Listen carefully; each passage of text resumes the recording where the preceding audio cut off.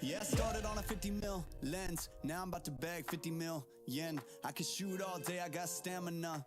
Turtleneck on with my camera, yeah. Stay creamy, man, that's what they say. Shoes laced up and I came to play. Yeah, I'm first team, I'm a superstar. They call me Cream, like Abdul-Jabbar. Yeah, you had to face it, let's get back to basics. I'ma take the shot like it's a vaccination. I don't have the patience, I'ma shoot right now. Yeah, we undefeated and you gon' lose right now. Like click, click, click, click, swish. I can switch it up anytime like this. I'm a videographer and I'm on the verse. So when I shoot my shot, I don't miss. I'm gonna take the shot, take the shot, take the shot. You know I'm gonna take the shot, take the shot, take the shot. Pull up and take the shot, take the shot, take the shot. You know I'm gonna take the shot, take the shot, take the shot. Yeah, kid noon, I've been shooting my shot, ooh. The into it, I've been moving the rock, yeah. My shit's wet like I've been using a mop, ooh. You get there, yeah, I've been proving I'm wrong. I've been taking shots and now I'm starting to stutter.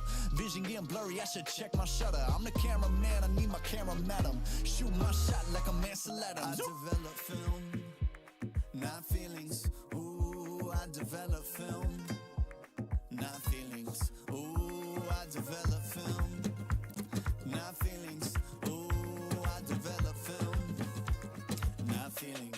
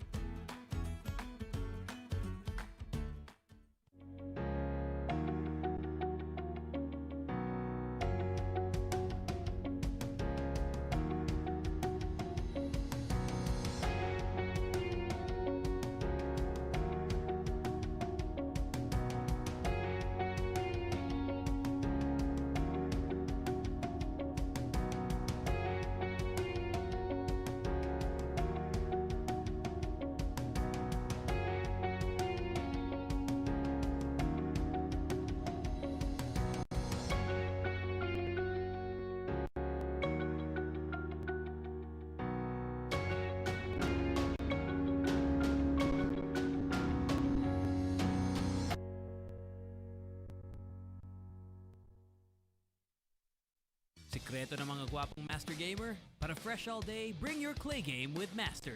New Master All-in-One Clay Wash. Fights germs, controls oil up to 12 hours, and helps prevent pimples. New Master All-in-One Clay Wash. Sekreto ng mga gwapo.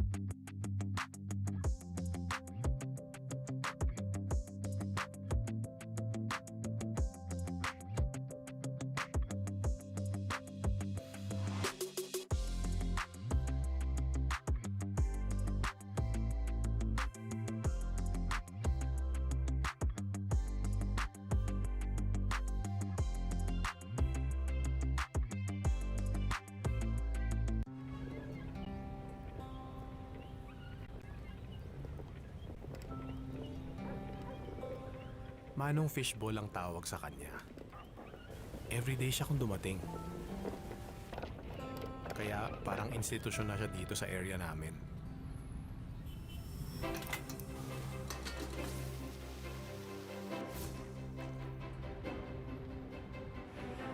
Minsan, sobrang late na. Andun pa rin si Manong Fishball. Ginagabi kayo, Manong! Enrollment eh. After some time, yung kariton ni Manong Fishball nadagdagan ng may bike. Hanggang kabilang kalye, nagtitinda na rin kayo, Manong? Ang notebook. Sunod na taon, pati menu nadagdagan. Nax, may squid balls na! Mahal kasi ang lapis. May kikyaw pa dyan. Bilib na bilib ako kay Manong Fishball. Akalain mong yung maliit niyang kariton, napalaki niya ng ganun?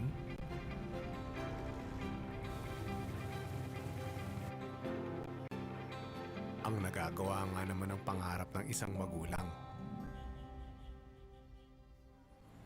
Manong, anong grade na ba yung anak nyo?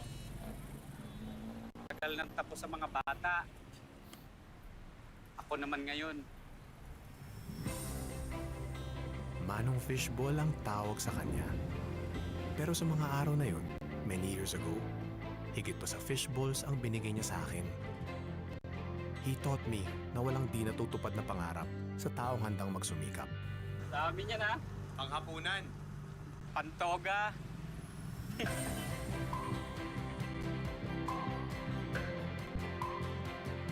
Atin ang pangarap. Pagsisikap. Atin ang mundo. Globe. Play League of Legends Wild Rift anywhere with Globe Prepaid's Riot Go 80 for data and premium bundles. Enjoy exclusive items you can unlock. See ya!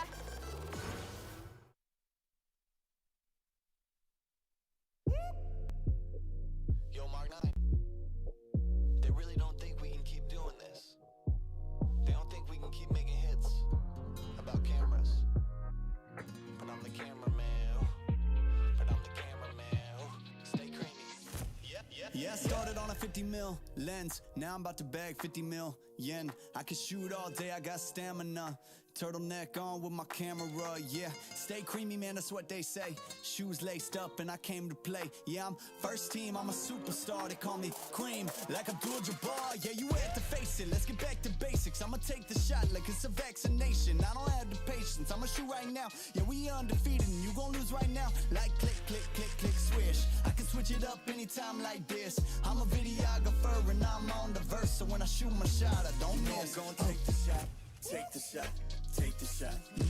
You know I'm gonna take the shot, take the shot, take the shot.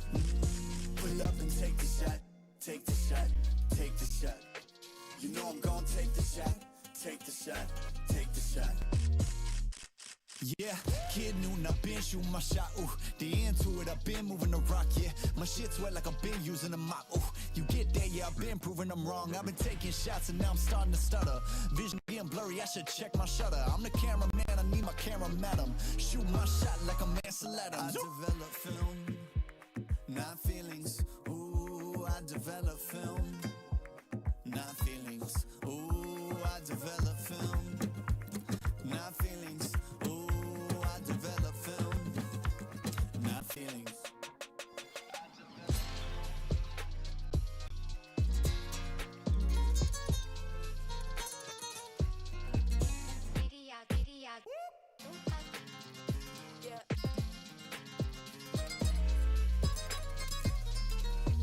You know I'm gonna take the shot, take the shot, take the shot. You know I'm gonna take the shot, take the shot, take the shot. Pull up and take the shot, take the shot, take the shot. You know I'm gonna take the shot, take the shot, take the shot. I develop film, not feelings. Ooh, I develop film, not feelings. Ooh, I develop film, not feelings. Ooh, I develop film, not feelings.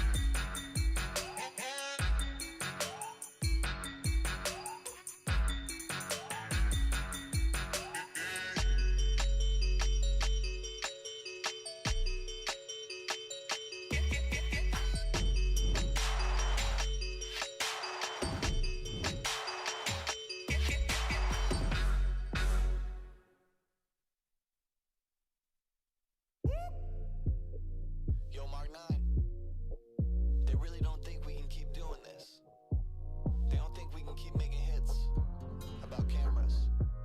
But I'm the cameraman. But I'm the cameraman. Stay creamy. Yeah, I started on a 50 mil lens. Now I'm about to bag 50 mil yen. I can shoot all day, I got stamina. Turtleneck on with my camera, yeah. Stay creamy, man, that's what they say. Shoes laced up and I came to play. Yeah, I'm first team, I'm a superstar. They call me Cream, like Abdul-Jabbar. Yeah, you had to face it, let's get back to basics. I'ma take the shot like it's a vaccination. I don't have the patience, I'ma shoot right now. Yeah, we undefeated and you gon' lose right now. Like click, click, click, click, swish. I can switch it up anytime like this. I'm a videographer and I'm on the verse. So when I shoot my shot, I don't miss. I'm gonna take the shot, take the shot, take the shot. You know I'm gonna take the shot, take the shot, take the shot. Pull up and take the shot, take the shot, take the shot. You know I'm gonna take the shot, take the shot, take the shot. Yeah, kid Newton, I've been shooting my shot, ooh. The into it, I've been moving the rock, yeah. My shit's wet like I've been using a mop, ooh. You get that, yeah, I've been proving them wrong. I've been taking shots and now I'm starting to stutter.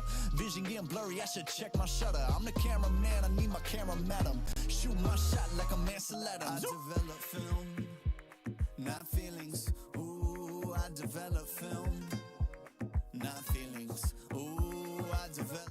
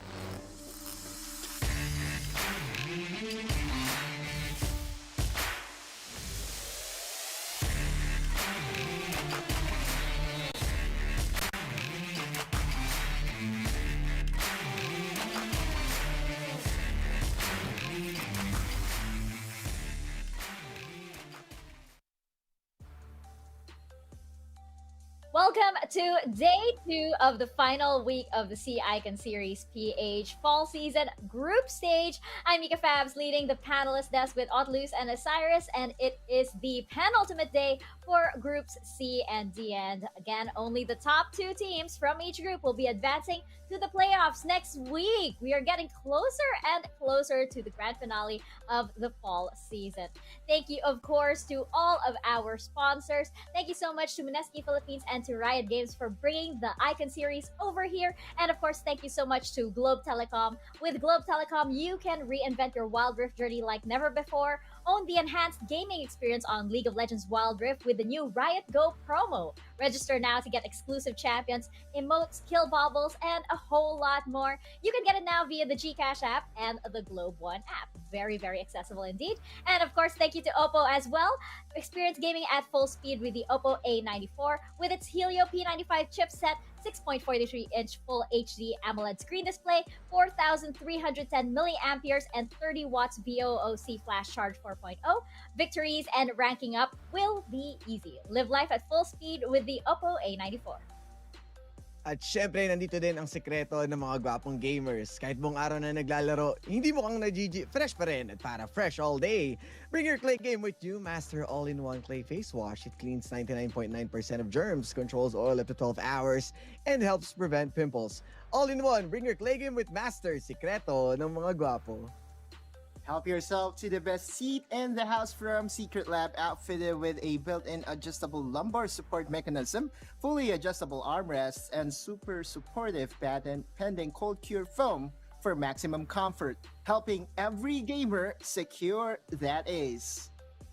And to top everything off, to definitely help you secure that ace, you can up your game even more as Virtual Hangouts Go Esports brings you events and programs like no other, starting with an apprenticeship program led by the pros, stream takeovers, and local and international tournaments. Download the Globe One app and click on the Virtual Hangouts tab to get updated and get hashtag all together now on the latest happenings on Globe Virtual Hangouts.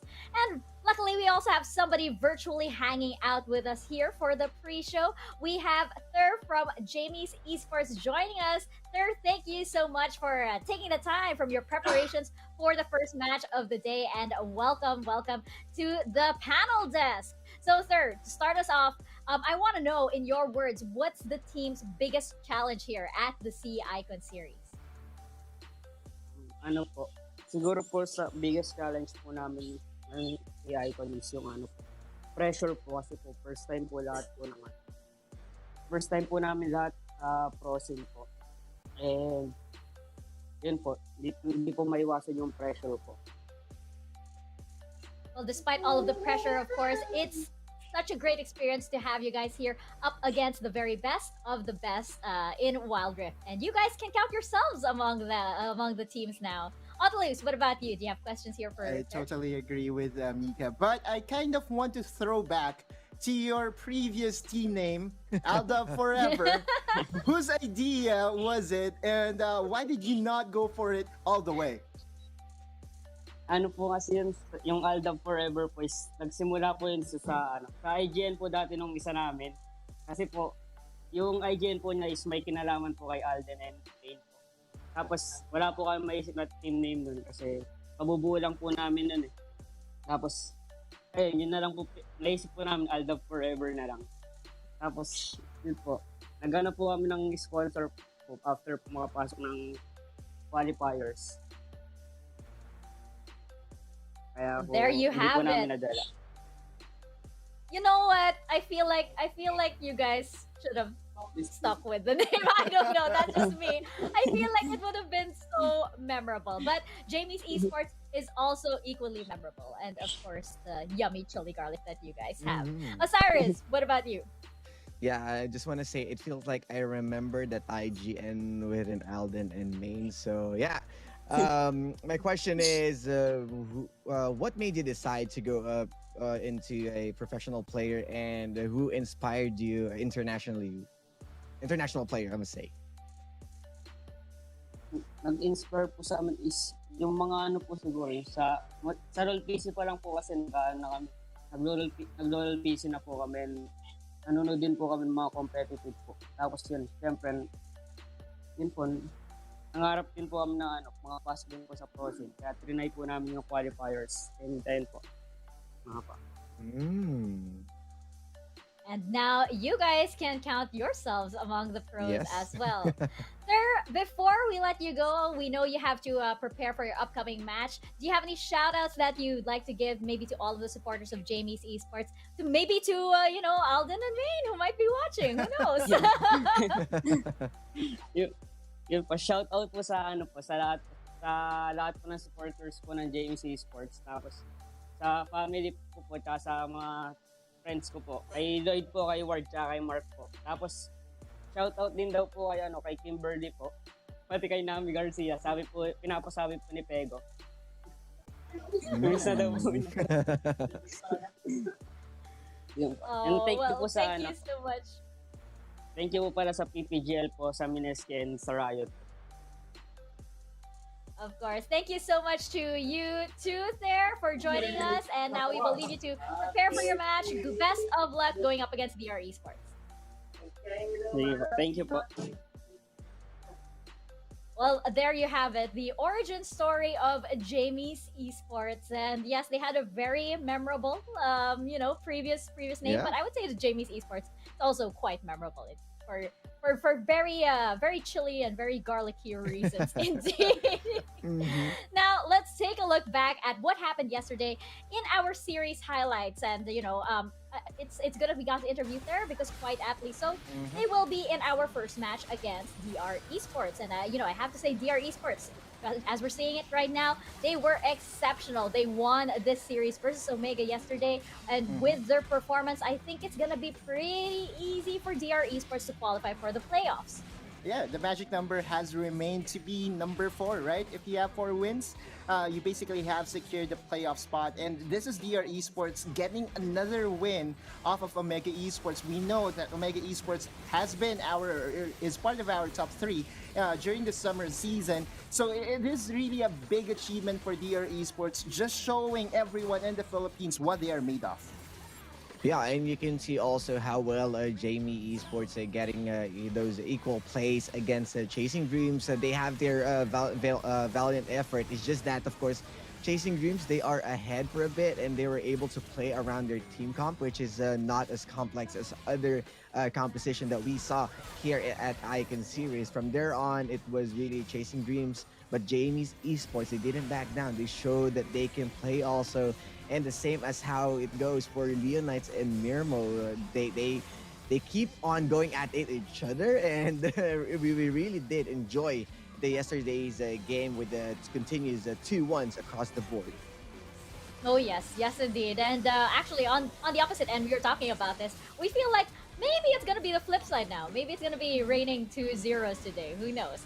But going over to Group C, I feel like Lakan Esports, as we're seeing it on your screens right now, they're the only real threat, I feel, to Fennel Adversity in Group C. But with how Fennel Adversity performed yesterday, I think we're looking at another shoe-in for the playoffs. That's right. But big kudos to Fennel Adversity. And by the way, look at this. 8-2-2. That's just one auto attack. 8-2-2. Nexus exploded, right? No longer 3-2-2. Let's go for 8-2-2. That's the number. That's the calling card for Fennel Adversity to get that one up against Lakan Esports. And you said it right. Lakan Esports and Fennel Adversity has been a brewing rivalry, but Fennel Adversity just, got a very clean 2-0 against them. And I feel like Fennel Adversity won't stop here anytime soon, and they have their sights over to the playoffs. Yeah. Definitely. And of course, they look more and more confident. As we mentioned yesterday, coming from the summer season and heading into fall, we already saw that little bit of potential from them in the summer season. Now they look even better. They took that potential and ran with it indeed. Let's take a look at today's schedule to find out what the standings might be at the end of this. We predicted 2-0s all around, but again, I kind of don't want to throw predictions and preempt anything anymore, especially with how the last week of Groups A and B went down. And right now, we have DR Esports and Jamie's Esports up first, followed by Chasing Dreams versus Omega Esports, Leonites Esports versus Lakan Esports, and Mirmooo Esports versus Fennel Adversity. And I have to admit, guys, right now, I'm looking at match 2, Chasing Dreams versus Omega Esports, because, Omega yesterday, okay, they're definitely struggling here. We have to address the elephant in the room. They're definitely struggling. And as we discussed yesterday, it could be that the new roster still needs some time to smoothen things out. And this could actually be Chasing Dreams' big break, I guess, over here. I definitely agree. Again, yesterday, Chasing Dreams behind Motivate's very, very stellar performance could be the key and the catalyst in, upsetting Omega Esports. And we could be in a very interesting position if Chasing Dreams does win. Yeah, and knowing the Chasing Dreams, they also have this kind of problem wherein they're having a hard time closing the game. That's where Omega might surprise us because impressive. They were able to take one game because of that Rengar play. But what intrigues me the most is the one who scarred the armor of Fennel Adversity. That's Mirmooo Esports, who put them on a 1 defeat. Then they're going to face again at match 4. Yes, thank you for reminding us of that. That is also really interesting indeed. Actually, it's today I feel like it's now or never for the underdogs. And let's actually check out the group standings right now, because again, the underdogs of Group C and D over here. If, for example, Leonites Esports, Mirmooo Esports, Jamie's Esports, and Chasing Dreams, if they want to contest those top 2 spots, they can't lose any of their games today. That's right, do or die, baby. Leonites Esports, I believe that they have a match against Lakan Esports, so we would know who really has the better up for the playoff spots, because that will be very pivotal. So far, Leonites and Lakan Esports is tied at 2-2. Anything can happen from here on. Yeah, and that's the surprise or the magic and the reason why you need to watch all these games, because it feels like we are seeing most duos, but at this point of the day, we are on the second day. They need to shake things up. They need to maximize, or they need to surprise us just to change everything. Yeah, yeah. Whatever they have, hiding within those 3 weeks that we had of a break, they got to bring it out now. They got to bring it out now. As Obelisk mentioned, it's now or never. And you know what, guys? It's now or never as well for you. If you want to get some wild cores, or if you want to win our grand prize of a Secret Lab gaming chair, that is right. You can win one of these babies right here as well. And of course, you got to work for it a little bit. But first, what about those wild cores? I think that's a little simpler, isn't it, Osiris? Yes, we know you love to share your fearless forecast with us, and now is your time to express yourselves and bring out the game analyst in you and be one of the 15 lucky winners of 790 wild cores. Here's how. Make sure to like and follow the PPGL page, and then like and share the live stream with the hashtags on your screen. So don't forget that it's 4 hashtags coming at you. And during the broadcast, comment your game. Chat. And the best comment will be pinned after each series. A total of 15 winners will be announced on the last day of the broadcast week. And for the grand prize, Da-da-da-da. Mika mentioned it. That's the Secret Lab gaming chair waiting for you, waiting for our viewers. 1 grand winner will be selected and announced at the end of Fall Season PH Playoffs broadcast on August 29, 2021. The mechanics to get the raffle entry for the Secret Lab gaming chair is: number 1, make sure to like and follow PPGL and Secret Lab's official Facebook pages. Number 2, like and share the live stream with the hashtags that you are currently seeing on the screen. And number 3, quiz time, right? Before the end of each broadcast week, a link to the weekly Icon Series quiz will be shared in the stream chat or in the PPGL Discord server, wherever, which you need to answer. This will count as your raffle entry, and I just couldn't wait for you to have the best seat in the house. That's right. Count those hashtags, guys. It's a lot, so make sure you have them all. And yes, in case you're looking for that quiz, you can also head on over to the PPGL Community Discord server. We sometimes have very interesting discussions, as we did yesterday. Oh, yeah. Which led to a very interesting debate that could come up once again today. To find out what we're talking about, again, join us in the PPGL Community Discord server. What happens there stays there. And you can check out all of our other channels as well. We are live on Facebook, on YouTube, on TikTok, and of course, here on Twitch. And in the meantime, we have this video to explain the entire C-Icon series format to you guys, especially as we get closer and closer to the playoffs. Check this out. The Rift is open yet again this fall season with a new format, new teams, and new stakes for another exciting and action-packed season. This is the Wild Rift Southeast Asia Icon Series Philippines Fall Season 2021. Instead of last season's regional format, teams from all over the country were able to take their shot in the tournament's open qualifiers.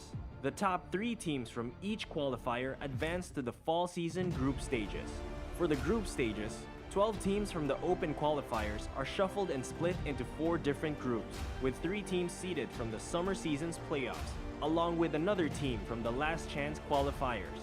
Teams are awarded with Globe Cup points for every series won in their tournament run. 1 Globe Cup point is equivalent to 1 peso. Globe Cup points up for grabs in the group stages is as big as 3.6 million points. Teams are awarded 75,000 Globe Cup points for every series won. The prize pool for the playoffs is 1.4 million Globe Cup points.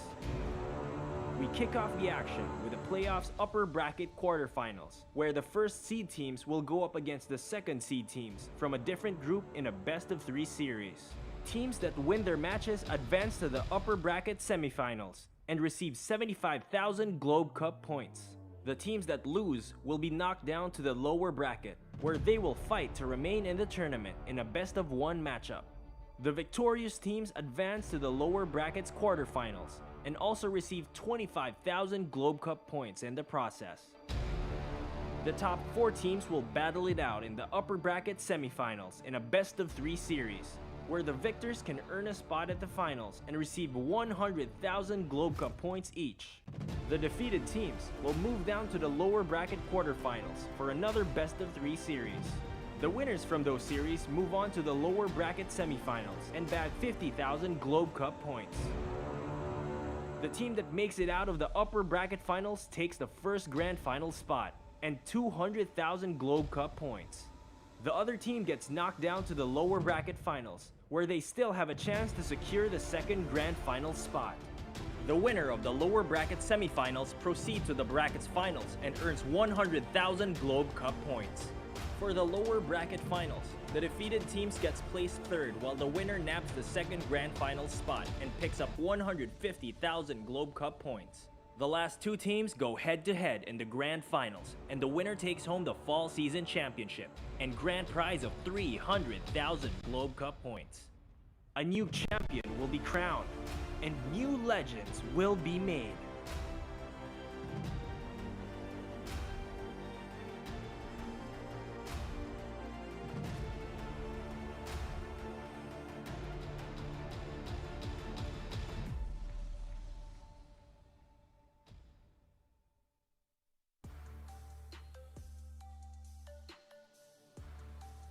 To the playoffs, and it's getting more and more exciting and more dire for our teams. So without further ado, we are going to head into our first match of the day, and it is a song of spice and fire as Jamie's Esports and DR Esports go head to head. I tried so hard not to mess that up. I'm so happy. Give me that. I was like, spice and fire, spice and fire. So cool. Okay. Pat myself on the back over there. Again, DR Esports and Jamie's Esports. Checking out the lineup for DR Esports. As we mentioned earlier, I'm kind of expecting nothing less but 2 zeros from these guys from here on out, right? Yeah, I mean, these guys are the undefeated ones, and as what Autolus told us, the magic number, which is 4, they already got it, so they're just playing for the juicy 75,000 Globe Cup points, and at this point, everyone is enjoying. We saw Etaf on that Lee Sin. We saw Etaf on a nerfed Fizz. It feels like it wasn't nerfed at all. And then the playmaking of Gospel and Rocks, and you can just leave Devil J on Mars as he is making his own play. And everyone from DR Esports, or let's say the doctors, are in as they were able to keep on winning, and the momentum is burning.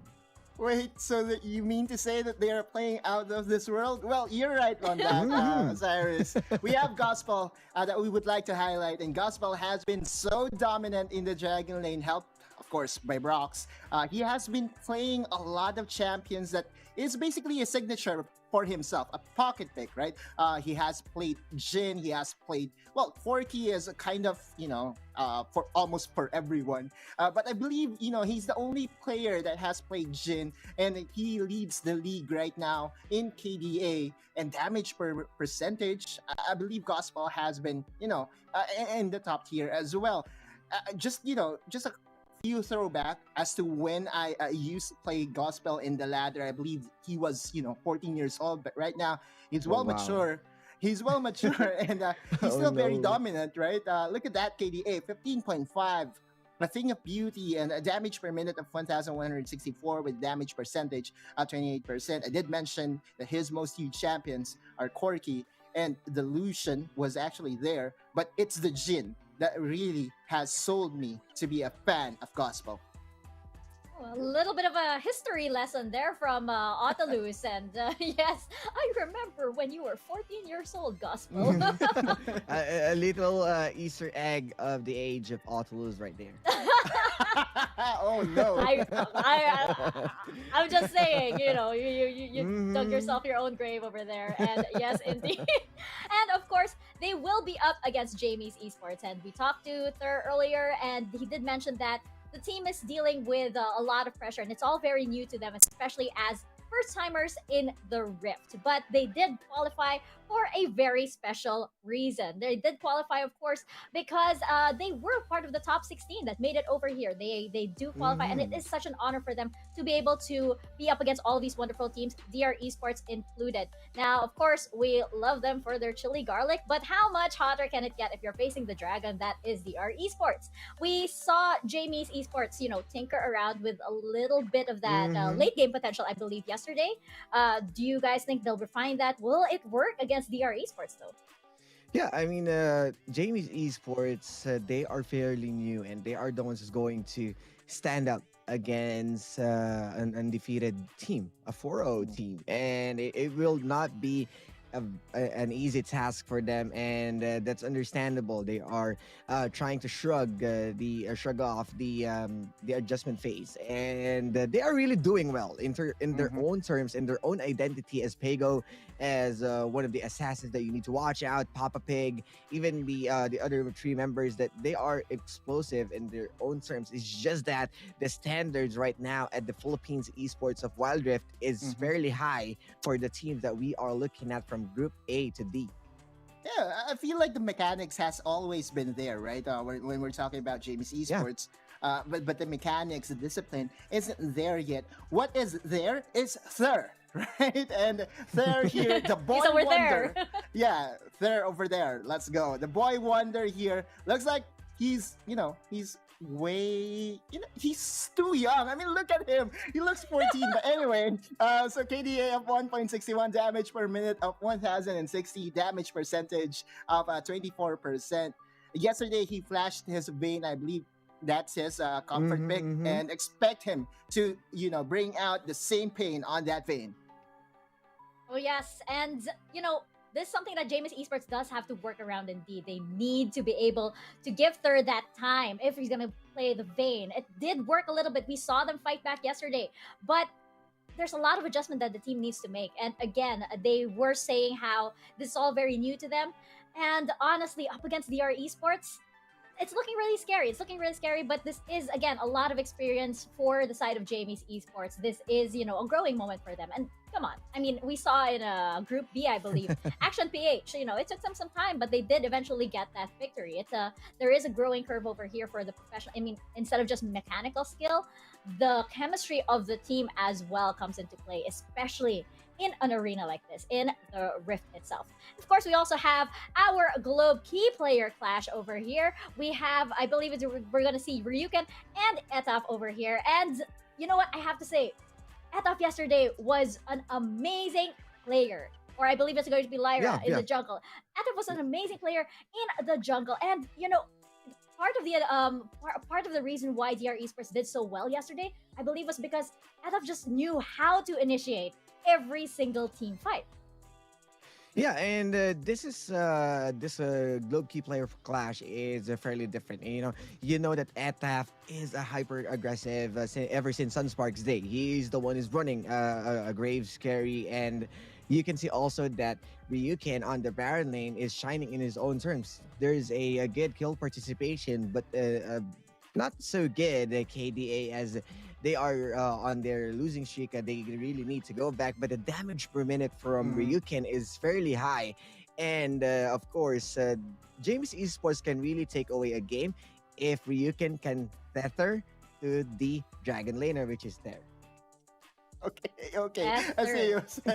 Anyway, I mean, this is, a jungle versus a Baron matchup. But basically, Ryuken yesterday really has impressed me so much on his ribbon. I believe that's the reason why his damage per minute is 1,134. And that damage percentage for a Baron laner is actually over the top. I believe that we have an average of around 20% or 21%.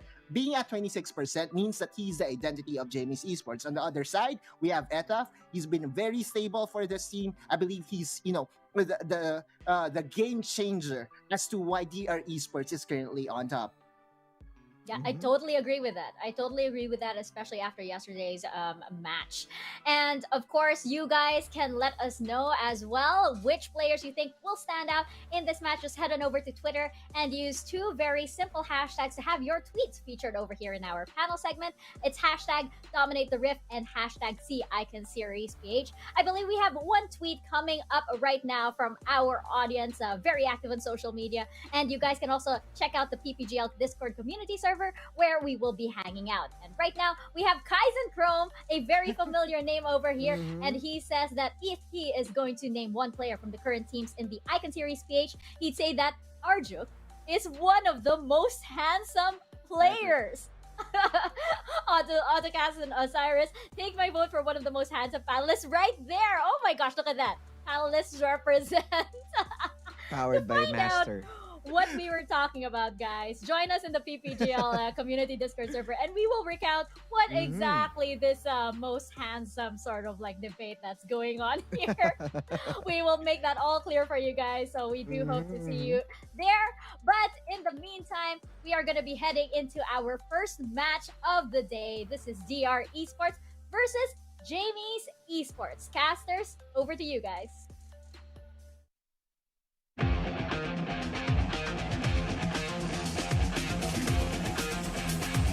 Minions have spawned.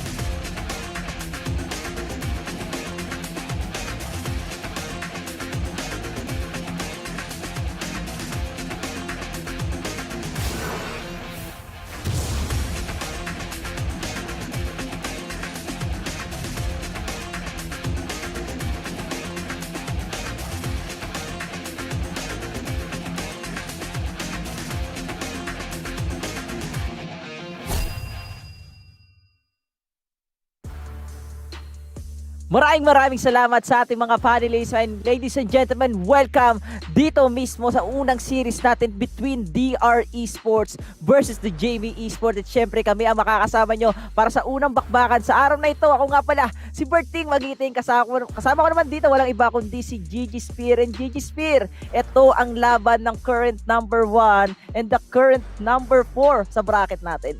Tama ka dyan, Berting. At ito nga yung sa mga pinakainihintay nating laban dahil by far alam ko sila ay parang may pareho, no? May parehong bas-bas dito Langit ni at Jamie. lupa. Oh, may bas-bas ni Jamie pareho. May Jamie's Garlic dito sa ating DR Esports at meron din namang Jamie's Esports para dito sa Jamie's Esports mismo. Kung kaya ito pinakainihintay natin kasi syempre mula nung huling naglaban sila 2-0 din naman yung naging previous match nila dito. Pero, siyempre, matagal-tagal din naman yung hinintay natin. Kumbaga, ilang linggo din ang nakalipas.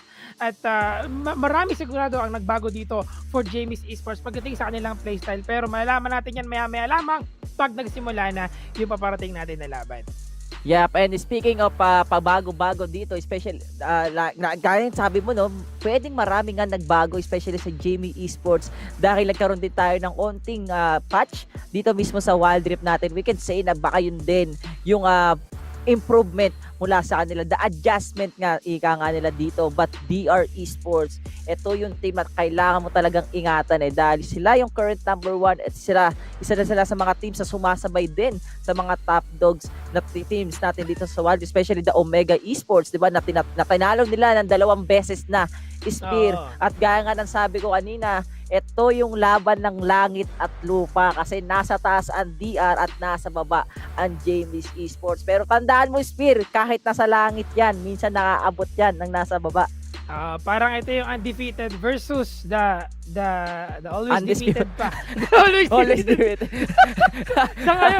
sa ngayon, malay natin, Jamie's Esports, meron silang something in store for their team, no, na gusto nilang ipakita ngayong laban na ito.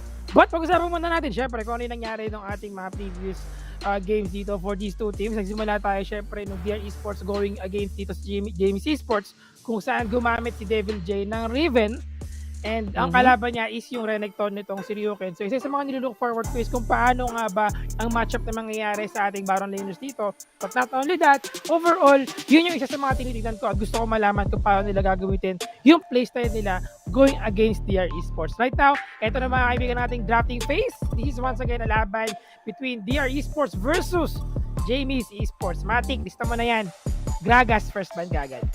Yan, Jamie Esports dito, Gigi Spear, no, they ban the Camille dahil alam nila na si Devil J, isa sa mga players na usually gumagamit netong champion na to. Pero interesting to for the side of Jamie's Esports kasi parang pinag-isipan pa nila, Spear, kung tama ba yung ipo-first ban nila dito dahil ang daming option talaga na pwedeng i-pick dito ng DR Esports. And DR Esports dito, they will just go for the Darius ban while Jamie's Esports, Spear, tatanggalan nila ng leasing etong DR dahil medyo deadly itong champion na to pag napunta sa jungle player ng DR Esports. Oo, kasi nga etap Tsaka DR Esports sila, no? They cannot they are not gonna let the Dragon be taken down by the enemy team kasi magiging esports na lang sila.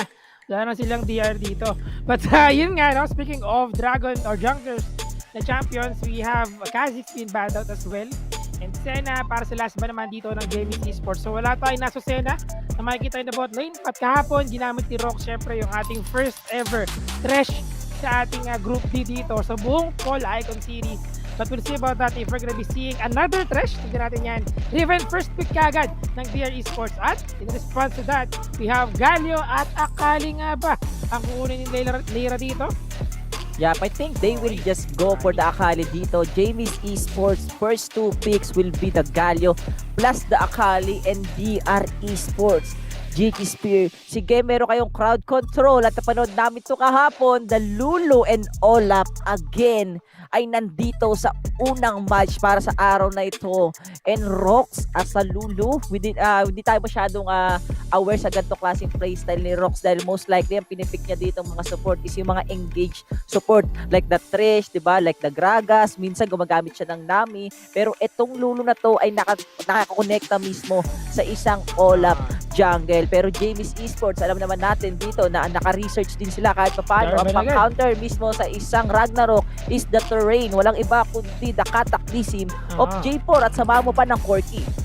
Corgi nga. Corgi na naman ito. But Twisted Fame will be picked by DR Esports. And is this gonna be Fizz? Tignan natin yan dahil they're gonna be locking in itong si Fizz dito para sa lineup ng DR Esports. And it seems like we're gonna be seeing an ADC Twisted Fate. Yeah, para grabe, sa Twisted. Wow. Twisted Fate ADC kasama si Lulu. Kinabot lane na gagawin ng DR Esports dito. Habang sa Jamie's Esports naman, of course, ito na, lock in na. We have a support Galio to balance out, syempre, damage output nila dito and konting tankiness of their team. Actually, hindi lang konti yung tankiness nila dito. They have Galio, they have Jarvan, also Renekton. Pwedeng mag-hybrid si Jarvan dito na konting damage sa kanyang champion. Pero mas maganda siguro kung pure tank siya dito, syempre, to contribute more in the upcoming team fight. Very interesting lineup for these two teams. Yup, and the Jamie's Esports dito, sa'yo na rin ang galing spear na 4 na players sa kanila or 4 na champions is talagang sobrang kunat dito. Anytime na pumasok mismo, etong Renekton or Akali or yung ating J4, for sure may kasabay na heroes entrance mula sa kanilang support. And technically, yung kanilang late game player dito walang iba kundi the Corki. Pero kung mapapansin naman natin dito, spear, the lineup of DR Esports, more on the pitas or more on pick-up sila dahil meron silang mid lane na piece na with the charm of the water, kaya niyang burahin talaga yung isang player sa side ng Jamie's Esports. Pero tignan natin, parang Spear, kung ano ba ang mangyayari dito sa unang series sa araw na ito between DR Esports versus the Jamie's Esports. Yes, tisit, pansit. Laning phase muna tayo dito. Chill bill lang muna. Going for the first minion wave clear kagad. And I think, ngayon ko na medyo napagtatanto recently kung bakit mas madalas sila na nasa mid lane kagad. Kasi yun ang mid lane kasi ang pinakamabilis na magsama-sama yung mga minion, di ba? Yung magdikit-dikit yung mga minion. Yun yung lane na pinakamabilis dito kung saan makukuha nila, may-utilize nila yung experience kagad. So once na pumunta sila sa ibang lane dito to get those minions para sa kanilang lane, hindi pa naman patay lahat ng minions. So at least meron silang kahit isa lang na nami-miss, okay na yun. Yup, at di lang yun, ikaw pa yung unang magle-level 2 kaysa doon sa kalaban yung nag-stay lane talaga. So, very efficient talaga yun. Pero ang downside naman doon, Spear, is yung mid lane nyo is hindi siya basta-basta makakuha ng gold or mas medyo mahihirapan siya pagdating dito sa exchange natin. Pero speaking of exchange, dito sa may bandang Baron lane natin, Devil J versus Ryuke ng isang alligator sa side ng Jamie's Esports ay kalahati yung buhay. Same for Devil J. Pero dahil meron silang honey fruit dito, babalik lang kahit papano ang kanilang mga HP at balik sila sa suntukan. Suntukan lang sila dito. Pero nakita natin na ginagamit nila dito yung kanyang first skill to get those sustain sa ating top lane. Syempre, kailangan na yan. And yung, I think, nagamit yung slice and dice niya dito. So, nasayang yung rage niya na 50. Instead of using it, sana. Oh, pause. Wow, may pause. Sana, pause. Iba. Oh my, this is the first time. First time in history sa Wild Rift natin, mga kaibigan, na magkakaroon tayo ng post. Ganon tayo kalupit. Diba? Ganon talaga tayo kalupit. Matik yan. Kinabahan ng DR. Kinabahan ng DR, GG Spear, sabi dito, parang tagilid ang vapor natin kasi si Gospel, todo ngiti kasi kahapon, alam mo, ini-interview. Sobrang humble. Tinatanong ba naman si Gospel dito, ano daw yung pinagkaiba ng game? Ang sabi ba naman ni Gospel? Wala naman eh, parang ano lang, parang PC lang, pero mobile. Parang PC lang, pero mobile. May pagkakaiba ng LoL PC tsaka sa LoL mobile. No? Sabagay, maisip mo na naman talaga eh. Parang PC lang, pero mobile. Parang gano'n lang talaga. Basic lamang. But yeah, I think nagkaroon lang tayo ng konting problem. Pero we'll be right back. Maya-maya lang for sure pag naayos na yan. So habang naghihintay tayo, pag-usapan muna natin, syempre laning phase, nakita naman natin, suntukan kagad tayo sa top lane. Sino sa tingin mo? Alam mo, kanina pala pinag-uusapan natin to Riven Renekton in the top lane. Sino sa tingin mo yung mas may kalamangan, no? Disregard natin yung player kung sino gumagamit. Sino yung mas may lamang? Depende kasi if ever na tumama mismo yung crowd control ng Riven, dun siya lalamang eh. Pero ang magiging problema kasi dito ng Riven is if ever na na-dodge or naunahan siya ng Renekton sa burst damage, for sure Renekton is have the upper hand pagdating sa duelo natin. Dahil ang kunat din ng Renekton eh, plus the Conqueror na meron siya, also the Rage na nagbibigay mismo ng more damage, plus the ulti na nagbibigay ng HP, doon pa lang alam mo na nalalamang yung Renekton dahil meron siyang onting sustain para sa sarili niya. Kumpara mo naman sa isang Riven na ang sustain niya lang is the barrier, no? Na meron siya doon sa dash na doon sa mismo sa kay Devil J. Pero kung mapapansin din natin ngayon, Spear, lahat ng lanes natin dito is sobrang dikit lang. Wala masyadong nagkakapatay, nagkakabigayin lang pero wala na to first blood. Pero yung pinakamainit na lane natin is yung Baron din. Tama, no? Always pinakamainit yan simula talaga ng laban. Mas madalas na nakikita nagkakaroon kagad ng mga trades dito kapag Renekton tapos Darius. Pero now we are back into the game. Sabi ko sa inyo, sandali lang yan eh. Mabilis lang yan. At tuloy-tuloy tayo sa ating bakbakan dito. Kaya na sinabi natin, ang mga top laners natin ay nagsusutukan kagad. They still have the some respect pag nagkatabuhay niya. Naku po, Ryuken, Hadouken, patay dito yung isang membro ng JBs pero masyado kang mainit etap. At yun ang iyong pick ay mapatay rin sa side ng Jamies Esports and that is a 1-1 exchange Spear. But DR Esports getting the first blood dito, so mas malaki makukuha nilang gold. Pero sa may bandang baba, ito ang balasador ng DR, walang iba kundi si Jairo Pascual aka Gospel. At maganda ang pinapakita dito ng Duo Calvario since day 1 magkasama na itong dalawa. hindi lang dito sa DR Esports but also from a different team talaga, no? Parang sila na talaga yung naging magduo dito ng panghabang buhay. Kumbaga, kung ganap kayo ng duo mo in real life, hanapin mo na sa kaduo mo sa Wild Rift. Pero eto na nga, no? Again, wala pa gano'ng nangyaring trade dito aside from what happened in the top lane dito. Naganda lang na nagawa ni Ryuken doon is na-stun niya si Etaf dito. Wala pa siyang Ragnarok at that point. So hindi niya nagamit yung kanyang Ragnarok so he can survive yung stun coming from Ryuken dito. And unfortunately, nagkaroon tayo ng 1-1 trade doon. And mukhang nag-lane swap sila, no? Tego did go for the top lane. Medyo yung mainit Ang ganda ng ginagawa sa totoo lang na actually, Spear, yung magkabilang grupo natin, ang ganda ng ginagawa ng magkabilang grupo. Alam nila na if ever magkaroon ng onting kalamangan ang isa't isa, pwede yun maging sanhay ng pagkatalo nila. And especially dito sa may bandang Dragon Lane natin, Spear, nagkakaroon tayo ng onting poke damage, pero lumalamang na ngayon, walang iba kundi the Jamies Esports because of the grenades, because of the phosphorus bomb, Gatling gun as well, up there. Sama mo pa mismo yung Wind of War ni Papa Pig. Kaya pa si Papa Pig. In terms of tankiness, medyo lamang talaga sila dito eh. Kasi they have frontline na si Galio, no? Si Papa Pig.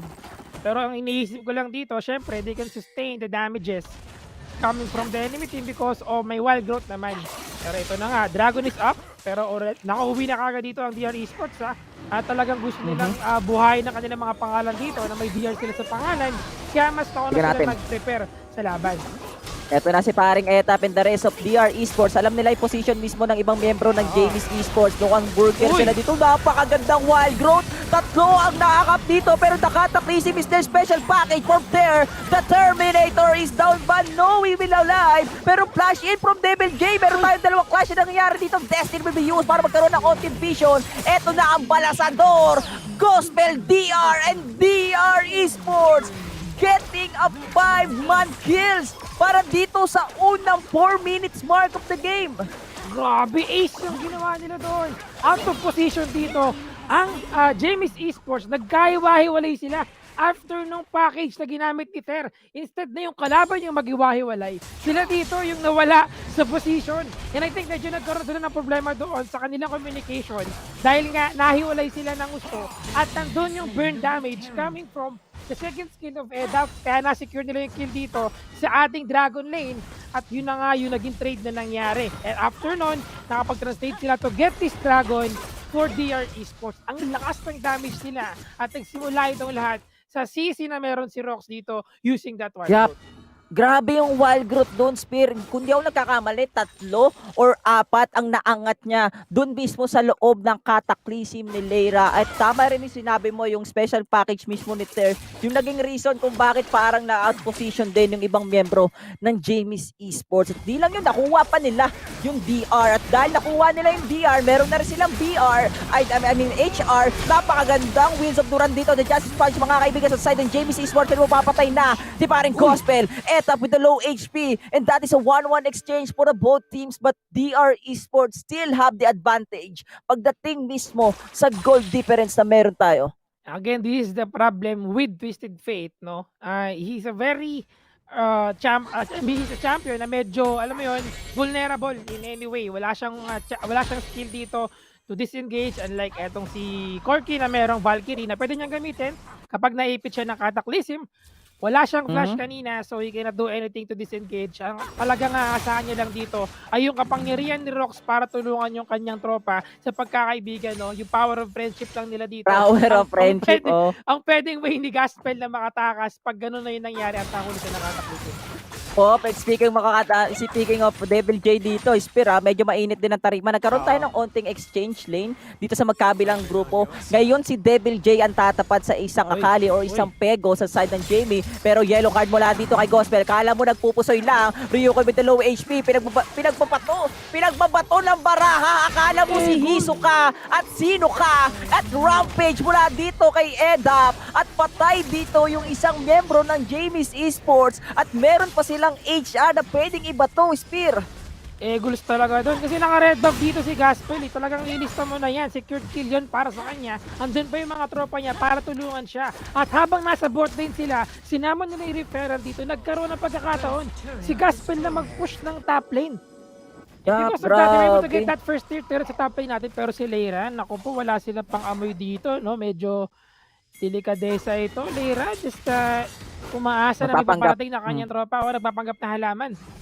Yup, Leira dito, nagpapanggap siyang isang damo. Ito na yung ating Chinchudog. Ginatgat ang bato. Pero dito sa may bandang gilid natin, pumapatay si Pego. At mukhang delikado yung ibang miyembro ng James Esports. Devil J will go in under the tower. Yellow card mula kay Yugi Boy. Napakasakit ng baraka dito ni Gospel. And the Durad mula dito kay Papa Pig. Ginawa siyang bacon. Papa Pig to Peppa Pig. And Edap will fall down. Wala siyang tumbling doon, Spear. And that is a good exchange skill para dito sa magkabilang grupo. Pero kung mapapansin natin dito, Spear, magkakaroon din tayo ng exchange tower para dito sa James Esports, also sa DR Esports. Actually, you can na walang ganong nararamdaman muna for now dahil focus lang siya sa pag-push ng ating top lane dito. A lot of clashes happened already, no? 8 minutes pa lang tayo, Berting. Nasa 15 kills na tayo kaagad. At nakikita natin dito kung gaano talaga na kagusto ng DR Esports na bigyan ng pressure dito ang James Esports sa mga situations na kung nasaan sila, nagsinusubukan nilang i-defend yung mga turret nila. Pero wala nga silang magawa. Now, Dragon, sinisimulan agad ang James Esports. Ito na, binato na ang bola. Sasulin dito ni Pego. Akala niya one up yun. Pero kita mo naman yung bato. Papa Pig with the low HP. Renekton ay lumaki na. Pero naging maliit siya. Napakagandang initiate mula dito sa ibang miyembro ng James Esports. The yellow card is there. Patay ang isa. And that will be Leira. At susunod na si Papa Pig. At mukhang gusto pang hanapin si Pego. And the yellow card mula kay Yugi Boy. Huli ka sa patimbong, Diego. And DR Esports again and again. Sila pa rin ang panalo sa clash. But James Esports getting the DR done. napapaawit na tayo dito sa yellow card na ginagamit ni Gaspel, no? Every time na nakapag-secure siya ng stun, a lot of follow-ups is there coming from the members of DR Esports para ma-secure yung mga kill dito. At yung item ni Gaspel, body, tignan mo. Grabe. Wits end, kumbaga. Blade of the Ruined King. Tingin ko na meron na siyang attack speed item dito, no? Pwede siyang mag rapid fire cannon or mag ibang attack speed item pa. Iba. Grabe dito this is a AD Twisted Fate, no? So talagang masakit talaga yung normal na pwedeng ibigay dito ni Gospel. Especially pag meron siyang rapid fire cannon, mas mahihirapan mismo yung JB's Esports. Pero kung mapapansin din natin dito, Spear, JB's Esports, even though na nauubos sila dito sa mga clash na meron tayo, nakukuha rin naman nila yung objectives na gusto nilang kunin. Ang magiging problema lang dito ng JB's Esports, Spear, wala pa silang nababasag na tower sa gitna at sa baba. Only the top lane pa lang yung nakukuha nilang objective pagdating sa tower push. Pero Destiny ay gagamitin. Oops, wala pa. Sa baba. Bot lane? Teka lang, Pego. Grabe tumakbo dito si Devil J tsaka si Gospel, pero hindi naaabutin ng yellow card ni Gospel dito si Pego at mukhang disengage yung magkabilang grupo. Yung takbo ni Gospel parang snatcher sa kapo. Bilis eh. Kasi pili ko nag-i-stack pa dito yung movement speed niya eh. Tapos wala pa siya nagamit na flash kanina, no? Kasi cooldown pa yung flash niya currently. Pero we are about to see a Baron kagad na sinisimula ng DR Esports right now. At wala silang information dito. Wala silang ward na kahit saan. Pero Devil J na bot lane. Suntukan sila sa bot lane dito. Bot lane dito. Pero kung mapapansin natin, mga kaibigan, DR Esports, walang contest na mangyayari sa Jamie's Esports. Sige, ibibigay nila yung BR dahil alam nila at napakalaking casualties ang pwedeng mangyari if ever na maubos sila. And look at the item of Gospel dito. Going for the rapid fire cannon. Meron na siyang attack speed na manggagaling mismo sa BRK Spear at also sa Wits End. At di lang attack speed ang pinibigay ng Wits End, kundi ako nagkakamali. Also the magic armor kahit paano. Magic resist. I'm sorry, magic resist, diba? Pwede mo ma-counter actually yung mga burst potential na pwedeng ibigay ng isang Corki. Especially the Akali sa side ng Jamie. Magic yan. Pag nag-full stack yung kanyang Wits End dito, lahat ng mataas na yung stack ng kanyang Wits End from the auto attack na meron siya. At talaga may magic siya pero mid lane. Naku po, Ryuke, nasan si paring Ken? Pero mukhang mapapatay ba siya dito? No, he will not die. But the yellow card from Yugi Boy, pinagod dito si Gospel. Biyabalasahin ng ibang player sa Simi. At kita nyo naman yung damage dito ng DR Esports. With the BR Buff Spear, makukuha nila yung second tower sa mid. At makukuha rin nila yung second tower sa baba. At Jamie's Esports ngayon ay nasa pressure na. Talagang iba yung ginagawa ngayon ng DR Esports. They want to give the pressure. Kahit hindi sila makakill, gusto lang nilang magpilit ng engage dito, no? Just to give the pressure para sa Jamie's Esports. Now that the Dragon is gonna go up, mas inisigurado nila dito na mas makakapwesto sila. Kasi ayaw nilang bigyan ng open opportunity itong Jamie's Esports na makabawi sa game na ito. Pero Corki, ginawa niya na yung package niya. So pwede niyang gamitin yan mamaya once again para sirain yung pwesto ng DR Esports dito. Pero naku po, rapid fire cannon na Berting itong si Gaspel. Napakalayo ng range niya. Pwede niya masecure yung kanyang stun. Naku po, Papa Pig. Naku po, yung bato naging papel. Napakasakit ng barahan ni Gospel. At kita mo naman yung Jamie's Esports dito kahit pa paano pumapalag sila. Stasis from there. The Terminator ba ay babalik ba? No! You shall not return. And Ryuke with the low HP. Yung lolong gusto na gawing sapatos. At DR Esports dito. Isa lang yung namatay sa kanila. Spear kapalit at 3 miyembro ng Jamie. At kita nyo naman dahil sa kalamangan dito ng DR, basag yung third tower sa baba. Naging ano ba yung ginagawa dito ni Lulu pag naging kasi pag yung classic skin nagiging rabbit lang eh. Pero iba yung nangyayari dito pag ginagamit niya yung kanyang whimsy sa kalaban. Pero mukhang mahuhuli na naman ang isa. Edang 1v1 dito kay Ryuken. Nakuha nila yung Dragon Buff para sa kanilang team. At nakuha pa nila yung inhibitor in the bottom. Dahil going down, mas mapayapa sila makakapag-push ng lane dito. Mukhang i-try nila yung Baron. Grabe si Devil J dito. Look at the item of Devil J. Nabori Quick Blade, Charge Blade, Death's Dance. Literal na demonyo sa sariling mundo. Ito ang tunay na devil. Sa side ng DR Esports Spear, pag inabot ka ng hampas neto ni Devil J. For sure, mamamatay ka. Hindi lang si Devil J ang problema. Parang 5 players sa side ng DR Esports. At speaking of DR Esports, ginawang palakol, pinagpapalakol, Victor magtanggol, Olap, palong-palo, and the chop of the water. Pero Vega with the stasis dito, matitouch niya kahit paano yung Chinchadog na binato ni paring Edap. But Ryuken, ang nakos ng Jamie ay mamamatay na, katakrisin sa dalawa. And Vega will fall as well. Asaka pupunta pa rin there, and look at the quick blade.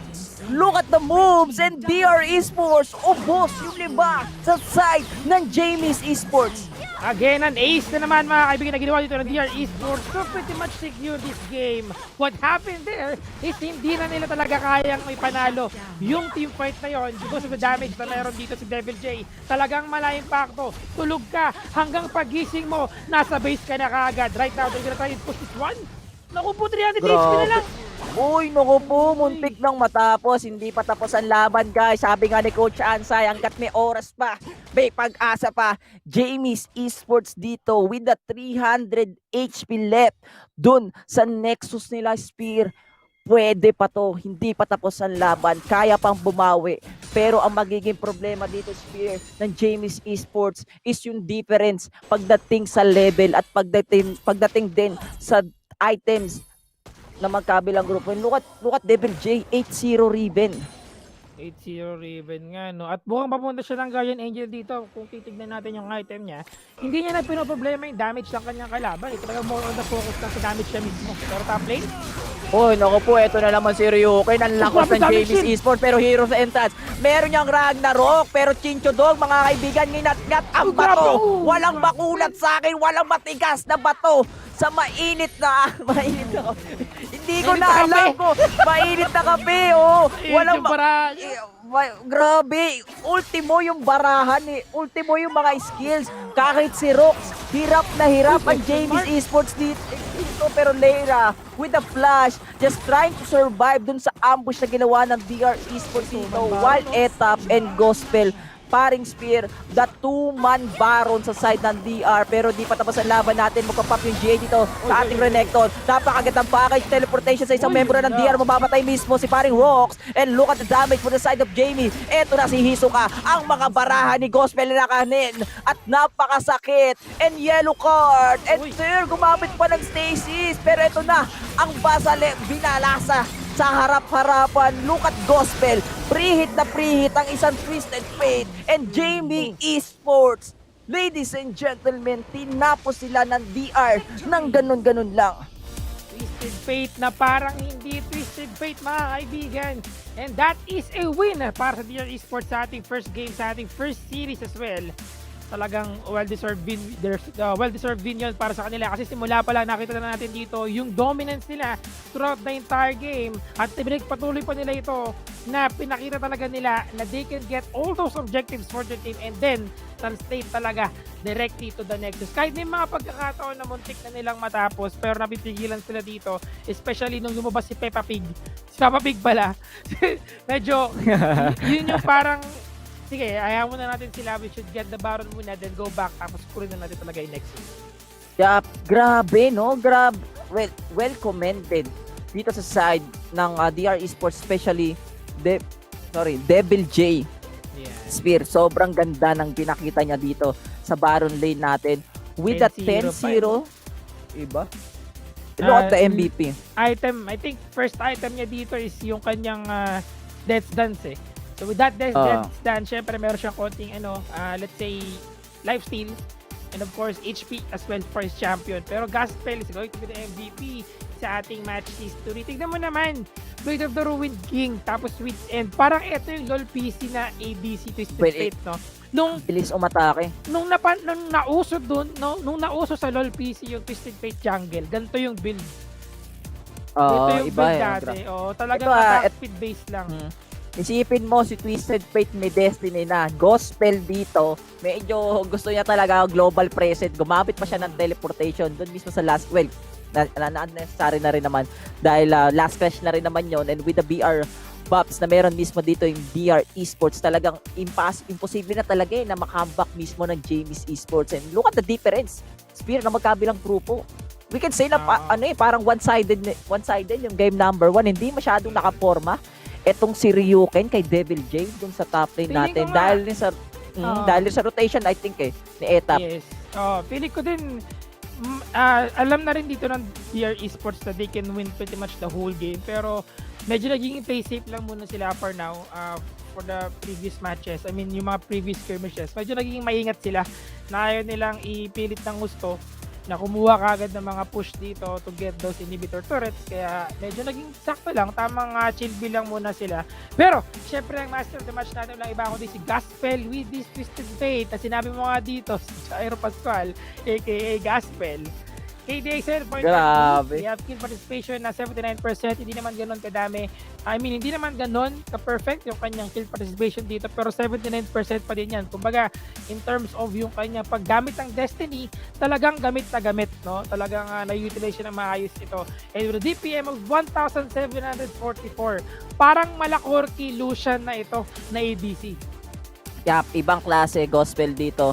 Alam niya kung ano yung items na pwede niyang i-build dito sa game number 1 natin. Ang hirap din talaga sa totoo lang spear na sitwasyon ng isang Galio or ni Papa Pig dito sa side ng Jamies Esports. Especially yung champion niya is most likely kailangan manghuli talaga sa kalaban. Pero ang nagiging problema kasi dito, bago siya makalapit, multiple stuns ang binabato sa kanya. At isa na yon yung yellow card ni Gospel dito. After the yellow card, chain CC burst and yung normal damage ng isang Twisted Fate is sobrang sakit talaga. Nakita mo para siya si Hiso ka na nakanin bumabaon talaga sa miyembro ng Jamie.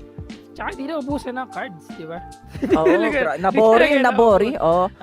Hindi talaga siya naubusan ng cards dito. Syempre, alam mo naman, attack yan Auto-attack niya yan, mga cards talaga. And overall, with an Navoric bait as well, syempre, mas mabilis yung cooldown ng mga non-ultimate skill niya dito dahil sa mga critical niya. So, yan is the first game, and for sure, no, I think may pagkakataon pa rin ng Jamies Esports to get a comeback sa ating next game. Kasi may mga situation kanina na nakikita natin na medyo, alam mo yun, kaya naman nila kaya nilang manalo sa mga crush dito. Pero talagang at first kasi, nagsimula kasi lahat sa team fight ng Dragon kung saan naghiwalay dito yung Jamies Esports with the delivery package coming from Corky. Tapos nasa likod, dumating si Devil J. So yun yung parang police nila dito. After noon nag-snowball na si Devil J. Yap, iba talaga grabe no. Ang isa sa mga naging reason din talaga dito sa side ng DR Esports kung bakit sila nag-snowball dito. Siguro for me is yung unang team wipe doon sa DR. Nagulat din ako, ubos pala talaga sila doon, no? And yes, sir. Because of isa rin gaya rin na napansin mo ay yung special package din, no? Special delivery ng Corky, no? Parang yun din yung naging reason kung bakit parang nagkahiwalay. Kumbaga sa dagat, yung Red Sea natin ni Moises. Natin sa gitna ni Moises, nagkahiwalay ganun talaga ang buhay. And this is just a game number 1 spear. We still have game number 2 and Jamies Esports dito. I think kailangan nilang mag-adjust ng konti para dito sa game number 2 natin for the extension sana, no, for the game number 3. Hopefully, makapag-extend tayo ng game number 3. Pero syempre sa mga nanonood dyan guys, huwag kayong malungkot dahil pwede pang manalo ang Jamies Esports dito. At syempre, pwede rin kayong manalo ng ating 790 wild course dito mismo sa PPGL. Ano yung dapat yung gawin? Simple lang naman, i-like and follow nyo yung page ng PPGL. Pangalawa, i-like and share nyo yung ating stream with the hashtag of #SISPH, #SISPH Playoffs, #CIconSeriesPH, and #PPGL Wild Rift. And during the broadcast, comment nyo yung pinakamalupit nyong analysis at sa dulo nun, ilagay nyo yung inyong Riot ID. And the best comments will be pinned after each series. A total of 15 winners, guys. 15 katao ang mananalo ng ating 790 wild court. At syempre, i-announce po yan pagkatapos ng ating broadcast. Yan. So, make sure nyo lang nagawin yan dahil 790 wild course din yan. At syempre, kung medyo nalilitan kayo dyan, ito ang mas malaki. Secret Lab Gaming Chair. Ganito lang naman ang kailangan natin gawin para manalo. Make sure to like and follow PPGL and Secret Lab's official Facebook pages. And then number 2, like and share the live stream with the hashtag. So, hindi nyo kalimutan ito, SISPH, CIconSeriesPH, PPGL Wild Rift at PPGLX Secret Lab. Before the end of each broadcast day, a link to the weekly Icon Series quiz will be shared in the stream chat. So, kailangan nyo sagutan yan para magkaroon kayo ng raffle entry ninyo for the Secret Lab Gaming Chair. A total of 1 winner will be drawn and announced at the end of the full season PH playoffs broadcast on August 29. I think magbago na yung date niyan ng ating playoffs, no? But malalaman natin yan. Pero yan yung pinaka-mechanics natin dito for the Secret Lab Gaming Chair. So, gawin nyo na.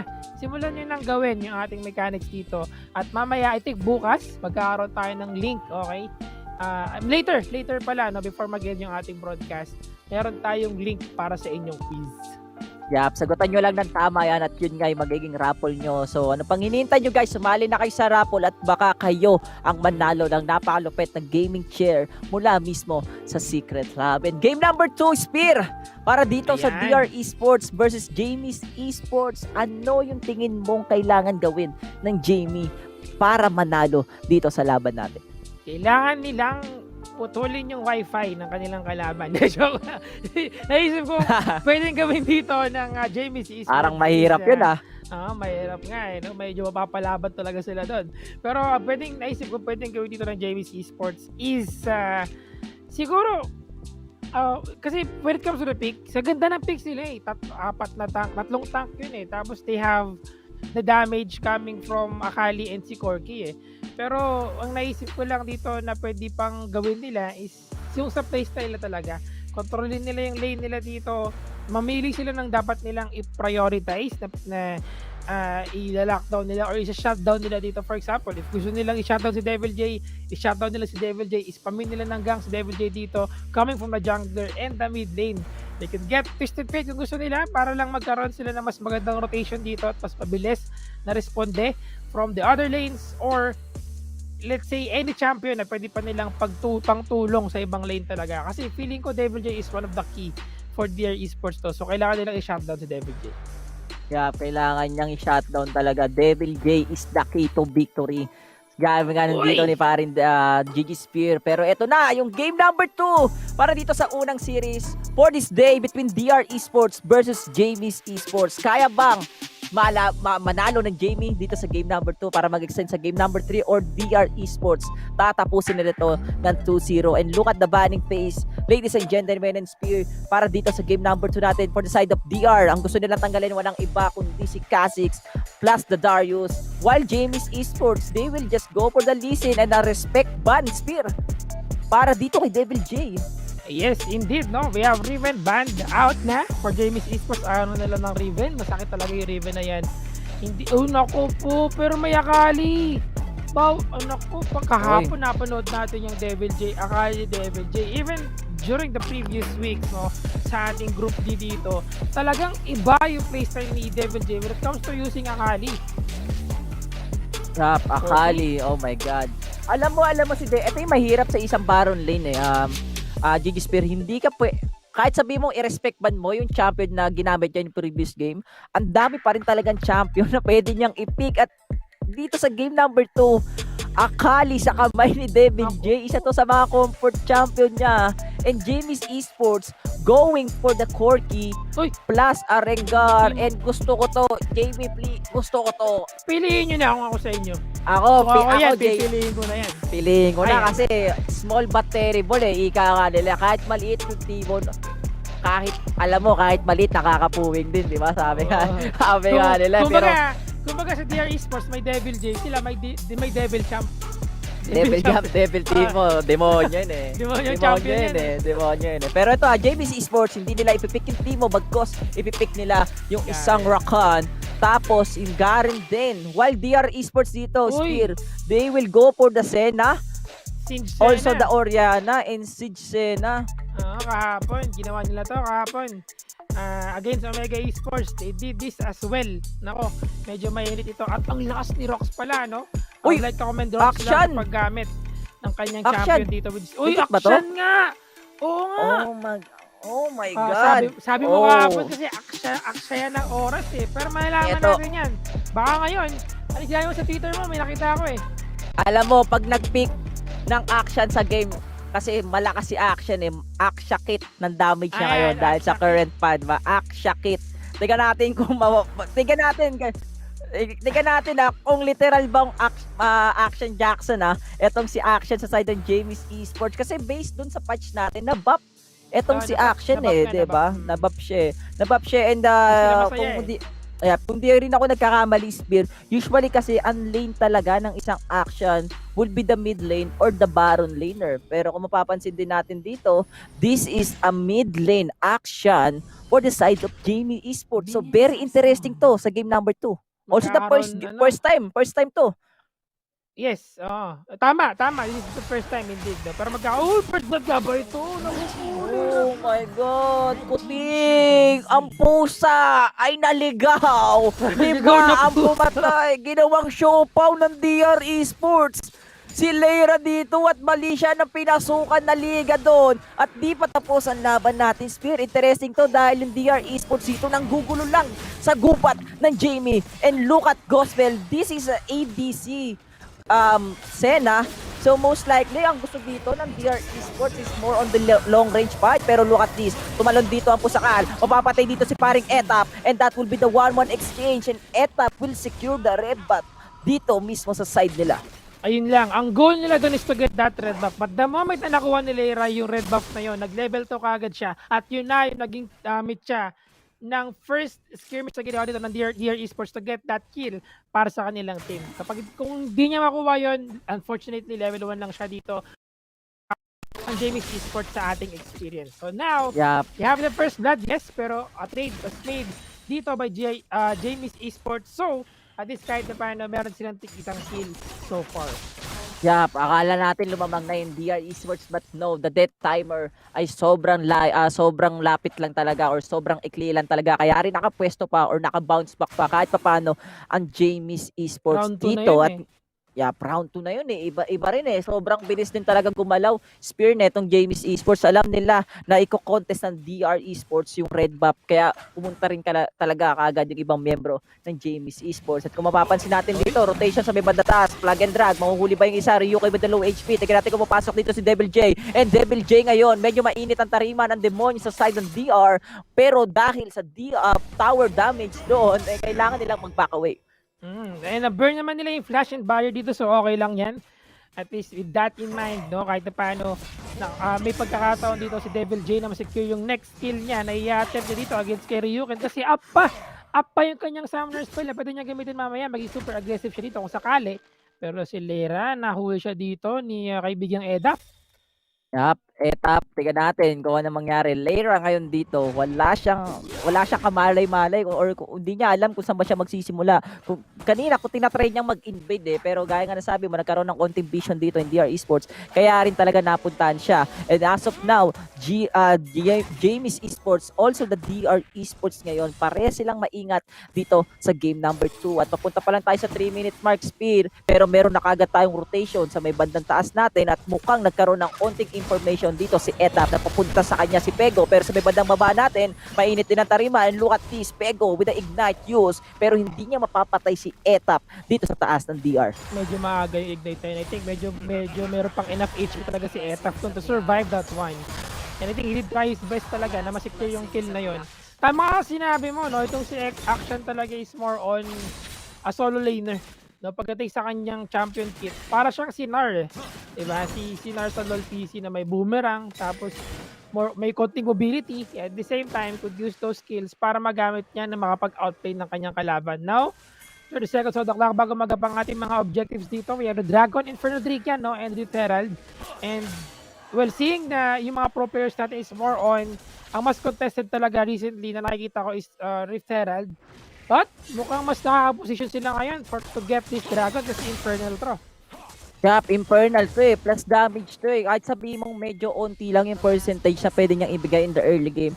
Permanent stats kasi ang binibigay, pero may mga teams talaga mas priority nila yung Herald dahil ang laki talaga ng chance mo dito sa Herald na pwede mong basagin at makuha mismo yung First Blood Tower. At speaking of tower, dito na tower, miski isa sa magkabilang grupo. And look at the Baron lane natin. Dito na natin nakikita yung pagiging comfort champion ng isang Devil J sa kanyang Akali. Dito mama yung Shuriken Flip, sayang yun. Dito mama yun, you can pretty much secure that kill kasi nag-pop na ng barrel si Yuren dito eh. May flash lang siya, nakaka-up lang. But Dragon ay piniping na ngayon ng James Eastern. They're gonna try to get this one. May package dito, no? May delivery package nila. Si Ter. But we'll see if they're gonna try and get that one for now on the bot lane. Pero mukhang chill build lang sila. It seems like they have the vision there. Pero ayaw nilang ipilit muna for now kasi takot sila sa threat na pwedeng ibigay ni Rox mamaya ay nagkaroon ng team fight. Ito na nga. Ito na, Jamie's Esports Spear. Sinimulan nila ang Dragon. Tignan natin kung ano mangyari dito. Curse of the Mist. Pero tignan natin kung tatama ba. Yes, kukonect sa isa. Pero napakagandang quickness mula dito kay Papa Pig. But look at this. Jamie's Esports will secure the objective stone. Etap will fall down. Nandito na si Ryuken. Garen Espanto ay dumediretso. Tignan natin kung anong gagawin niya. Naku po, umabante. Sabay tumakbo with the flash out. Pero sabi nila, ma-bound na tayo. Thrill of the Hand will be used para walang makita mismo ibang miyembro ng DR Esports, but Jamie will get the objective sa gustong-gusto nila dito sa game number 2. Kumapit dito yung shuriken flip ni Devil J kay Ryuken. So kahit nag-flash out siya doon, nahabol pa rin siya hanggang dulo. Yun nga lang, syempre, si Garen Espanto ay nahirapan ng gusto at napuruan siya doon. And because of that, a casualty sa kanila. Oo, hindi ko alam kung anong ginawa dito ni Ryuken. Para siyang nagsayaw, abante, sabay tatakbo. Pero ito, herald natin dito. Napagandang grand entrance para sa dalawa. Pero makukuha yun ng DR Esports. Patay mismo ang manok. Ginawa ng Tinola. Pero Ter will fall down as well.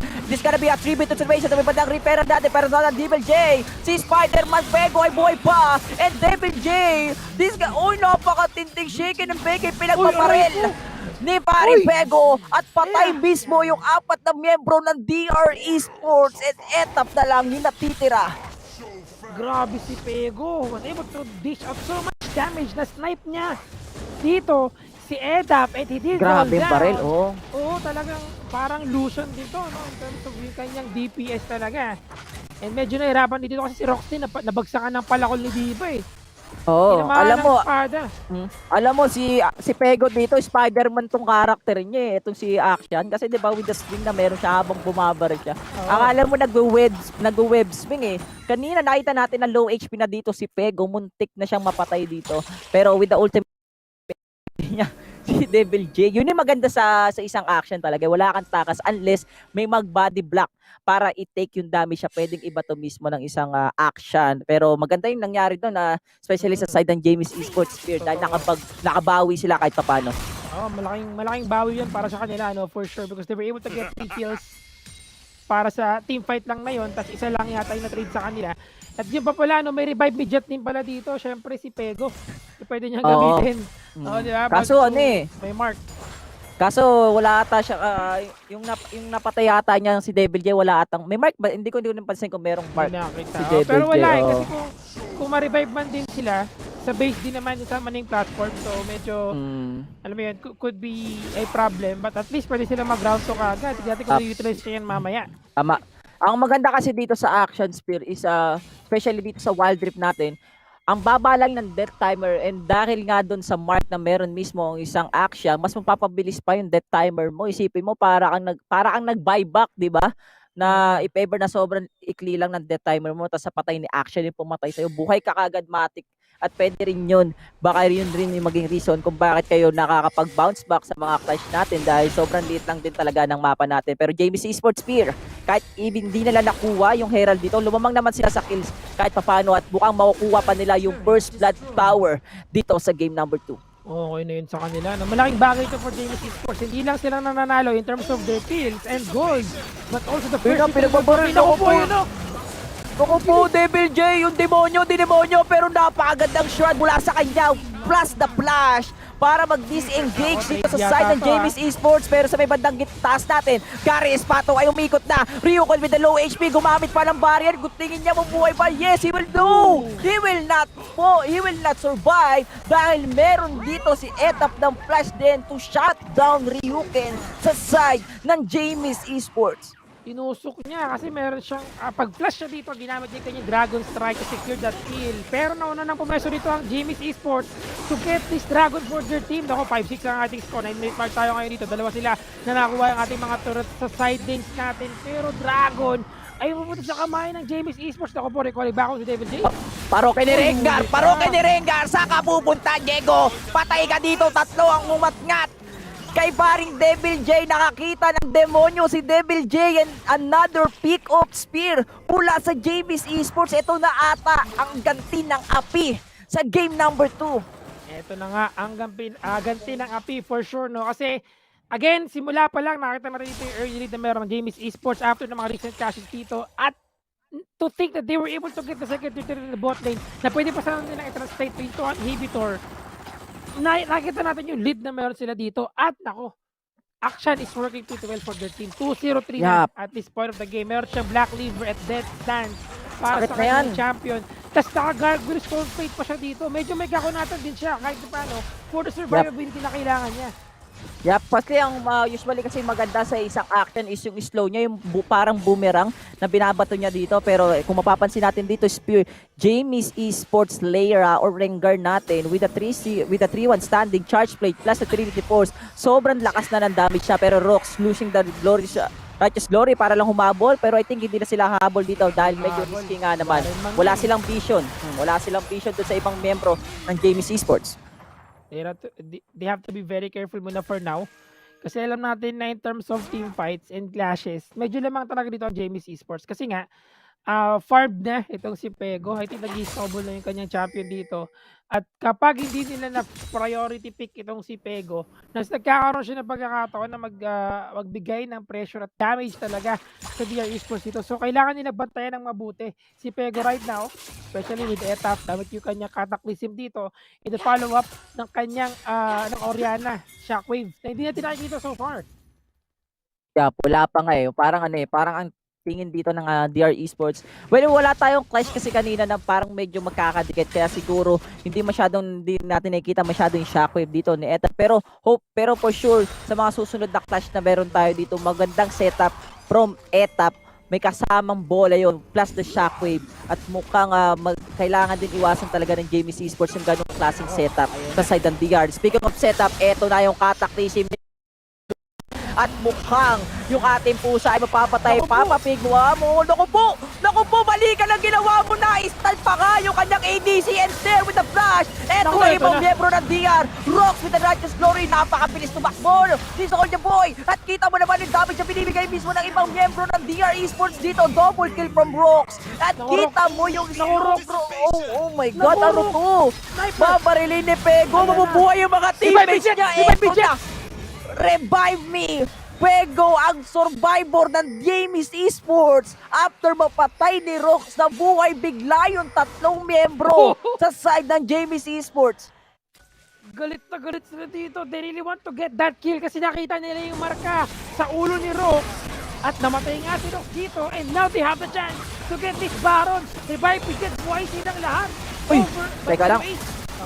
Papa Pig, teka lang, pero nakuha dito ni Lera, napakagandang secure mula sa kanya. Low HP si paring Ryuko dito, there with the Valkyrie out plus the Stasis. Merong marka si Etap, pero eto na si DR Rox, nilagyan ng sand, nilagyan ng buhangin, ang Sun Liter. Alam mo yung mga pusa, mahilig sa Sun Liter yan Eto, mapapansin mo, mamamatay na rin siya. Tatlong miyembro ng Jamie ang mamamatay, Spear. Rumounto na dito yung DR Esports after nung nangyari dito, nabuhay nila. Siyempre 5 sila doon. They were able to get that Baron. Meron pa silang 2 Baron buff dito sa kanilang team. Pero si Rox dumating na. Ginamit niya yung kanyang teleport para tumulong sa kanyang mga tropa. At right now, Rox is performing very well as a team in this game. Kasi siya din yung nag-setup ng team fight sa ating top lane. Tapos yung parating na team fight dito sa ating Baron, siya din yung lumikod sa kanyang kalaban. Now, they were able to get that dragon for the team. Pero again, may 2 pang Baron buff dito ang Jamie's Esports. Jamie's Esports, buti na lang Camo Spear, nakuha nila yung BR dito. If ever yung DR Esports pa nakakuha doon, for sure basag itong mga outer torrents sa side ng Jamie's Esports. Ngayon ang napapansin natin dito, Spear, Jamie's Esports na lumamang lang sila or nakuha lang nila yung BR dahil yun sa passive ng action at diniretso nila BR, pero DR Esports, gaya nga nasabi mo, DR Rox, sobrang ganda ng laro niya dito. Siya yung nagiging reason kung bakit parang nahihirapan ng Jamie's Esports with the zone na meron siya, yung mga poison na ginagawa niya. Ang laking tulong nun para sa side ng DR. Tsaka yung mega DC talaga, yung mga buhangin. Siyempre na gustong-gusto ng mga pusa yan, di ba? Sabi mo nga. Pero Siyempre, ang nangyayari, grounded sila doon. They cannot disengage kasi hindi cannot even use yung kanilang pangtalon dito kung kailangan nila pag-disengage. At ay slow pa sila, with the mega adhesive coming in from Singe dito. I think kanina, hindi ko nakita kung naka-realize na siya. Actually, naka-realize na siya, Realize Scepter dito for his champion, for that slow at konting AP damage from the poison train na meron siya. Pero yun nga lang, syempre, medyo mas mabilis dito talaga yung Jamies Esports. Kaya nahabol talaga siya at that point of the game. Pero with now na meron siya ditong Deadman's Plate, I would say na mas mabilis na yung kanyang movement speed. So he could use that para makapag-disengage properly with the additional movement speed. Oh, pero maganda rin yung pagkaka-force of nature dito ni Ryuki, to counter the damage na pwedeng ibigay dito ni Devil J. Kasi tignan mo yung item ni Devil J, Rabadon plus the sobrang sakit niyan. Kung daw nagkakamali, third item niya will be the Infinity, Infinity Orb, So, most likely, talagang burado ang gustong gawin dito ni paring Devil J. Pero ito yung interesting dito, Spira. Jamies Esports, even though na sila yung nakakuha ng BR, kahit sabihin mong may natirang BR sa kanila, parang walang nangyari. Nabasag lang nila yung baba, nabasag lang nila. Pero parang nagiging maingat sila dahil 25 seconds na lang kasi speed lalabas na yung pangalawang BR natin. Baron ulit. Kaya nga kiniklear nila tong top lane ngayon Kasi they really want to get that position lead kagad dito. Pagdating sa pagkuha ng Baron, kiniklear nila yung mga minion waves. Same with the bot lane dito, pero Rock, ito na naman nag-flash in siya sa loob. Ako po, Trail of the Hunt, pero yung manok medyo delikado. Pinabalik dito ni DR Rocks, yung isang membro ng Jamies Esports. Yun yung maganda Parang ang ganda talaga ng kakacombo ng Curse of the Black Mist of Gospel plus yung Righteous Glory ni Rocks dito. Sobrang bilis niya tumakbo. May Baron tayo dito But in terms of positioning lamang dito ng konti ang DR Esports. Pero kanina, nakikita natin nagsusuntukan si David J tsaka si Pego, So parang walang trade na nangyayari sa kanila. Hindi rin ma-burst si David J, si Pego dito. Naka-force of nature. Si kaibigang aksyan. Mukhang hindi sa aksya ng oras. Mukhang ang sakit nga talaga niyan. Sakit nga talaga. Ang gusto talaga dito ng Jamies Esports or ni paring Pego is action. Action Jackson. May accent. Pang revive lang talaga. Revive ni Jet lang talaga dito. Revive ni Jet lang talaga Ang magiging problema dito ni Pego, if ever na makakasurvive siya, pero I think kasi DR Esports, they have the idea na kailangan nilang unahin mismo yung isang action sa clash. Nako, GA. GA. Para lang tumagal, If ever na siya yung unahin. Tama yung itemization dito ni Pego dito dahil may idea rin naman siya na anytime, baka siya yung unahin. Pero speaking of anytime, eto na si paring Peu! Devil J! Leira dito na wala ng parang bula. Napakagandang perfect execution dahil wala yung kanilang jungle. Jamies Esports, mukhang igugunin lang. Naku po, binalik na naman sa kanakaraan. Napakagandang shockwave mula dito kay Eda. Ba't mukhang upos na ang Jamies Esports? Corky, pumamatay na rin in action ang na binigay ng DR at mukhang tapos ang boxing. Pero Garen Espato umikot-ikot. Akala mo turumpo, pinabalik na naman ni Rox dito. And Ryuken with the flash. Etap, kaya ba patay? No, he can kill the Garen dito dahil sobrang unat mismo ni Ryuken. Pero okay lang yun, Spear. Dahil DR Esports, they can end this game. But look at this. Garen, Ryuken, trying his best to clear the minions. Pero kaya ba ng best niyang depensahan yung base nila? Pero I think hindi mo kaya depensahan yun dahil 5 ang kalaban mo. At DR Esports is still the number 1 dito sa group stage natin. Oh my gulay! I thought it's about time for Jamies Esports para magkaroon ng isang panalo dito pero hindi. Si Rox, ayaw niya bigyan ng panalo. Ang ginawa niya dito, the moment that he saw Pego na nandun sa may bush mismo, nag-flash in siya, wala na siyang pagkarinlangan dito, pinatalbog niya sa kanyang mga tropa at hinilo-hilo niya, nakataklisin pa nga at wala silang magawa dahil nandun sa kataklisin mismo. May mega adhesive. So they cannot do anything to disengage doon mismo sa kataklisin na yun. At nahuli pa nga, nag-proc yung Guardian Angel niya. They try their best na magkaroon ng kill dito, pero imagine Guardian Angel, Cataclysm, may Mega Adhesive dito at may Shockwave pa. Paano ka makakatakas sa ganong klaseng combo na meron ng kalaban nyo? Yup, and isa sa mga reason din, Spear, yung pagkakapitas dito kay paring Lera dun sa Baron lane natin, hindi niya in-expect na ganun kasakit yung damage na pwedeng ibigay ni Devil J sa kanya. And Jamie's Esports dito after the advantage nung early game, even though na sila yung nakakuha ng BR buffs doon, walang nangyari. Look at the Corky with the 1-4. Okay lang yung scores sa totoo lang, may damage naman siya. Charge Blade, Essence Reaper, Infinity. Pero yung pitas talaga ni Devil J dun sa Baron, yun talaga yung naging yung parang tumapos ng usapan.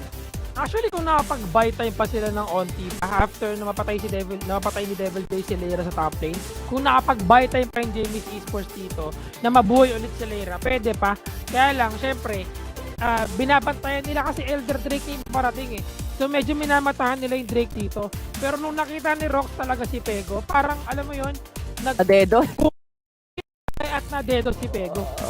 From Pego to Dedo, and look at this master of the match para dito sa game number 2 natin. Walang iba para dito sa side ng DR Esports, ang napaka-poging si Etap or Pain using the J4 with 94% killing participation. And look at the damage, 594 lang yan pero the setup mula sa kanya ay sobrang ganda, especially the last setup dun sa gitna, spear with the cataclysm plus the shockwave na hinahanap natin. Always on point, I think, yung mga cataclysm niya dito, together with yung kanyang mga plug and drag.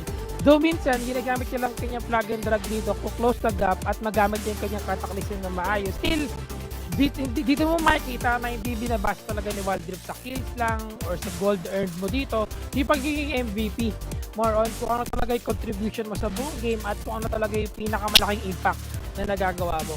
And that is, of course, master of the match mga kaibigan, Etap with Jarvan the Fourth sa kanyang jungle role at napakunat pa nito, no? Sunfire King, Duwit's Omen, onti na lang, Force of Nature na rin siya sana.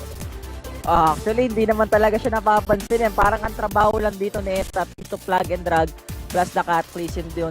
Then parang yung the rest na yung bahala.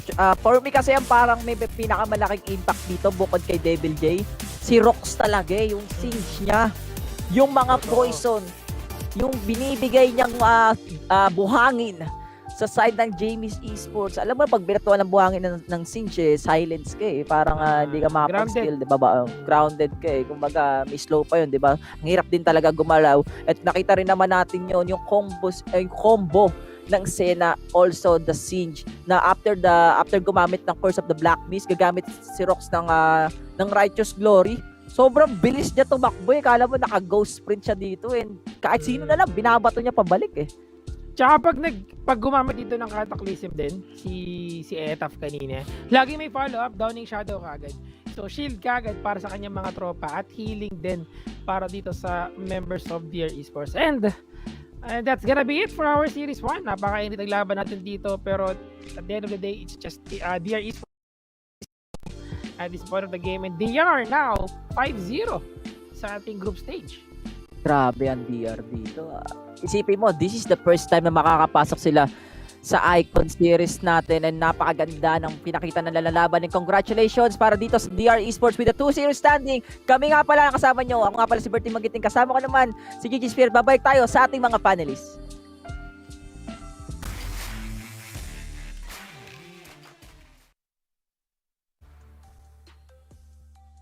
Thanks so much, casters. And yes, we finally get the action in. And DR Esports pretty much locking in that playoff spot with a 2-0 versus Jamie's Esports.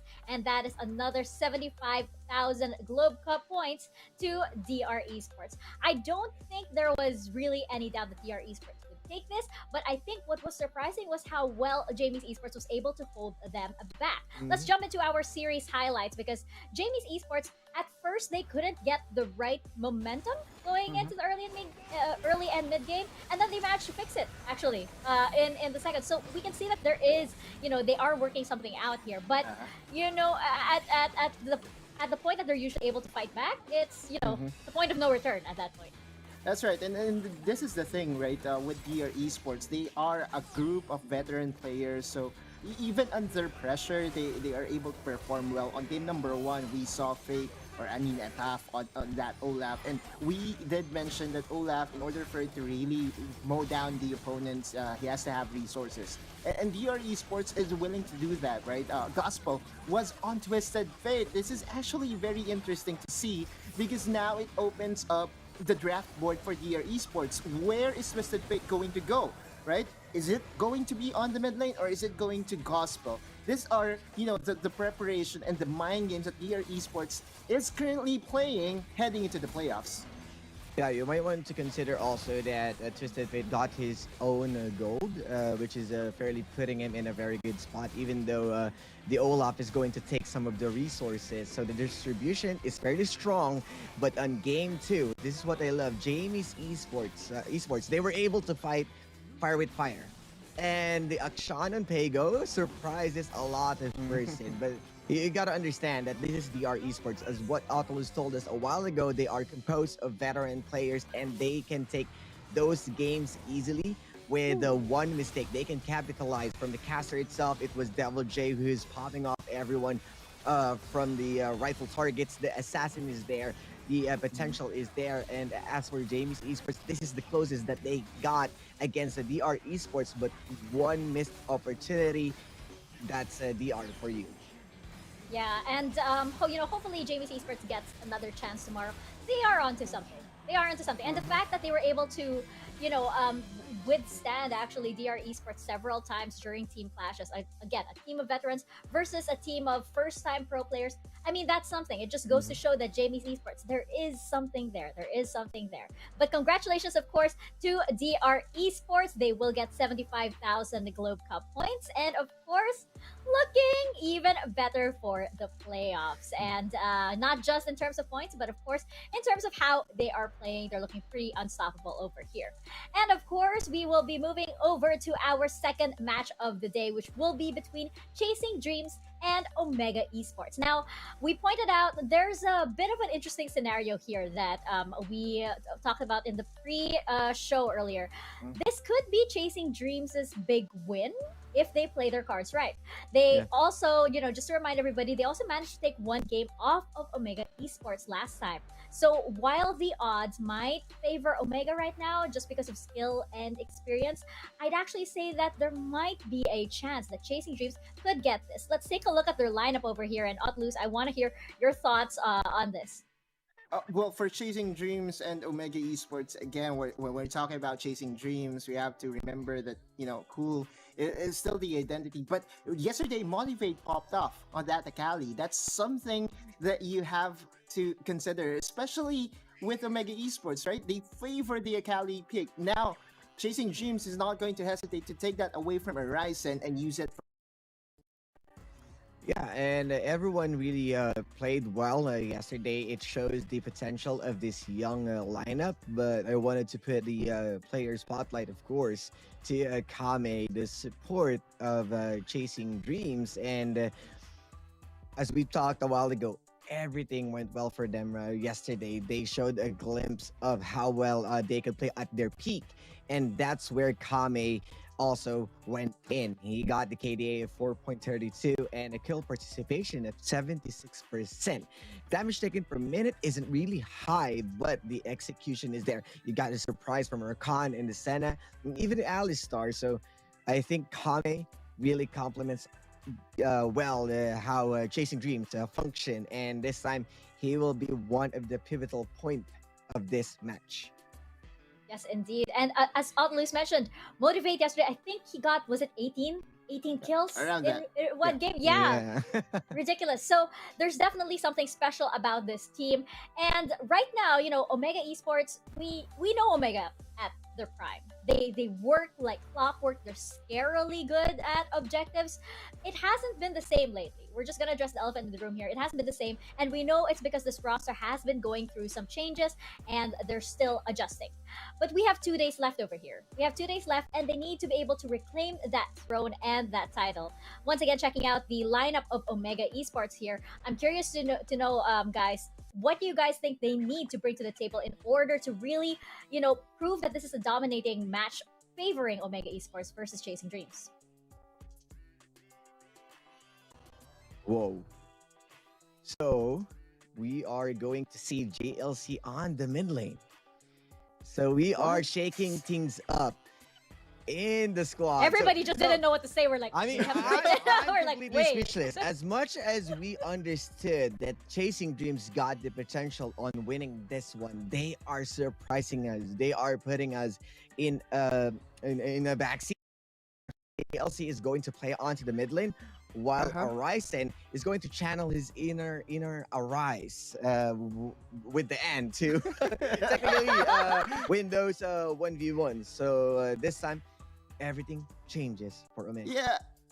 And I feel like this decision has something to do with the post of Arise that I saw a couple of days ago, that he's just recovering from sickness, and get well soon, brother.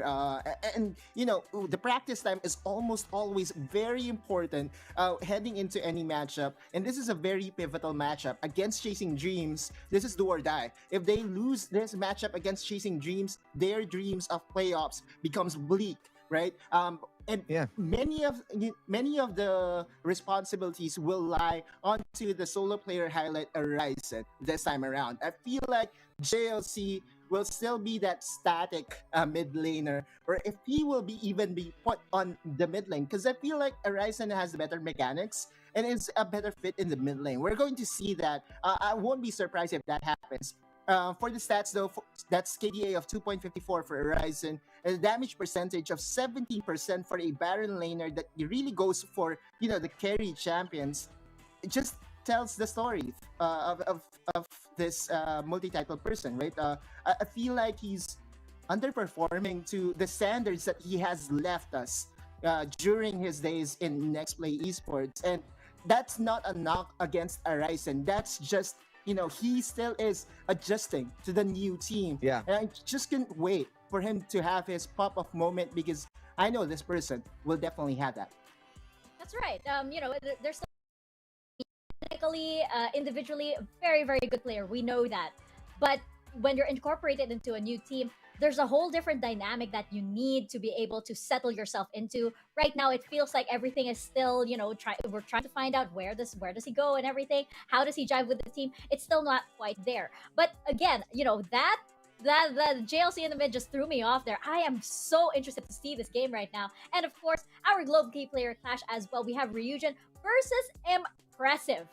Now, this is going to be really interesting indeed, especially, of course, we know that Impressive is the Phantom Thief. Incredibly, mysteriously good at stealing those objectives. How can Ryujin step up to the plate? I mean, Impressive did a great job on stealing Baron and stealing the game. So the Phantom Thief really did step up even further as how he surprised us from yesterday games. But if you're going to check the stats, it's really that Ryujin is currently sitting on a very good spot, for the reason that I believe that they won a really good, let's say, not so one-sided, but he is one of those factors that really affected the yesterday matches. And Impressive, he is still that guy, the X factor of Omega, and he's not going to miss that, especially that he's going to face a new team. It feels like we are seeing the mirror of match one, a veteran versus the new guns. Yeah, I mean, again, Ryujin, right? It's not the K-pop Ryujin. That's the jungler Ryujin that has surprised us here. He has made a name for himself here. Very stable. He can even carry games on a Jarvan, right? That's how that's how big Ryujin is, or has been, for Chasing Dreams. Meanwhile, for Impressive, we're still waiting for his pop-up moment for False Pit. During the summer season, he wowed us with a lot of highlight plays, and this could be it, right? This is the do or die between Omega Esports and Chasing Dreams. I feel like Impressive will have the impressive game today. Okay, so I have to ask you guys, now that we had a little bit of a shuffle over here, and we have something that we've never seen before, which way do you think this match is going to go? Is it going to go in favor of Chasing Dreams or Omega Esports? I feel like Omega Esports still has that one up, and veterans also able to, JLC is still the most consistent member of Omega Esports, and I feel like he's going to be the key to the victory. I believe that Omega, of course, they are the undefeated South, and I'm still betting on them. But I want to go in the other way, as Autolus is going for Omega. I'll go with Chasing Dreams. Yes, we're going to chase that dream to be victorious against Omega. Are you sure? You know what? We've never seen JLC in the mid lane just yet. So I actually think that, I think this is something that not a lot of teams, I think this is something that no team has prepared for exactly. So Yeah. I think this is going to go in favor of Omega Esports right now. I think this is a sign of the Omega Esports of old coming back, and this could possibly be the match that we've been waiting for them. But let us know if you agree or disagree with us over on Twitter. Just use two simple hashtags, hashtag dominate the rift and hashtag SeeIconSeriesPH to have your tweets featured on over in our panel segment. I believe we're going to feature a couple of tweets right now, and you can also head on over to the PPGL community server, where you can see us panelists, some talents, some players, some coaches even, hanging out and discussing the matches. Now, right now, we have Shark Kathy. Shark Kathy, welcome back, by the way. Welcome back to our for the second day of this week's group stage, and I wonder if today's the day we see Ate Mika Fab's favorite Buccaneer for the very first time this season. We did! We finally got that action. Thank you very much to Jamie's Esports. Once again, good luck to the teams, and keep up the good work, panelists and casters. Aw, thank you so much, Shark Kathy. Thank you so much for being a part of our community and participating as well.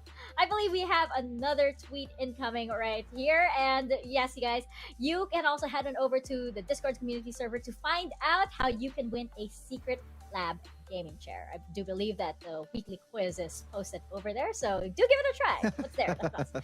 Right now, can I screenshot? I'm gonna screenshot this right here. We have I believe that's Wild Rift. Wild Rift Obs 1. I think that is. I'm just here for Mika Fabs and all, of course, the appropriate hashtags. Thank you so much. Double heart. Thank you so much. You know what? It's such a big deal to me when Prod loves me. It's the biggest thing in the world. You gotta have production love you. Thank you so much, guys. And yes, whether you want to give your analysis, whether you just want to say hi, whether you just want to, meme out or something, you are very much welcome to share your thoughts and reactions over here on our panel segment via Twitter.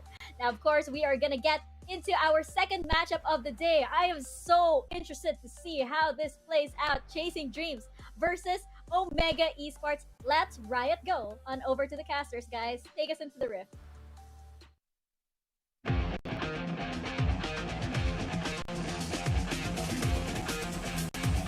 Minions have spawned.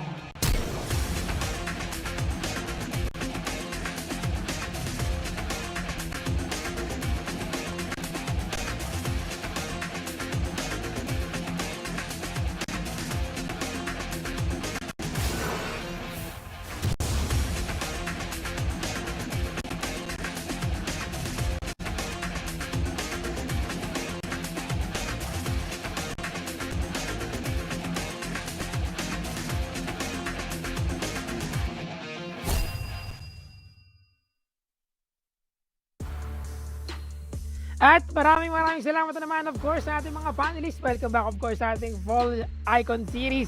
This is now going to be a match between, wala iba kundi Chasing Dreams at Omega Esports. Kami nga pala magiging shoutcasters ninyo. I am DJ Sphere at kasama natin, syempre, si Berting Magiting. Berting, anong masasabi mo sa parting na laban?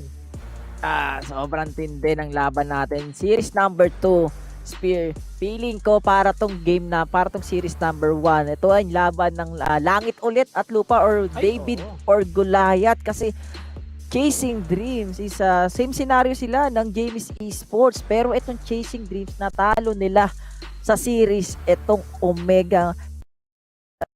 We can say na baka pwede ring mangyari yung nangyari mismo nung nakaraan nilang series, or Omega Esports alam na nila yung pwedeng pang counter dito sa Chasing Dreams, especially Ryujin, the playmaker sa side ng Chasing Dreams, yung mga wukong play niya dito. And hopefully makakita tayo ng magandang laban, no? Spear, this is gonna be the series number 2 para sa araw na ito between Omega Esports versus Chasing Dreams. And look at the bands para sa magkabilang grupo natin. Matik yan, band dito kagad si Fiora, of course, coming in from Omega Esports for cool. Cole is also actually one of the notable champions niyan, si Fiora. Kung kahit banned out muna siya dito. Lee Sin, para ka-impressive, of course. Olaf, tanggal muna yung si Olaf because of, syempre, yung potential threat with attack speed and yung opportunity niya na mapasok agad yung backline. So, may laking pagkakataon dito na magkaroon tayo ng Ziggs pick coming from Omega Esports kasi wala silang Olaf dito, no? So, walang Olaf na pwedeng pumasok sa backline nila. JLC is going to be the mid laner of Omega Esports ngayon, and JLC first pick nga ba itong si Riven? Yep, Riven first pick para sa kanila. Yeah, and speaking of Ziggs, no, Spear, kung di ako nagkakamali, Ziggs is one of the champion of Omega Esports. At sila rin yung unang teams na nag-introduce sa atin ng backdoor game na meron sila. At ngayon, yung Chasing Dreams, ang pantapat nila dito sa first pick Riven ng Omega Esports. Walang iba kundi the Galio, also the Horky. At ngayon, open yung Ziggs dito, open yung Nami, open din yung Kaisa. Ang daming champions sa pwedeng i-pick ng Omega Esports dito, Spear. At mukhang Lucian and Nami composition sa Dragon Lane. Lucian Nami, alam natin lahat yan, no? Always the threat, classic combo in the bot lane talaga dito with the ebb and flow na pwedeng gamitin para sa kanyang tropa. And of course, syempre, yung passive din dito ni Lucian to do that double damage, double attack every time na gumagamit siya ng skill dito, and he used that auto attack for his champion. Pero of course, we're gonna be having Corky, Jarvan, and Lulu para sa Chasing Dreams dito. They have a pretty good combo, CC, chain CC for their team because of the wild growth and syempre taunt, tapos may cataclysm pa tayo. Solid dito so far yung Chasing Dreams lineup.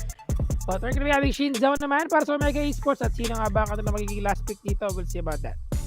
And tingnan natin, I think ang kulang na lang dito sa side ng Omega will be the mid lane. And interesting to pwede kasing mag-mid yung pwede kasing mag-mid etong pero dahil nandito si JLC, for sure JLC will go for the siege. So basically, mid lane Riven, etong side ng Omega Esports. Ay, dalawa. Parang may mali yata pa. Dalawa si JLC. Well, yung isa JLC, yung IGN, yung isa real name, di ba? John Lloyd Bruce. Di ba? Si John Lloyd. Si Arise. Si Arise, no? Pero mid lane since nga ito, no? Very interesting for the mid lane of Omega Esports. Arise yung ating magiging top player nila, which is Riven, ang gagamitin niya. Ang bot lane natin is going to be a... Wait. Okay. So we're gonna be having a Galio Lulu in the bot lane. Is this an ADC Lulu? Medyo magulo kung nagugulan. Medyo nagugulan tayo dito. Baka 4K ADC tapos mid Galio na pwede pa Last minute swap sila. Ayan na itong rin na lineup nila dito. They have 3 tanks, no, in total. Pwede maging tank kasi dito si Galio or slight AP damage, and syempre burst it sa kanya champion dito. Mag-stack din siya ng HP, kailangan niya yan. And the threat there is syempre yung apprehend, decimate dito, and the wild growth na pwede gamitin ni Kome later on sa mga teamfights natin. But of course, we have Omega Esports. Top lane Shinzao and the jungle Riven. Ayan. Medyo mainit to Medyo mainit to. Spira, Omega Esports versus Chasing Dreams. And look at this. Si Arise yung nag-jungle. Parang magulo talaga. Ang gulo. Ito mga nangyayari dito. Pero siyempre, hindi siya nagpapagulo sa kahit na anong gulo dahil ginamit niya kagad yung ignite niya sa top lane. Yup, and time-lapse mid lane. And look at sa may bandang baba natin ng Dragon Lane. Si JLC ang magiging Dragon Laner dito ng Omega Esports. Pwede nating sabihin, Spear, na this is a experiment time for Omega. Pero hindi ito yung experiment time na natalo. Ito yung experiment time na may halong sure win Kasi yung most likely yung picks nila is mga comfort champion nila. Kumbaga ang ginawa lang dito is ginulo lang talaga na yung laning phase para magulo rin yung kalaban. Take note kung di ako nagkakamali, sa ganitong moment din natalo ng Chasing Dreams sa Omega Esports nung medyo nagkaroon sila ng konting pang-testing. Ay, experiment. Testing. Pero ito na nga, di ka tinabol yung time-lapse nila Kumuha siya ng Anipruit. Pero one more hit na lang sana. Patay-pata. Sa kanya tropa, pero sumusubok niya mga isa. Si Ryujin backing out lang muna dahil nanakap naman siya dito sa ating mid lane. Medyo malalim yung ginawa dito ni Motivate just to go under the tower. Pero di pa tapos ang laban natin. Spear dito sa river. Nagkakaroon ng negative tingnan dito ni Corky mga kaibigan. Pero yung JLC. Mampak siya dito si JJ lang. Pinlip na dito si JLC. Inabot niya kanya kalaban pero si Kobe. Namatay pa dito mga kaibigan si Shino. Pero here comes the round 2 para sa kanya mga tropa. Not gonna go in muna, not gonna engage. At tamang isang kill na naman tayo dito sa ating mid lane. But Omega Esports has the lead. Parang mas napulungan pa ni JLC si Ryujin dito, no, mabuhay doon mismo sa tri-bush natin. Akala dito ni JLC mababato niya sa teammates niya, pero off angle ang nangyari doon. But still, Omega Esports will still have the advantage para dito sa game number 1 natin. And ito yung magiging problema, Spear, ng Chasing Dreams sa side ng Omega Esports. Ang kunat ng tatlong membro ng Omega, Sin Xiao, nandiyan yung Riven, also the Sin Xiao. Alam naman natin kung paano maglaro si JLC netong comfort champion niya.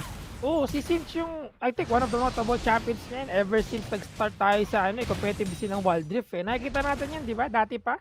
And siya lang yung kaisa-isang player na gumagamit ng Sinch dati.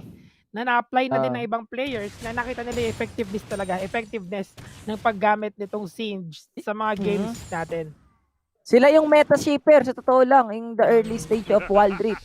Sa kanila rin natin nakita yung Garen. 'Di ba? We didn't expect na Garen is sobrang ganda ng bigay or sobrang laki ng impact sa Wild Rift natin. And Omega Esports dito, ang daming champions talaga na inopen nila, especially dito sa professional scene natin na pinipick na rin as of now dito sa fall season. And dahil nga JLC using the Singe, pwede nating sabihin na pwede niyang gawin ulit yung mga ginagawa niya ng mga previous tournaments na meron tayo. And as of now, Omega Esports, chilling like a bilin lang, naghihintay lang sila ng 4 minutes. Oo, naghihintay sila na mag-up yung dragon natin at clear na nila kagad yung bot lane dito. No? Nakita natin na sa JLC, inubos niya na yung mana niya kasi alam niya na uuwi na siya, mag-reset na siya dito to prepare for the upcoming team fight, which is going to be the first dragon of the game. At kung sino man ang makakakuha niyan will get the early lead in this game and could also go for the trap or the repair afterwards. Pero naku po, nag-proc pa yung kanya passive dito. Delikado ang boy na impressive flash out lang tayo dito. Mabout lang muna. Barrier and ignite at flash ay nagamit na. Ever na hindi nag-flash out itong si Impressive dito, for sure papalakulin siya ni Cool doon at pwede siya mapatay doon. Especially this is a 4-minute to. Sobrang crucial nito dahil minsan ito yung rin yung nagdidikta ng laro. If ever na manalo sila sa clash, makakuha sila ng objective of the kills. Ang laki na tulong, Tidal Wave Spear! Ayan na nga, Tidal Wave para simulan ng laban dito pero nagkatalbugan sila doon with ang kanyang wild growth doon with the delivery package. Pero delikado ang buhay ni Motivate. Pero Heroes entrance lang or Heroes exit ka pa. At nakuha nila yung Baron dito. Dragon pala natin. Pero Eugene, delikado ang kanyang buhay. Naku po, pinag-fiestan sila doon. And that's gonna be a kill para sa kanila. At sabayan pa ng isang dragon for Omega Esports. Grabe yung initiate dito ng Omega Esports. Yes, andun yung Tidal Wave. Pero kung mapapansin natin yung zone na ginagawa mismo ni Aryzen, also ni JLC dun sa side ng Chasing Dreams, nahihirapan silang pumasok. And Shino dito, special package, pero walang follow-up mula dito sa mga teammates niya. At secure pa nga dito ng Omega yung ating DR at nakakuha pa sila ng kill kahit papano at sila pa rin ang may kalamangan dito. Ito na Spear, yung second clash na pwedeng mangyari. Walang iba kundi sa Rift Herald pit natin, pero Chasing Dreams, hindi pa rin sila nagre-reset. Hindi pa rin yan, no? At saka, JLC still sa bot lane, wala na siyang mana dito, pero meron na siyang Rhylize Scepter. Imagine, bago pa mag-start yung Dragon Fight natin, may Rhylize Scepter na siya dito because of the early lead na meron sila. Now they're clearing out the minion wave. Omega Esports gonna start this one for sure, no? At wala si JLC. Chilling lang muna siya sa bot. Recalling muna siya back home. At binabay muna na Omega Esports yung time dito. Righteous Glory indeed. With that item sa load, pwede nila magulo yung positioning kagad dito ng Chasing Dreams. Paparating ng mga team fight. Kumbaga sa kotse, itong si JLC meron ng Nitro 2.0. Isang charge lang yan, isang pindot mo lang, sobrang bilis niya. Speaking of sobrang bilis, sabi ba ng baro na natin? Ang bilis nga na nangyari dito dahil pareho ng fully stack dito. Ang dami impressive. Hindi tumama! Nice dodge with the flash dito. Oy, nakapag-heal. Mercy code. Nagdito na rin oh my God, cool. At nagtalbugan sila dito with Aka Prison. Delikado ang buhay ni Aryzen. Meron pa rin ultimate si Cool dito. Subukan niya pala ulit ang kanyang kalaban. Pero super low na kanila mga oh my God, Cool. Pero buhay pa rin si Aryzen. Pero tinawa si Timelapse dito. Pero si Timelapse, tamang baril-baril lang ng kardo niya. Isa lang ang nagawa nilang trade doon. At dalawa naman sa Omega Esports. Hindi tumama yung Sonic Boom na impressive dito para magkaroon ng more damage kay Cole. Pero mapapansin natin dito, Cole doing his job para tumagal sa laban. Pero syempre, kay Kome, dahil sa wild growth niya, nagkaroon pa ng time dito yung ibang membro ng Chasing Dreams makapag-respo dun sa Baron lane natin. Pero as of now, Omega Esports, masyadong mabagal ang Chasing Dreams dahil alam dito ng Omega na nag-hard resist sila. So yun yung time para kunin yung pangalawang objectives dito sa game number 1 natin, Spear. Walang iba kundi The Rift Herald. At ngayon, even though na Chasing Dreams ay nagkaroon ng momentum ng saglit, Omega Esports pa rin yung may lamang. Yes, tama ka dyan, Berting. At saka di rin nila napansin na nasa bot lane si Shino kanina, and Shino was able to get that first tier turret sa ating bot lane. But, syempre, after na mga kills na yun at mga trees na nangyari dito, refer din nasa kamay naman nila. So, walang problema ito for Omega Esports. Yep, they have the first tier turret, pero with the refer din nasa kamay nila ngayon, they can pretty much push a single turret at the mid lane or sa mga side lanes natin na mag straight to the second tier kung sakaling gusto man nilang gawin yun. 8-5 mga kaibigan, pero 4-3 pa rin ang ating score at ang ating goal difference o yung ating net worth ay nasa kalamangan pa rin ng Omega.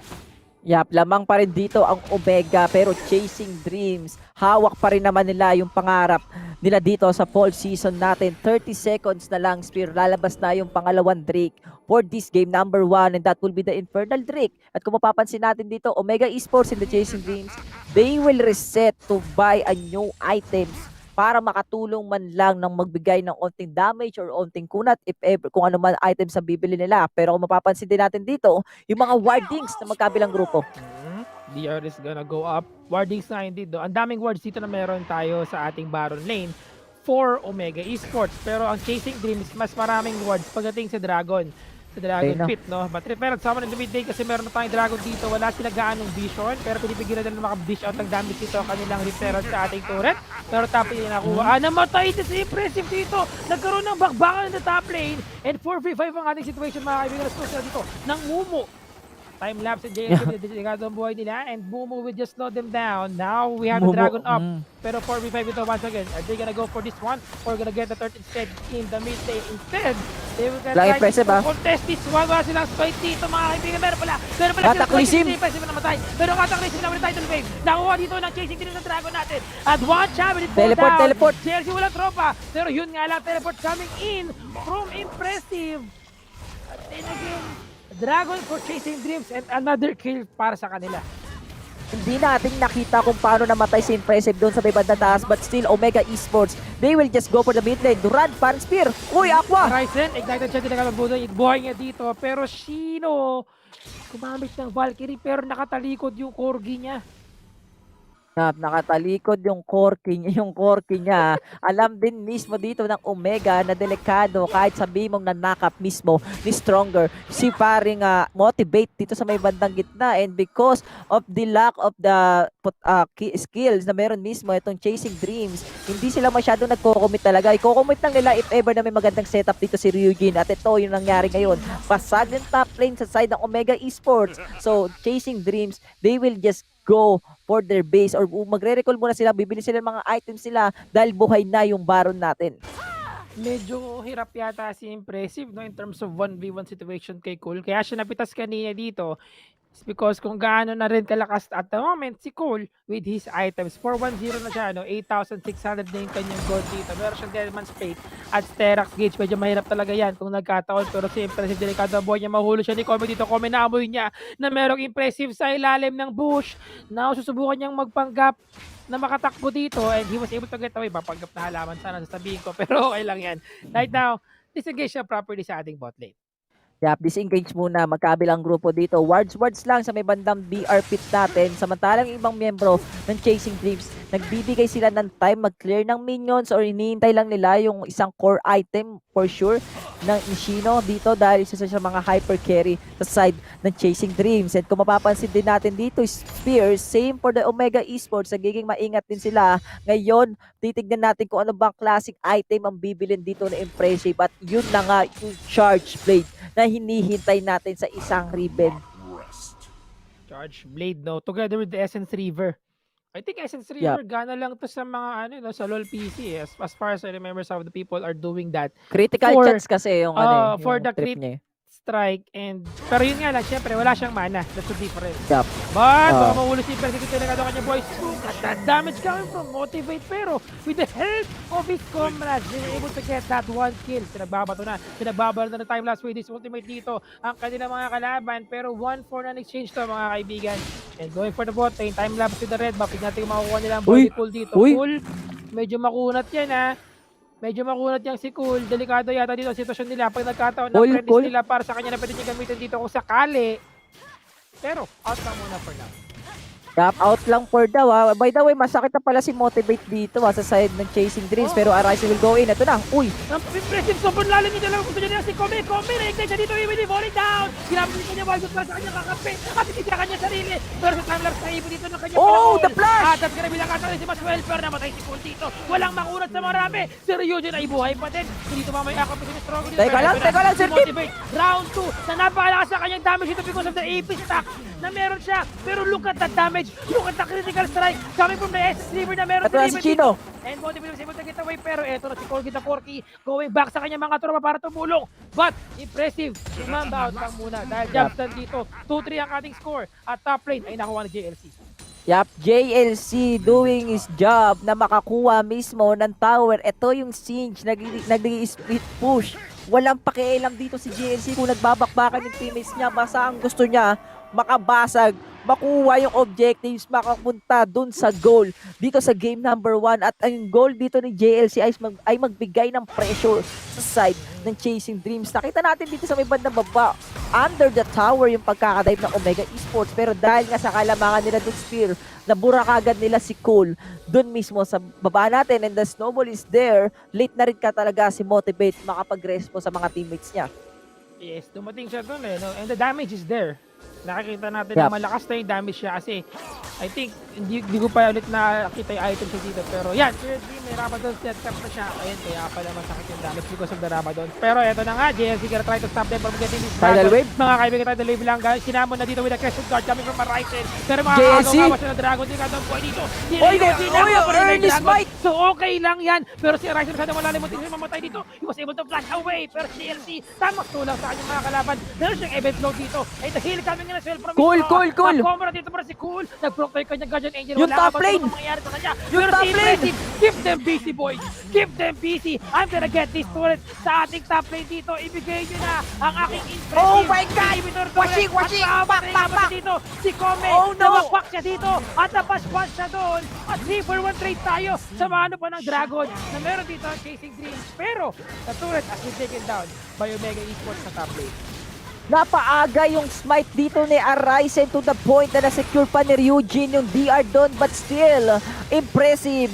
Pinakita niya kung paano, bakit ba impressive ang pangalan niya dito sa Wild Rift dahil binigyan niya ng time yung Omega Esports na lumamang dun sa Baron lane natin habang nagbabakbakan dun sa DR. Si impressive, binabakbak din yung tower mismo ng Chasing Dreams. So wala talagang choice itong Chasing Dreams sa tulungan si Cool, kundi Romespo dun sa top lane. And dahil din doon napatay pa si Cool, kahit sabi mong may GA siya, nabasagan pa sila ng third tower at Omega Esports pa rin yung may lamang kahit Chasing Dreams ang nakakuha ng DR.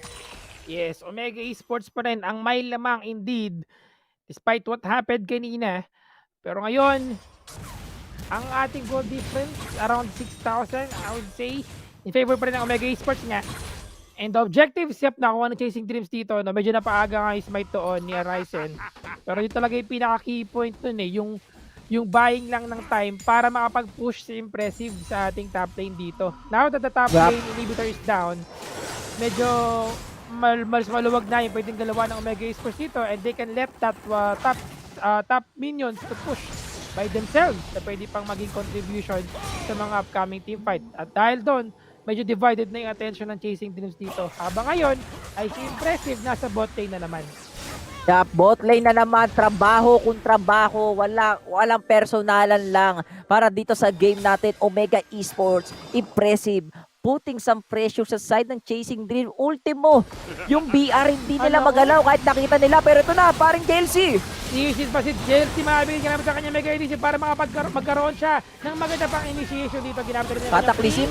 Para subukan niya mapigilan. Pero dati ka nabili tayo ng Wave. Cataclysm as well. Oh! Motivate wala din ang mana kanyang ton. Delikado ang buhay ni Arise dito pero masyado naman malalim. Ginamit rin niya kanyang Crescent Guard. Pero muntik na makapag-heroes exit. Si Motivate dito, hindi nga lang umabot. Palipad pa sana siya. Pero napigilan. Dito naputol yung kanyang pakpak. Grabe, kung di mo napansin doon, GG Spear, muntik na dapat. Pwedeng mamatay si Timelapse dun sa second tower. Pero Motivate using the Durant. Ang ginawa dito ni Timelapse para lang ma-sure na hindi siya mamamatay. Gumamit siya ng flash para di siya matotek. Dahil din doon, medyo nagkagulo ang Chasing Dreams. Al Omega ay kukunin yung ating BR na kupukul. Iskul bukul lata o hindi nakita. Muntik nang mamatay. Muntik nang mamatay.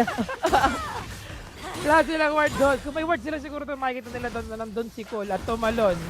And they will go for that one for sure, for a kill. Pero naku po si Impressive going very ang sakit, impressive oh dito. my god. Si Kume! Oh my along god, sarili. what the hell? Mga kaibigan daw, may pinakatagresip dito. At pinakitaan ng patch ni Impressive. Mukhang level 5 Riven to. Mukhang matagal niya nang ginagamit. Itong Riven top lane. At ngayon lang Makati Riven. Oh, lane swap. Pero si Cole, Iskul bukol nga ba ito? O yung back more training phase at pabalik muna sa kanilang mga Nexus dito. Kinabahan ako dun. Kinabahan ako kay Cool dun sa blasting ball pero sobrang sakit na ni Impressive pero Spear natin bakbakan. Ito naman ang bakbakan dito. Ito para tulungan ng kanyang tropa dito. Durant, tama nga ba sa tatlo? Nakapag-sisi time lang dito. Si Kulay nag-heal. Gumamit na pala hindi pa. Isa pa sana pero si time buhay pa rin. May heal tayo dyan. At may tidal wave. Papunta sa base ng kalaban to finally end this game.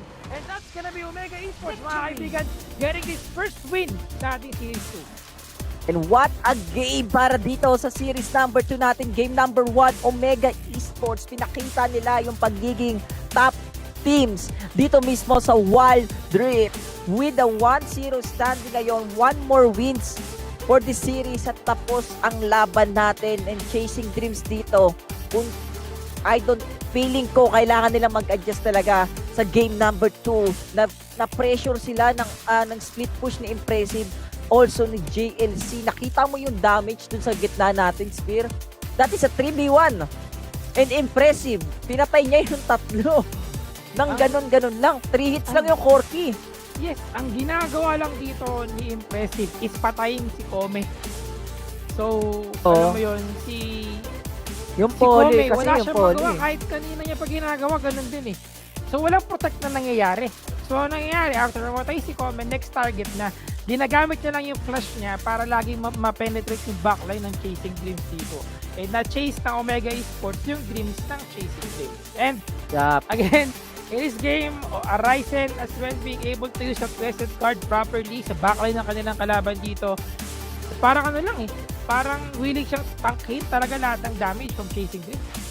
Yeah, and sobrang well commended talaga dito ng Omega Esports. They know how to put some pressure sa kalaban nila, especially JLC and Impressive. We didn't expect na yung sa third tower split push, yun din yung magiging reason kung bakit na-outkill itong miyembro ng ating Chasing Dreams. Pero yung ating master of the match para dito sa side ng Omega Esports, walang iba kundi si Arisen using the Xin Xiao with 59% killing participation. And look at the items na meron siya dito. Sterak, Deadman Plate, Omen, and Gargoyle. Ang kunat pa nun. Nasipin mo, meron pa siyang Crescent Guard.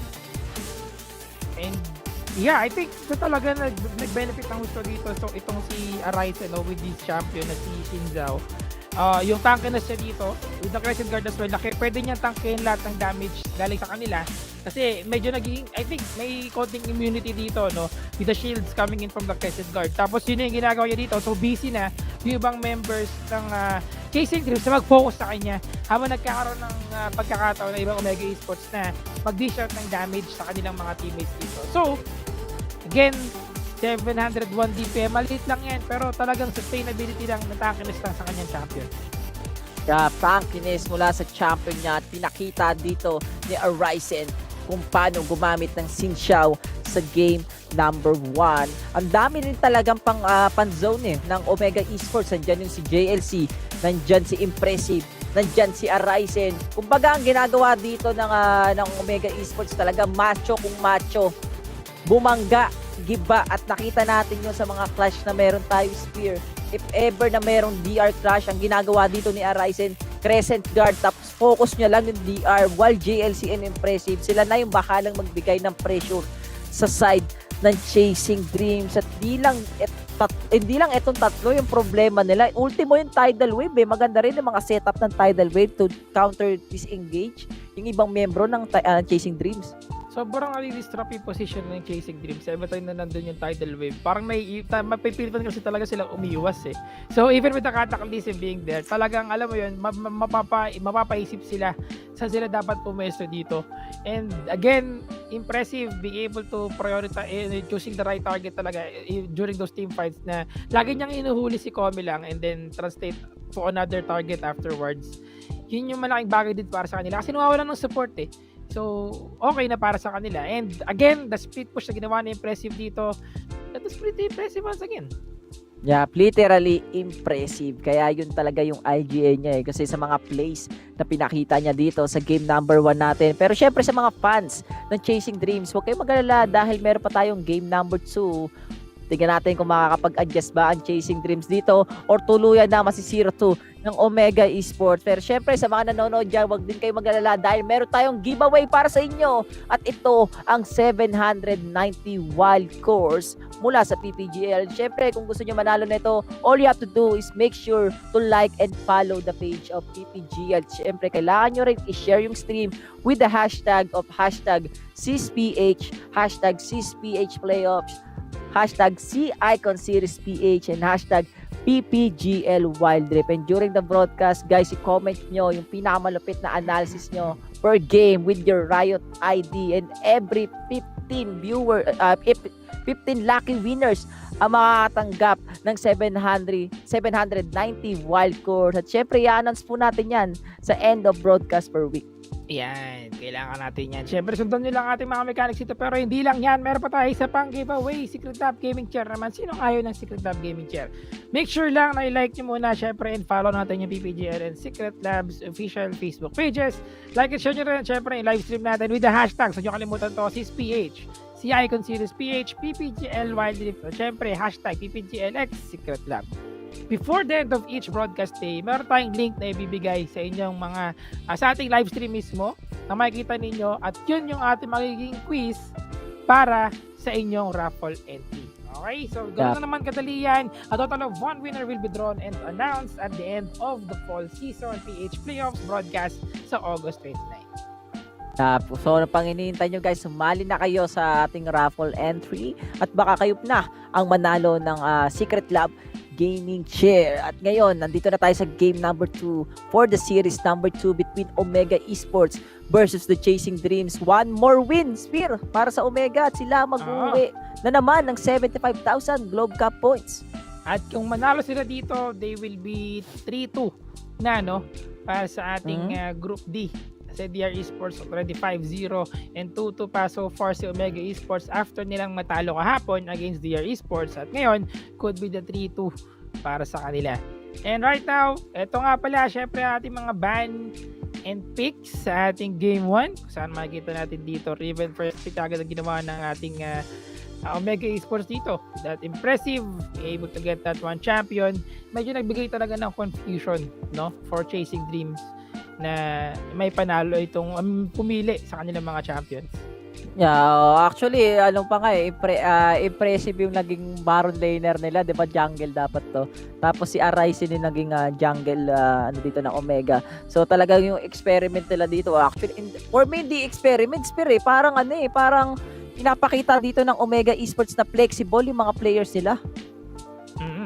And yun nga yung ginawa nila dito no? In terms of yung flexibility. Pinakita nila na, tignan mo naman, impressive na akala natin magja-jungle Riven, top lane Riven. Kaya binanilisin kaya binanilisin din Tapos Aryzen, it go for the jungle, di ba? Jungle Xin Zhao. Tapos JRC, nasa bot lane siya. Wala tayong Senna, no? Walang Senna dito, pero may Nami. Nami since sila in the bot lane. Tapos meron sila ADC na si Timelapse, pero nasa mid lane siya. Yeah, Timelapse dito, going for the mid lane. Ang ginawa lang ni Timelapse talaga is to farm, to get a lot of items as soon as possible para makasama kagad dito sa clash na meron tayo. Pero yung pinakang nagkaroon talaga ng parang bugbugan talaga yung Baron lane natin. Laging Baron lane ang mainit yung tarima, no? And pinakita dito ni Impressive na hindi lang ako panggubat. Pang laning din ako. Darius versus the Riven. Ang ganda ng mga pinakita dito ni Impressive, especially the 3v1 dun sa gitna, yung last clash na meron tayo. We didn't expect na ganun yung kakahantungan ng Chasing Dreams. Pero gaya nga nasabi natin, Spear, game number 1 pa lang to. We still have game number 2 para dito sa series number 2. Pwede pa yan for sure, no? May mga pagkakataon mo dito ang Chasing Dreams na ipanalo ang ating second game. Kasi I think kung di ako nagkakamali last time, same scenario, Omega Esports ang nanalo dito, Chasing Dreams ang nanalo sa ating second game. So, this time, syempre, medyo nila yung mga pinag-aralan nila dito against sa Omega Esports. Yun naman ang pinaka-importante, yung way nila na pag-aralan yung kanilang kalaban at may apply na ngayon sa mga paparating na laban dito. Again, we're just waiting for the lobby to start, pero iniisip ko kung ano yung pwede pang gawin dito ng Chasing Dreams. Kasi overall, ang ganda ng lineup nila, no? Talagang iba lang din yung playstyle na ginagawa ng Omega Esports sa game na to. Sobrang ng Omega Esports eh. Gaya nga na parang pinapakita talaga dito ng Omega Esports na any champions, any role kaya namin laruin. Ang interesting na lang dito, or hopefully na makita ko dito si Stronger yung mag-iba naman ng role, no? Kasi siya yung support ng Omega Esports eh. Pero if ever na mangyari yun, na Stronger going for the other roles, ay iba ang Omega. Kumbaga flex lahat, flex. Pag nag-iba na ng role si Stronger, strongest na yan. Kasi strongest na. Kumbaga ngayon Stronger lang siya kasi support pa siya eh. So, tignan natin support pa yun Support pa yan. Support pa yan. Ika nga, no? But gusto ko makita yung mga champion ito ni Stronger kasi naalala ko siya during the LoL PC days. Siya Blitzcrank. Yan, yung mga champion niya dati. So, di ko alam kasi ngayon mas may talaga yung mga enchant supports eh. So, tignan natin kung this time magkakaroon din ba sila ng pag-iba ng mga champion dito? Same pa din ba yung mga lineup nila? Same pa din ba yung mga players nila dito? Is JLC still gonna go sa ating Dragon Lane?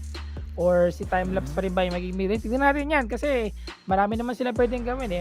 Marami silang experimental na strat eh na pwede nilang gawin. I think mag-stick dito yung Omega Esports, especially wala dito si Arise, no, sa side ng Omega Esports. So baka ang gawin dito ng Omega Esports, stay put lang ulit si Timelapse sa gitna, magpa-farm lang naman siya. Ang kailangan mo lang naman gawin if ADC mid lane ang gagawin nyo, all you have to do is get a lot of information or vision dun sa mga gilid para maiwasan din yung mga gank potential na pwedeng gawin ng kalaban nyo, which is ginawa mismo ng Omega Esports. Ang tanong dito, anong klaseng adjustment ba, Spear, ang gagawin ng Chasing Dreams? Kasi parang nagulat sila na, uy, impressive, Baron laner. Feeling ko sabihin lang natin sa picks muna, no? Feeling ko medyo di naging effective yung Lulu. Kung pagdating sa mga ganong klaseng strat, mas preferred ko yung Nami talaga. Kasi Nami could do a lot of things na pwede nilang may mas benefit para sa kanilang team. Or maybe Janna, di ba? Maybe Janna. Janna is always there para naman magbigay ng maraming shield and healing galing sa kanyang mga tropa dito. Pero yun lang yung naisip ko, no? Kasi overall maganda naman yung performance nila. Talagang nahirapan lang sila sa kasi cool din, di ba? Ang last cool eh. Yeah, ang last cool eh. Yun lang talaga. Feeling ko nahirapan lang sila pagdating sa mga clash. Pagsama-sama na sila.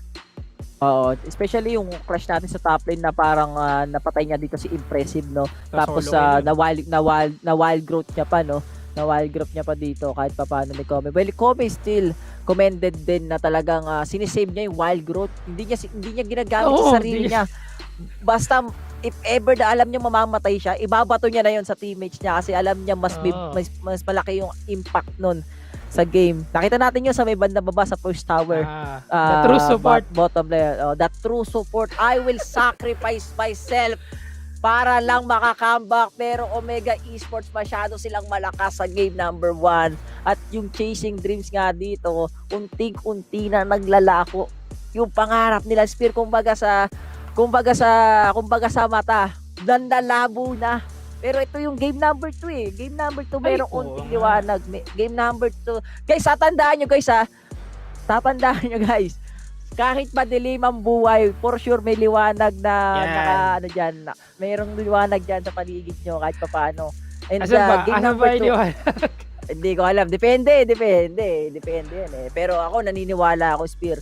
Chasing Dreams, pwede pa silang manalo dito sa game number 2 kasi sila yung team sa tumalo rin sa Omega Esports na hindi rin natin inaasahan, 'di ba? Mali mo lumabas si Wukong ni Ryujin na isa sa mga notable champion niya, or meron pa silang mga tinatagong baraha dito sa ating day 2 of the fall season. Pwede na nila ilabas yun. And with the new champions din na meron tayo dito, also the new patch dito sa Wild Rift natin, baka meron pa talaga silang tinatagong strategy para dito sa laban nila kontra Omega Esports. Feeling mo ba action and Trish pwedeng lumabas dito? Malay mo, action ulit, di ba? Nakita naman natin kung gaano kalakas si action kanina dun sa ating first game. Pero syempre, ayun nga lang, the holy factor, yun yung naging disadvantage sila doon. Pero ang ganda ng performance ni Pego dun with that action na hindi siya naging akshayan ng oras.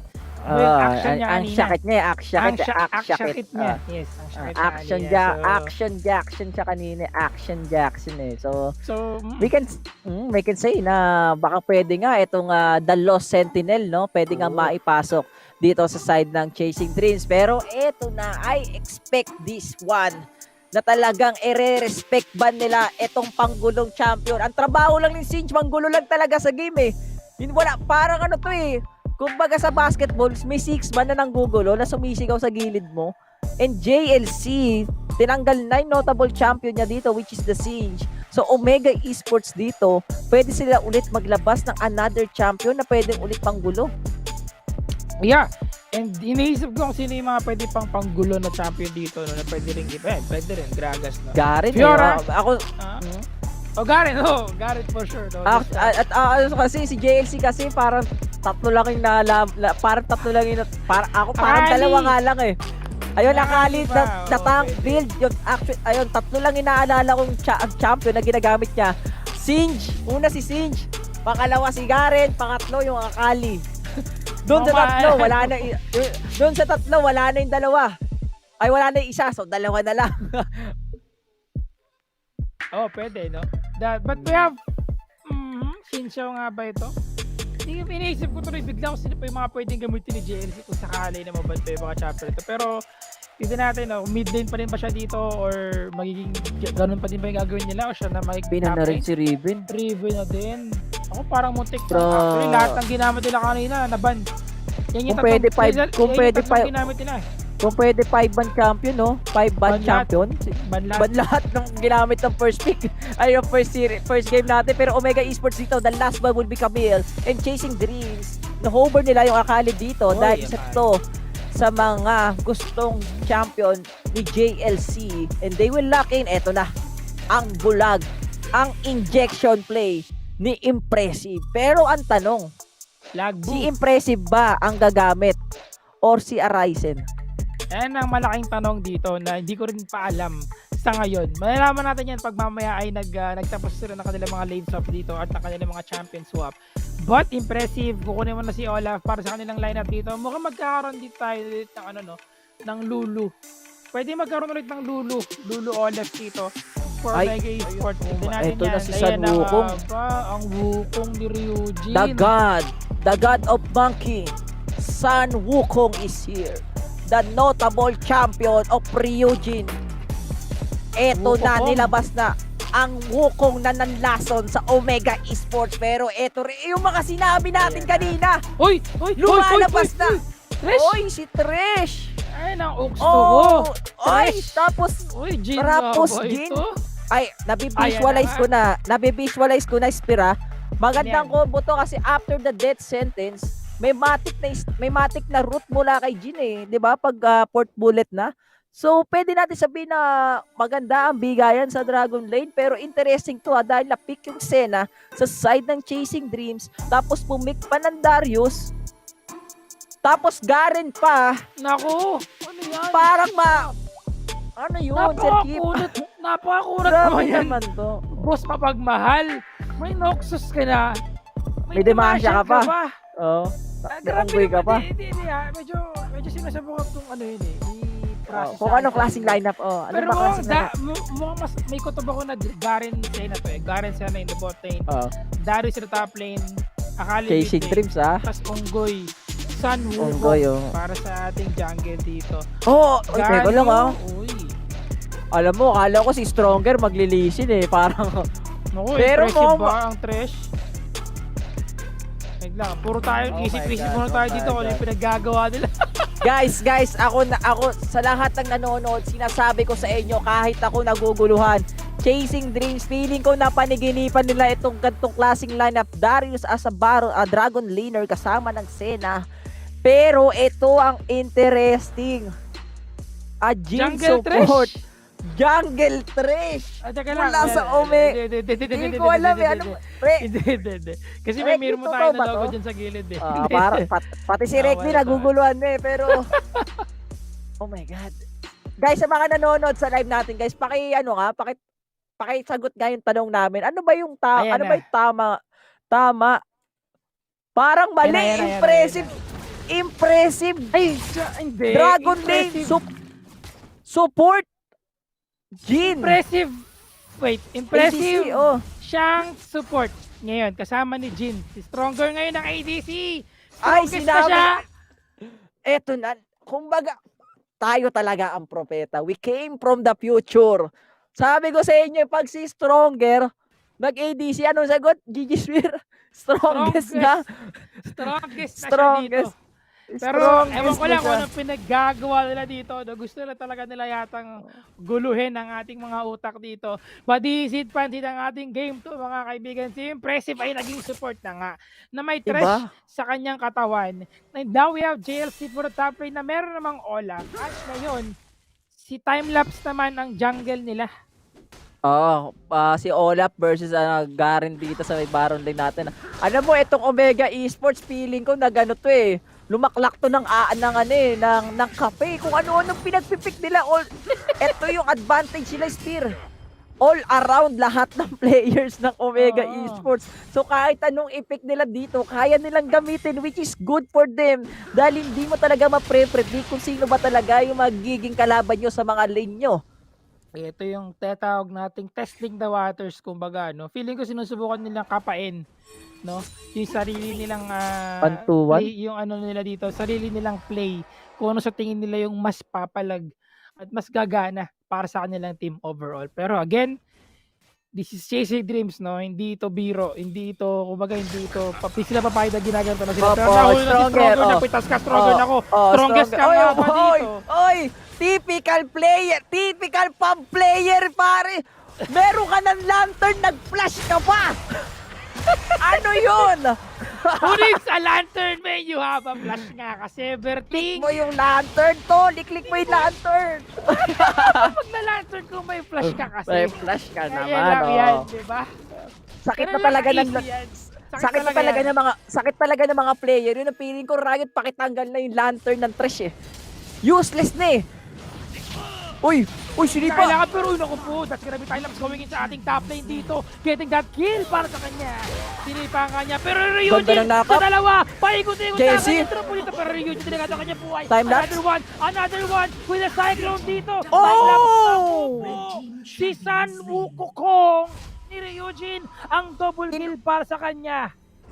Inunggoy yung dalawang miyembro ng Omega Esports, and that is a good trade for the side of Chasing Dreams. Getting a 2 kills, kahit sabihin nating namatay si Cool sa top lane natin. And kung mapapansin natin dito, lamang yung Chasing Dreams sa kills natin, pero yung gold difference natin ay hindi naman nagkakalayo. Ito na yung break ng Chasing Dreams. Keep it keep the dreams alive. Ako po, Paring ayun na Spear. nga. Narot na nga dito mga kaibigan si Stronger, pero magiging strongest nga ba siya dito? Pinagpapati siya na kanyang mga kalaban. At ito na ang palakol ni Diva. Ang ganda ng combo nila dito. Curse of the Last Phase. Tapos, meron sila, Upper hand? Embrace pala. Tapos upper hand. At secure na agad. Tangtapyas talaga ang noo mo dito. Hinawakan ka sa paa, hinata ka pa pabalik. Ganun yung nangyari kay Stronger dito, and Stronger as a ADC sa side ng Omega Esports. Parang nahihirapan nata siya dahil mag-isa lang talaga siya. Impressive, nag-i-stay kasi sa mid lane eh. At tama, pa-stay lang sa mid lane. Case hindi sila magkakaroon ng pagkakataon ng unang ng ating first dragon of the game.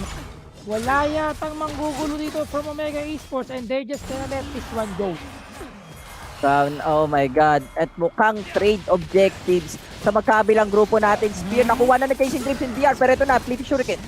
Trade nga ba ito? Or susubukan nila i-contest ito mga kaibigan? They are now going in. Tuwasa pa sa loob nila. Diso ka lamang dito si Motivate sa loob. That's gonna be the Fennel being stolen by Chasing Dreams na naman. Akin yan. Impressive din fall down. Tatlo na sa Omega Esports ang namatay dito. At naku po, anong trade objective? Amin din yung referral. You don't mess with us, Chasing Dreams. Sila ngayon ang may kahalamangan after getting the Cloud Drake. Nakakuha pa sila ng Herald. Uy, naku po. Eto na yung mga multo. Last embrace nga dito, pero mga kaibigan, ito na ang ultimate gamit na dito. Mga kaibigan, the final curtain coming in from Stronger. Not able to get one champion, pero si Komay namatay. Si Chino ay inahabol nila. Si Tamraps tumama kanyang Sonic Wave. So that's gonna be the Heroes entrance para sa aking kaibigan. At dalawa pa ang nakagaw nila dito. Round 2 para sa Omega Esports. Oh my God, Chasing Dreams. Mga kaibigan, Durant, Paris Spear. Ako po na, hook pa nga si Motivate dito, delikado yung kanyang buhay, pero si Kulo nasa loob na nagpapaikot-ikot lang siya. JLC kailangan flash out, pero smited ka kaibigan. Ryujin securing that kill, naging bato ang ating unggoy. Right now, they have to back away muna for now, at naging 1-0-3 mo tayo sa mid lane. Maganda ang pinapakita dito ng Chasing Dreams pero for me, hindi pa nagsisink in sa akin yung gantong klaseng swap roll sa side ng Omega Esports. 0-3 na ngayon dito si JLC, pero yung item mismo ng ibang membro ng Chasing Dreams ay so Eugene with the Black Cleaver as a Wukong. Uy, time-lapse. Time-lapse, sinusubukan niyang labanan ng 1v1 dito. Uy! What a kick by time-lapse dito, pero medyo maaga yan kaibigan. Pinagtataga siya ng palakol, hindi pa. Inispadahan na siya dito. Di cool. And that's gonna be a secured kill para sa kanya. Medyo maaga yata yun. Oh, maaga talaga yon. Spear and Herald dito ay magagamit na sa side ng Chasing Dreams. At ngayon ng Omega Esports dito, parang mali ata sila ng eksperimento na ginawa dahil may kalamangan ang Chasing Dreams dito sa game number 2 natin. Buhay pa yung referral at mukhang makaka-atake pa at makakakuha pa ng gold dito sa second tower ng Omega Esports. Bilang isa, ba't dalawa ang turret na makuha ng Chasing Dreams dito? No? Parang ang ginagawa ng Omega ngayon, nag-iipon lang sila ng TikTok clips. Parang nag-iipon sila ng mga clips pang TikTok eh. Yung ginawa ng timelapse kanina pang TikTok yun, kaya lang namatay siya doon. Iba, grabe. Hindi ko alam, hindi ko ma-explain eh. Alam mo yun, parang Omega Esports. Sabi na Kuya Bergs, Spear, easy lang kayo. Hindi pa tapos ang laban. Ganto kami ka-flexible. Hindi lang pang-dancing, pang-wild rift din yung flexible namin. Kahit si Stronger dito as a support, going for the ADC. Pero dahil doon nahihirapan dito si Stronger makipagsabayan sa dalawa dahil yung si Impressive ay nag-stay sa mid lane. Pero ito, Duran dito bot lane dito ginamit ni Horizon. Pero nakapag-mamba out lang naman si Shiro. Ginamit niya yung kanyang Hextech Protobelt dito, pero they're still killing out the minion with the bot lane dito. Nagirikado ang kanyang buhay. Mahuli yata si Stronger nitong si Akali, baby boy. Motivated na habol dito si Stronger. But Stronger was able to get away the flash and heal. Impressive dito mama yung kanyang hook. Hindi siya impressive doon. Pero si Motivated na sa loob dito pinukuha nila. Curtain call. Curtain call na para mapasto ang kanyang mga tropa. Pero ito pa nila. Curse of the last Crystal para sa kanyang mga tropa para makapag-sit sila dito. Downing shadow na. Siya sa habol na nasa loob. Ragnarok sabay takbo. At Ragnarok sabay takbo nga ito. Mapa-out lang, pero hilang. Oh my God! Buhay pa rin siya. Napasto siya. Nastan siya ng Deadly Flourish dito. Yung top lane. Para kay Horizon. Pero si Cool, bahala kayo dyan. Walang JLC. Trabaho lang. Si Motivate tumama kanya 5-point strike dito. Pero si Timelapse, kinuha yung blasting code.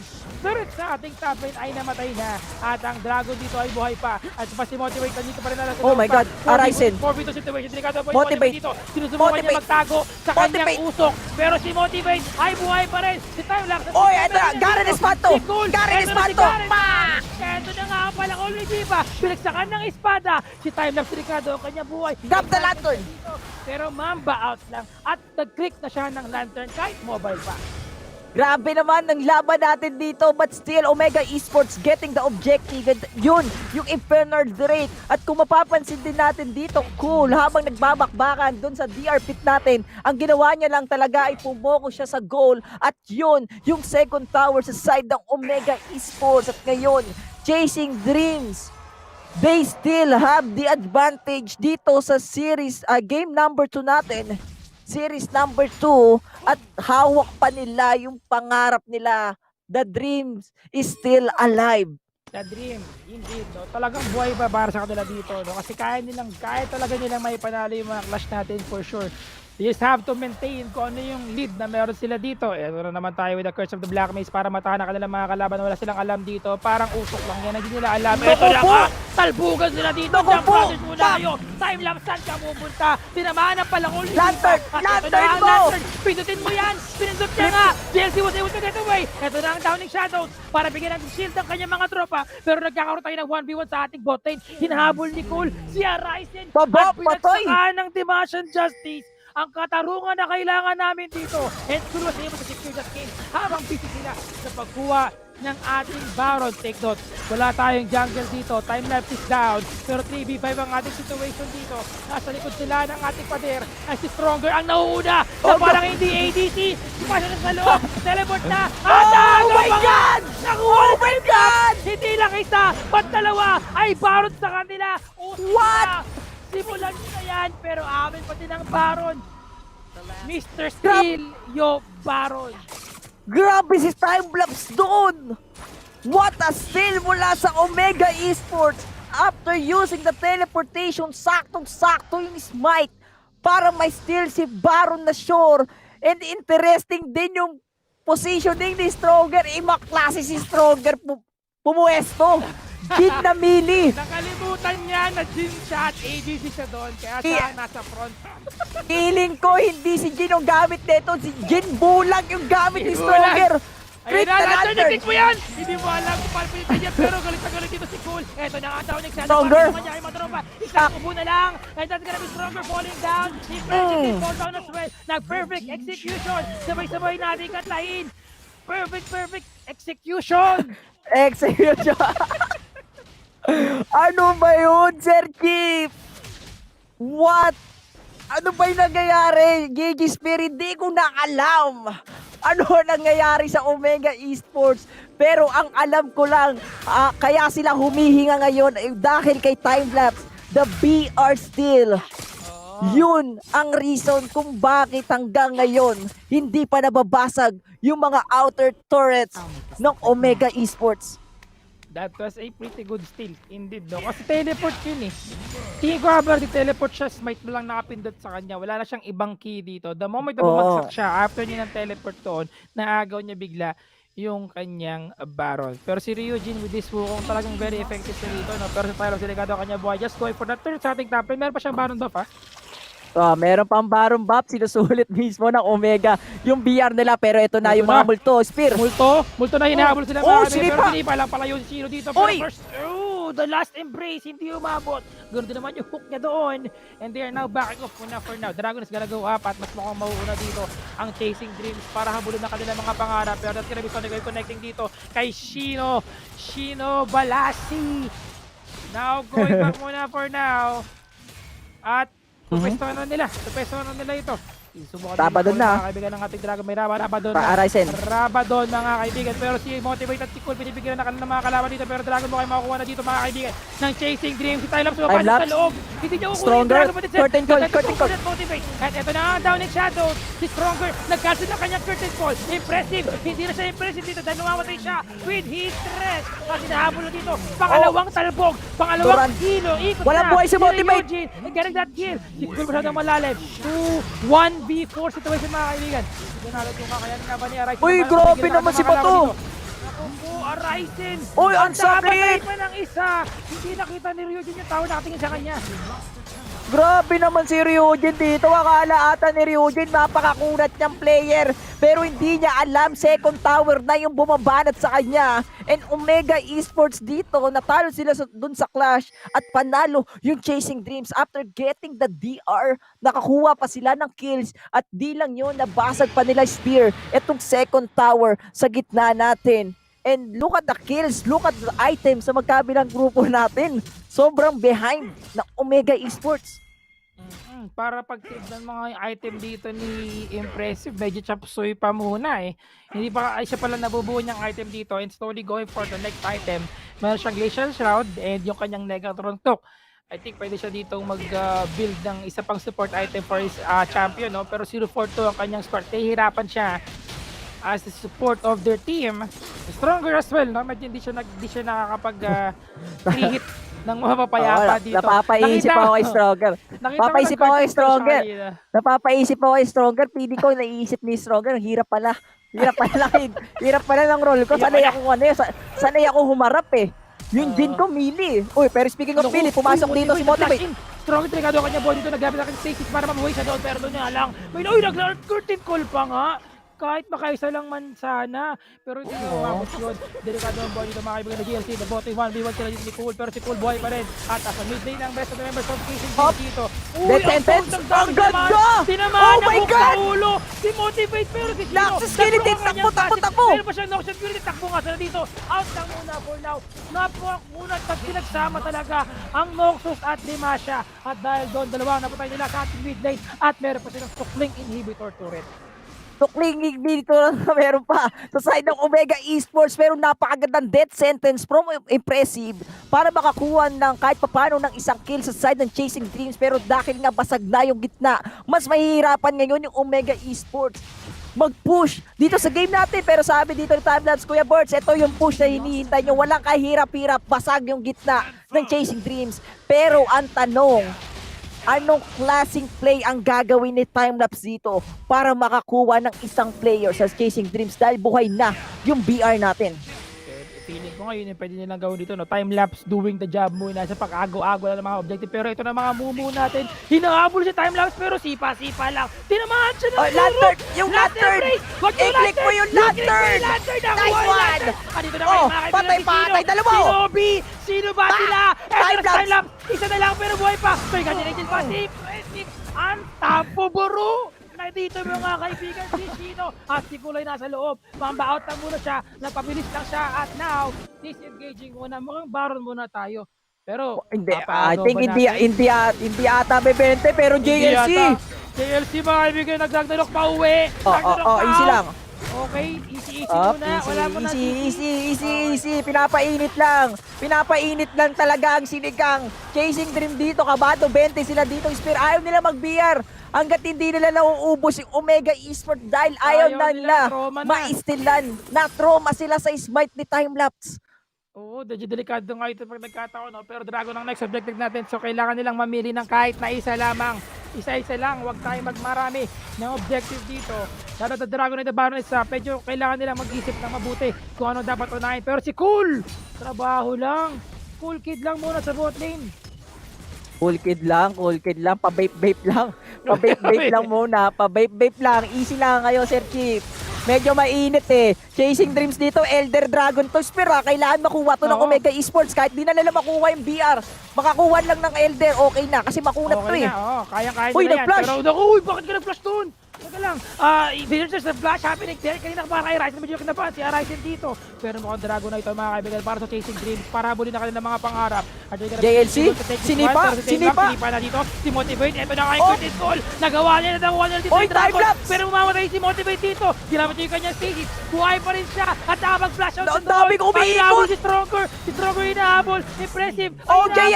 JLC na patay si Motivate. Pero si Kome, wala siyang mana. Si Ryujin, ang unggoy. Oh my God! Ang natin, ang Goku, wala able to get that kill. Si Motivate na namatay. Isa lang dito, 1, 2, 3 dito mga kaibigan. Pero si Timelapse, mamba out lang at tinipwestohan niya yung Baron. Grabe yung laban, ang gulo. Ang gulo ng laban. Ang daming umiikot sa side ng Omega at ng Chasing Dreams. Hindi ko na alam, JG Spear, kung ano bang priority ng Omega Esports. Kung pickups ba o yung o yung Elder Dragon dito. Nakita natin dito si Timelapse. Si Timelapse may sariling play eh. Si Nonic Wave niya, dinaragon range niya dito, si Motivate. Pero hindi niya naman nasipa pabalik, pinalayo niya lang. Tapos ginaw niya. Pili ko, ang gusto niyang gawin doon is sipain niya, tapos mag-sonic cube siya sa kanya, tapos sabay mag-safeguard siya papunta ng Dragon, pero hindi. Iba eh, walang nakapesos sa kanila sa Dragon, parang gusto lang nilang manggulo doon, at talagang guluhin lang. Na gusto nilang magulo sila, para magulo sila. At yun nga.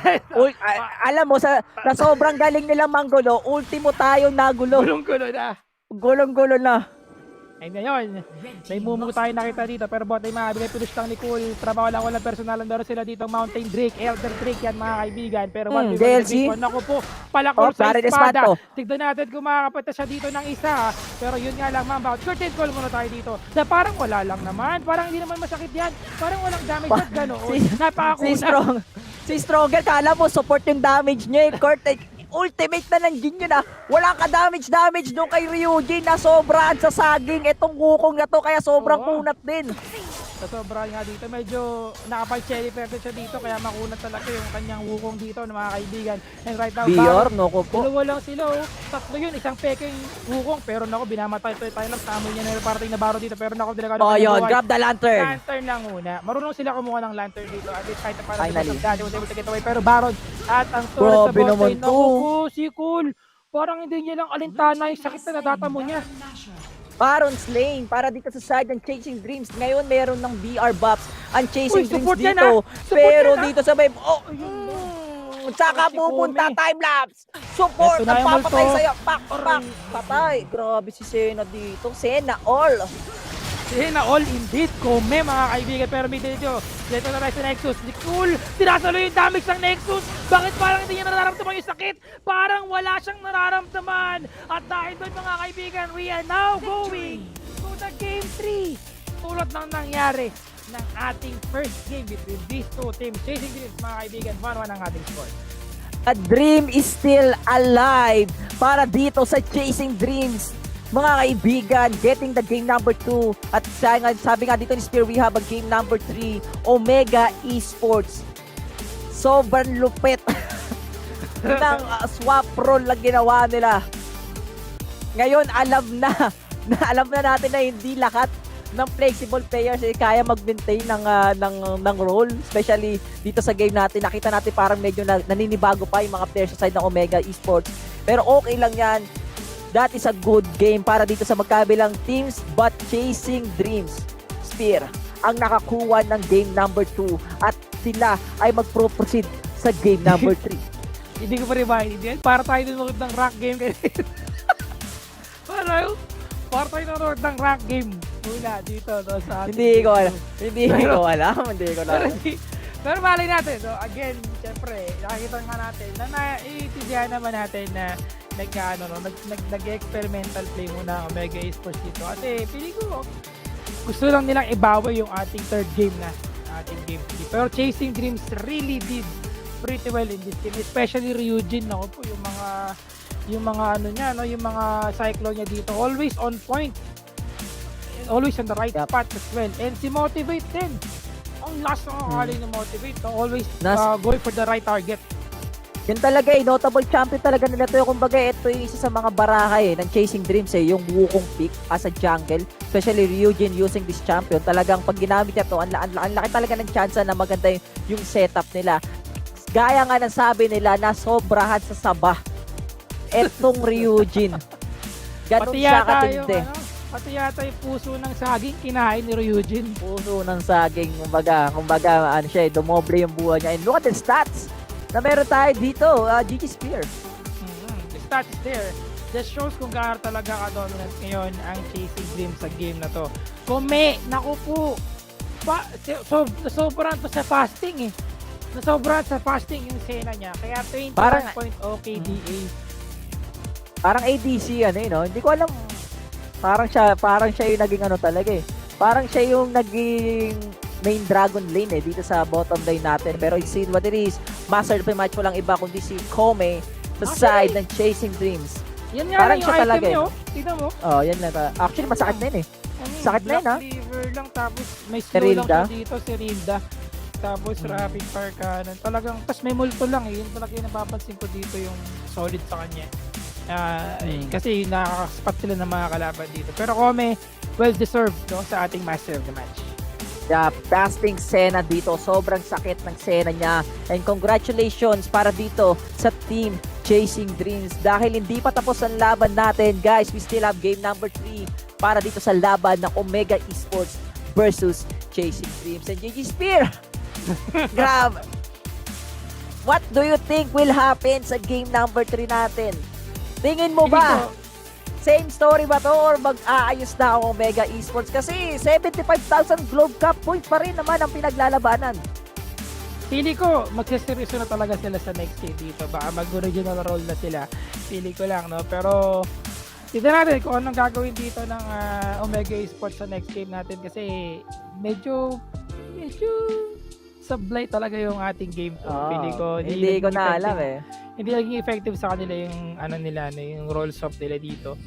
But hopefully makita natin dito yung pagbabago no for Omega Esports. But Chasing Dreams, sobrang lakas din ng playstyle nila dito. Kung sa atin magiging next game, kahit na mag-swap sila ng lane at ganito pa din sila kalakas, siguro kaya pa rin nilang talunin dito ang Omega Esports.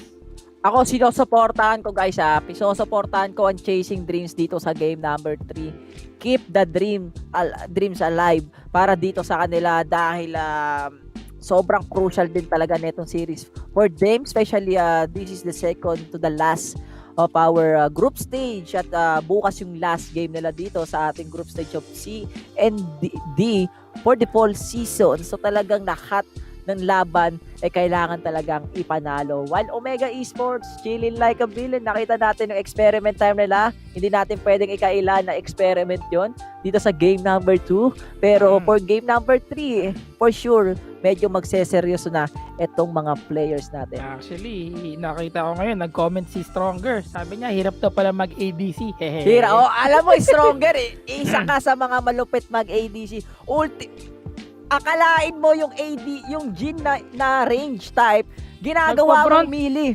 Nagpo-front. Tapos yung curtain call mo, parang normal damage ng minion. Ganon ka. Nakita natin yung damage, di ba? Wala eh. Wala talaga eh. Tsaka may moment pa, nag-curtain call siya sa harap ng kalaban. Diba? Talaga? Ay, sa top lane. Mahirap. Mahirap talaga.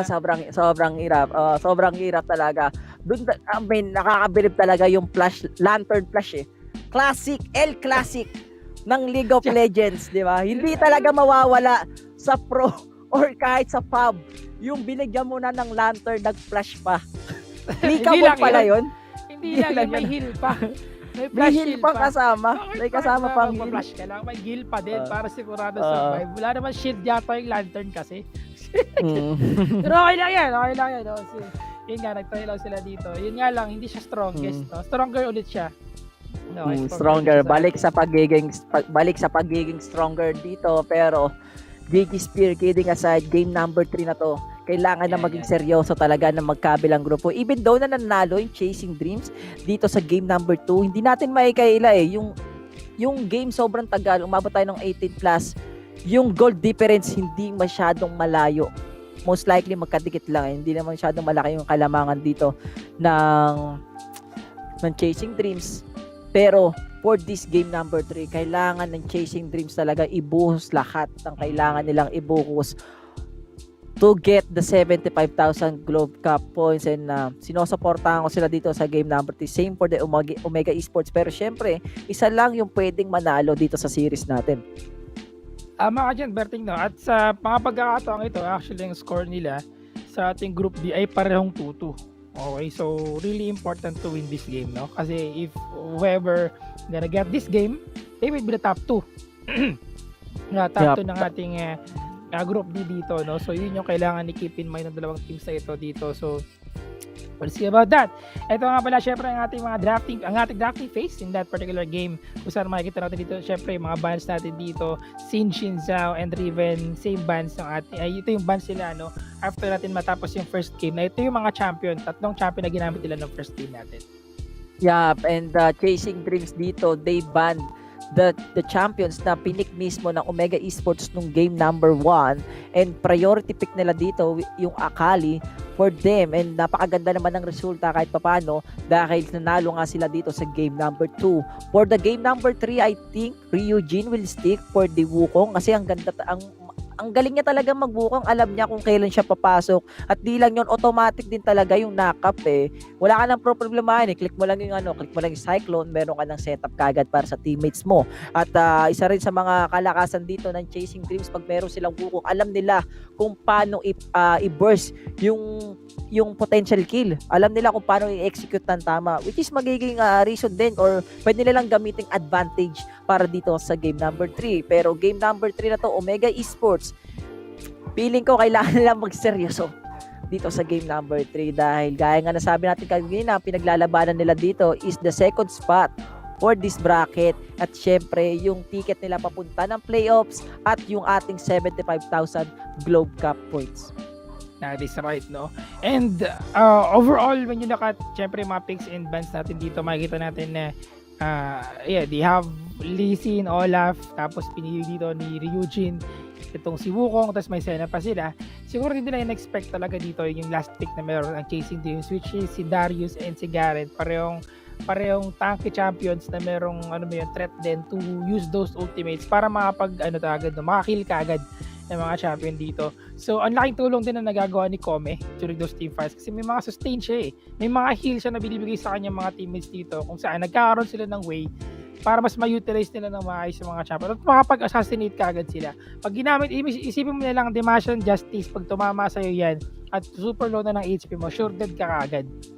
Yup, and tama rin yung sinabi mo. Feeling ko ito na yung parang mag-i-stick ata si Cole sa Garen kasi ang ganda ng laro niya, or baka gumamit din siya ng Darius. It depends dun sa drop ng Omega Esports. Pero for this game number 3, suportahan ko ang Chasing Dreams dito, paring GG Spear. Gusto kong makita na manalo sila dito at kunin yung 75,000 Globe Cup points. Pero syempre, hindi naman basta-basta magpapatalo yung Omega Esports. Omega Esports yan ang daming bala niyan, the experience is there, and alam nila yung ginagawa nila dito, and we are very exciting, Spear, kung ano ba mangyari dito sa game number 3, and Omega Esports, kailangan talaga nilang seryosohin yung game.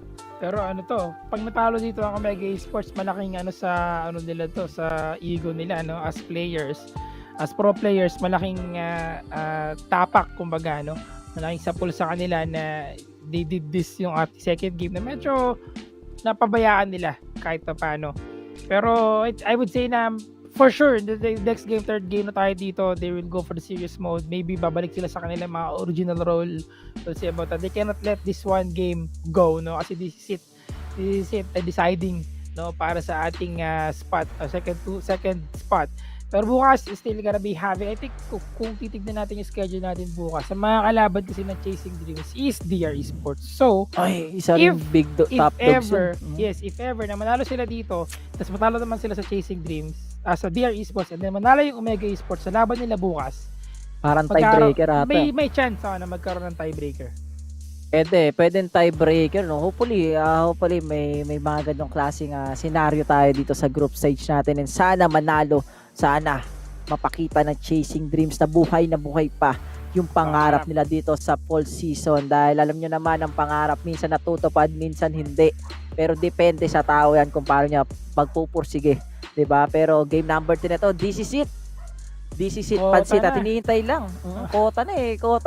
At hinihintay lang natin GG Spear, yung ating drafting phase para sa magkabilang grupo. By the way, guys, sa mga nanonood dyan, guys, please do share the stream at supportahan nyo itong Chasing Dreams and the Omega Esports. And Spear, tingin mo ba sa game number 3 lalabas na ba yung action kasi yung trash lumabas na Pili ko pwede magkaroon tayo ng action dito, knowing na yung lineup, yung way ng Omega Esports plays the game is medyo unorthodox talaga. there are some situations na medyo gumagamit sila ng mga out of meta champions tapos sila yung nag-shift gumagawa ng meta dito, no? Gaya na sinabi mo kanina.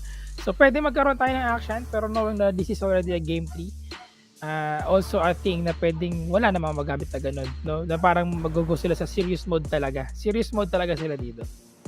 Yup, serious mode talaga sila dito. And Chasing Dreams, for the Chasing Dreams, feeling ko talaga mag-stick sila sa Wukong kasi isa yun sa mga pinaka magandang picks nila, especially Ryujin using that comfort champion. Nakita naman natin, gaya nga nasabi natin kanina, dun nabulag yung Omega Esports dun sa Wukong jungle nila. Ang ganda ng mga setups na meron siya, and especially yung playstyle ng Omega Esports is more on the aggression, diba? Especially lalo na meron silang impressive as a jungle. Pero kasi ngayon dito sa series natin, Spear, hindi pa natin nakikitang mag-jungle ulit si Impressive. Most likely nakita natin siya sa top lane, nakita rin natin siya lumipat ng ibang lanes. Pero for this game number 3, tignan natin kung papanig ba si Impressive dito sa jungle role ulit or mag-i-stick sila kung anong role nila nung game number 1.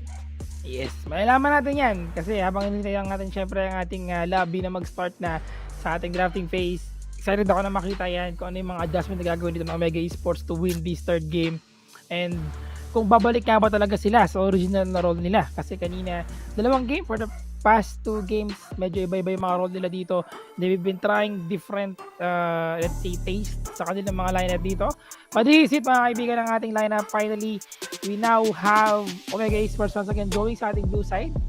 Ang first ban kagad nila is si Fiora and Singe will be banned out as well by Chasing Dreams. Ayaw talaga nila ayaw talaga nila ibigay yung Fiora sa side ng Chasing Dreams dito. In Chasing Dreams, they will respect ban the Riven of Impressive, also JLC Singe. While Omega Esports, ito yung same ban sila, no? Hindi ako nagkakamali. Same ban, Gragas, Akali for the Chasing Dreams ba? I think kailangan nila iban to kasi nakita naman natin si JLC na gumagamit din ng isang Akali pagdating mismo dito sa mga competitive scene, and we can say na Chasing Dreams, they are ready to ban this one. Camille is open, Ari is open as well, but I think Omega Esports Spear, they will go for the Camille, and Chasing Dreams pwede na lang i-pick yung Wukong na sinasabi mo. The classic Camille is there once again. Pero kailangan natin makita dito yung Wukong, no? Wukong ni Ryujin. Really important to have that Wukong kasi hindi lang dito nangyari na maganda yung play ni Ryujin with that Wukong. Also in the previous matches na meron sila. Pero Senna will be there. Darius is gonna pick is being picked as well by Chasing Dreams dito. They have Senna, Darius na. First 2 picks. Baka same tayo dito, no? Pwede magkaroon tayo ng Darius Senna ulit sa bot. Garen ulit. O baka Garen ulit, no? Katulad ng ginawa nila nung game number 2. Pwede, pero ito na, Omega Esports. Yup, they will go for the Garen, I think. So, for me, mukhang mukhang inaayusin na to ng Omega Esports. JLC going for the Garen and Impressive as the Camille. While time-lapse, mukhang siya ang mapipick dito ng isang Corky. Ito, interesting dito. Senna and Nasus sa side ng Chasing Dream. Asusena sa Dragon Lane. Nasusena indeed, no? It's gonna be very interesting kasi nakita natin so far itong Nasusena ay hindi gumana, no? For I think Omega Esports also did that nung ating first day sa ating week 4 kahapon. Week 4 kahapon tinry nila ito, hindi siya nag-workout for their team, pero ang gumagana lagi is yung Singe Senna. Tignan natin kung ngayon nagagana ito. We'll see about that. It's going to be very interesting para sa kanilang team. Really looking forward ko paano nila ito magagawa ng maayos. Renekton mid lane. Nami Corky. It's gonna be a Renekton mid lane nga ba? Hindi natin pwede. At jungle, I think Camille, no? Jungle Camille.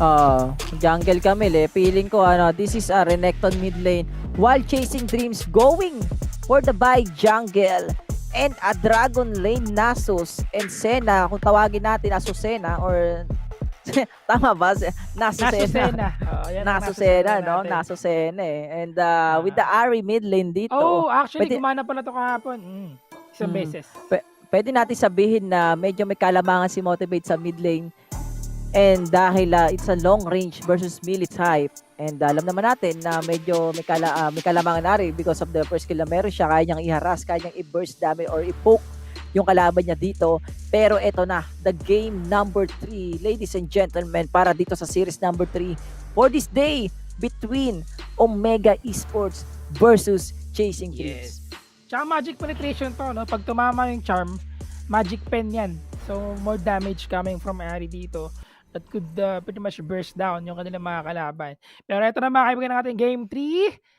Once again, Series 2 pa lang tayo dito. Pero Omega Esports versus Chasing Dreams. Chasing Dreams, mga kaibigan, the dream is still alive para makuha yung ating second spot sa ating Group D. Yup, JLC going for the mid lane. So this is Garen versus Ari sa gitna. While Renekton plus the Darius dito sa Baron lane natin, medyo nagkakaroon tayo ng magandang positioning, no, sa magkabilang grupo dito. Alam mismo ni JLC na kaya niyang i-sustain yung mga damage na pwedeng ibigay ni Motivate kumpara mo sa isang Renekton. Kaya siya na lang din talaga yung pumusisyon dito sa mid lane sa game number 3. Yes. At saka naka-original role na sila, no?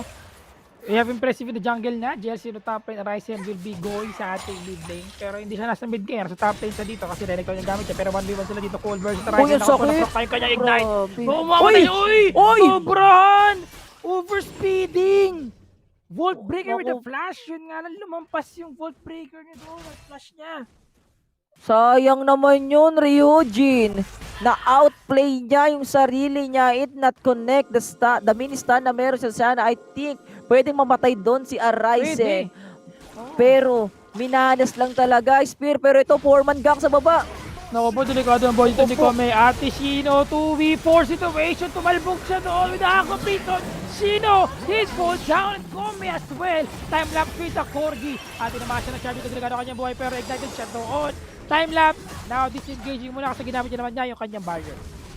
Napakagandang initiate mula dito sa Omega Esports at dalawa kaagad, tatlo kaagad ang mapapatay nila dito, Spear. At kung mapapansin natin dito, Ryujin, this is gonna be the second time nagagak niya yung top lane natin. That will be Arise. Ang sakit ng tower. Cool. Na-stun siya doon. Nag-broke yung kanyang rage. And 1-1 trade tayo sa top lane. But Cool, getting the lead there. Kasi may isang assist sila at isang kill para sa kanya. Yup, maganda ang simula dito ng Omega Esports, pero kahit papano nagkaroon naman ng trade itong Chasing Dreams. Medyo nagkakaroon tayo ng onting disadvantage dito sa may banda baba because of the core kinami composition. At di lang yun, dumadalaw lagi si Impressive and JLC. The cheese strat kung tawagin natin. Pero aware naman si Ryujin dito. Naggustong-gusto talagang banatan ni Impressive and JLC itong Dragon Laner sa side ng Chasing Dreams. They need to put some wards there, no? Kailangan nilang bantayan yung part na yon ng mapa nila para lang mayroon silang info na may paparating kagad na sa kuna. Ayaw nilang pagbigyan si Shino at si Kome na makapag-farm ng maayos kasi pareho silang stacking champions eh. Kumbaga pareho silang nag-i-scale pa sa dulo para maging very much effective in this game. Tignan natin, kung mamabayaan nga ba't magkakaroon nga ba ng pagkakataon si Shino at si Kome na makapag-farm dito. Ito na. Gusto ko makita dito eh, pero mamaya na yan. Look at this, second ba to? Si Impressive dito para sa tulong together with the tidal wave.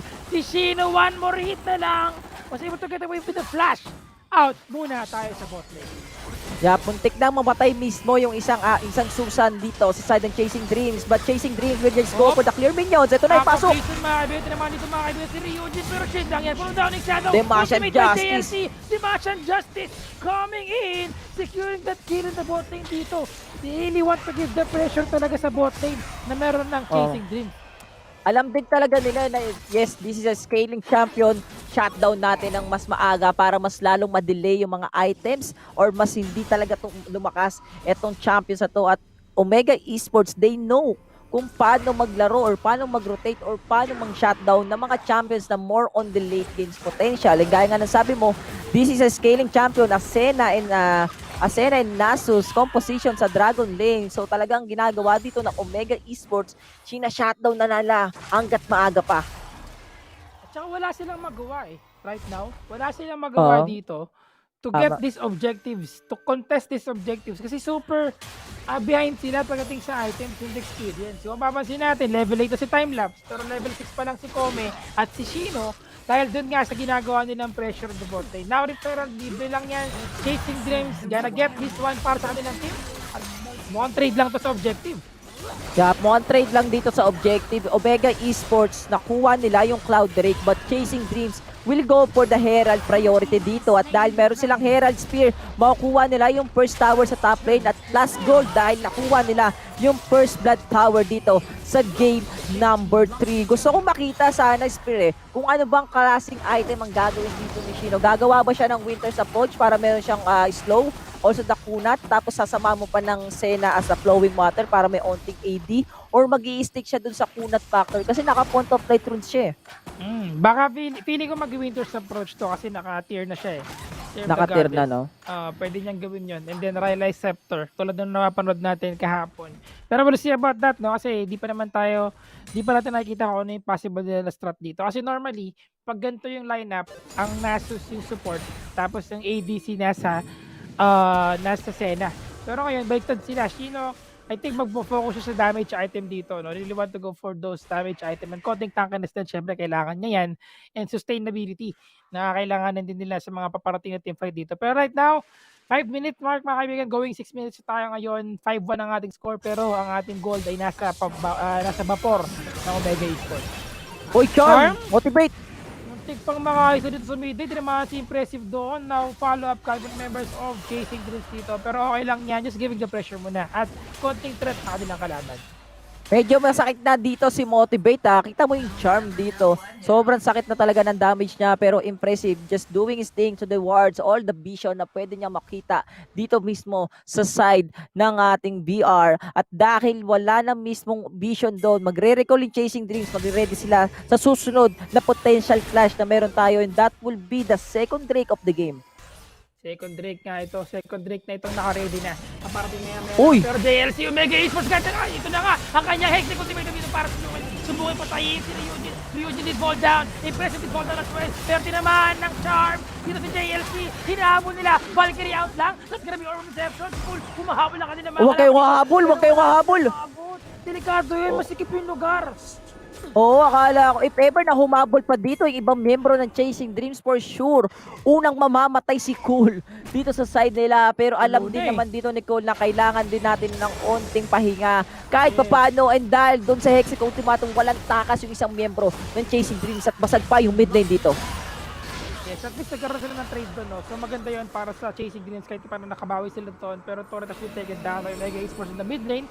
So with that in mind, medyo magkontrolado dito na Omega Esports yung face ng game natin. Kasi maluwag na yung kanilang mapa pero ito na nga, ginamit ang kanyang Estimate para sa loob. Wala siya Estimate dito pero mamatay ang isa. Tayo lang kung fall down. Hinahabol nila si Cole dito. Si Cole nag-heal siya with yung kanyang decimate dito. And was able to survive that one. That is a good decimate mula sa kanya dito. Yeah, under the turret. At di lang yun, Spear, nakakuha pa sila ng isang kill at Chasing Dreams. Keep the dreams alive para dito sa game number 3 natin. And look at that item sa magkabilang grupo. Renekton with the BRK going for the Trinity Force while Corky meron na siyang Essence River. Ito yung magiging problema, Spear, ng Chasing Dreams dahil wala silang ADC. They don't have the long range carry. Di tulad ng Omega Esports na meron silang Corky na anytime pwede silang i-kite. Pero ang kinagandahan naman dito sa Chasing Dreams is yung Nasus. Pag lumakas talaga sa late game, ang gagawin niya lang dito, i-slow niya lang si Corky. Pero alam din dito ni Timelapse kung paano i-counter yung slow na pwedeng ibigay ni Shino dito. Look at the items na meron siya. Quicksilver and debuffs. Talagang to remove yung kanyang debuff dito, no, kung sakali na magkaroon man. And naka-hunting guys na, no, si Shino. So talagang nakita natin na mag-focus sa damage items dito. Every time na ginagamit niya yung kanyang third skill, more damage coming in from champion. Pero si Cole, yun lang. Did fall down, top pero Dragon is up, Chasing Dreams, nakapwesto dito, dalawang member ng Omega Esports ang nandito rin para makabountay na kanila mga kalaban, pero that's gonna be the last base na mga kaibigan para kay Cody Corky, ginamit na time-lapse! Nakuha dito ng Chasing Dreams sa Dragon, pero delikado po yung Stronger, dalawang umabol sa kanya, si Arise na sa loob din, si Kobe mambaot lang dito, pero Stronger mamamatay nga ba? Tignan natin, wag ka Stronger! Oh my God! Strongest na siya ngayon! Pero si Ryujin, hinahabol nito ng miyembro ng Omega Esports, they got the Dragon, pero yung dreams nila dito ay natapyas ng kahit konti lang. Apat ang namatay sa kanila sa laban na yun. Oh my God! Stronger one hit na lang siya! Pero Motivate! Hindi niya alam kung magbabak ba siya doon. Pero dahil sa short range of Ari, hindi niya naaabot si Stronger. under the tower. And one of the reason din kung bakit pa siya mapapatay dito sa may bandang baba natin in Omega Esports GG Spear.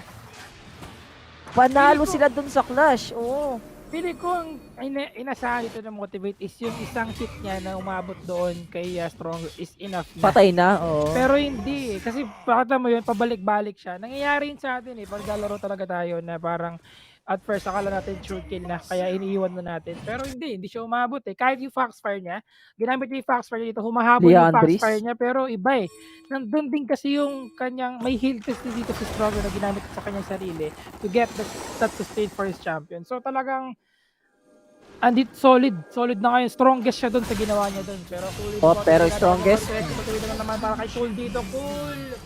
Naku po, another kill para sa Omega Esports. Now po, bottom lane mga kaibigan. Gonna fall down po. Sure kasi apat yan eh. May dominance pa si Ryzen. Yeah, hirap talaga. Hindi talaga makakatakas. Especially meron pang Hextech Ultimatum si Impressive doon. Literal na nanlamig si Cool dito sa baba at Omega Esports GG Spear getting the second tower for the side of Chasing Dreams while Ryujin kinuha niya yung scatter dahil alam niyang napakahalaga nito dahil buhay na si Baron dito. If ever na magkaroon ng clash, Chasing Dreams dito hindi nila kailangan mauna dahil meron silang vision na nagmumula sa scatter natin.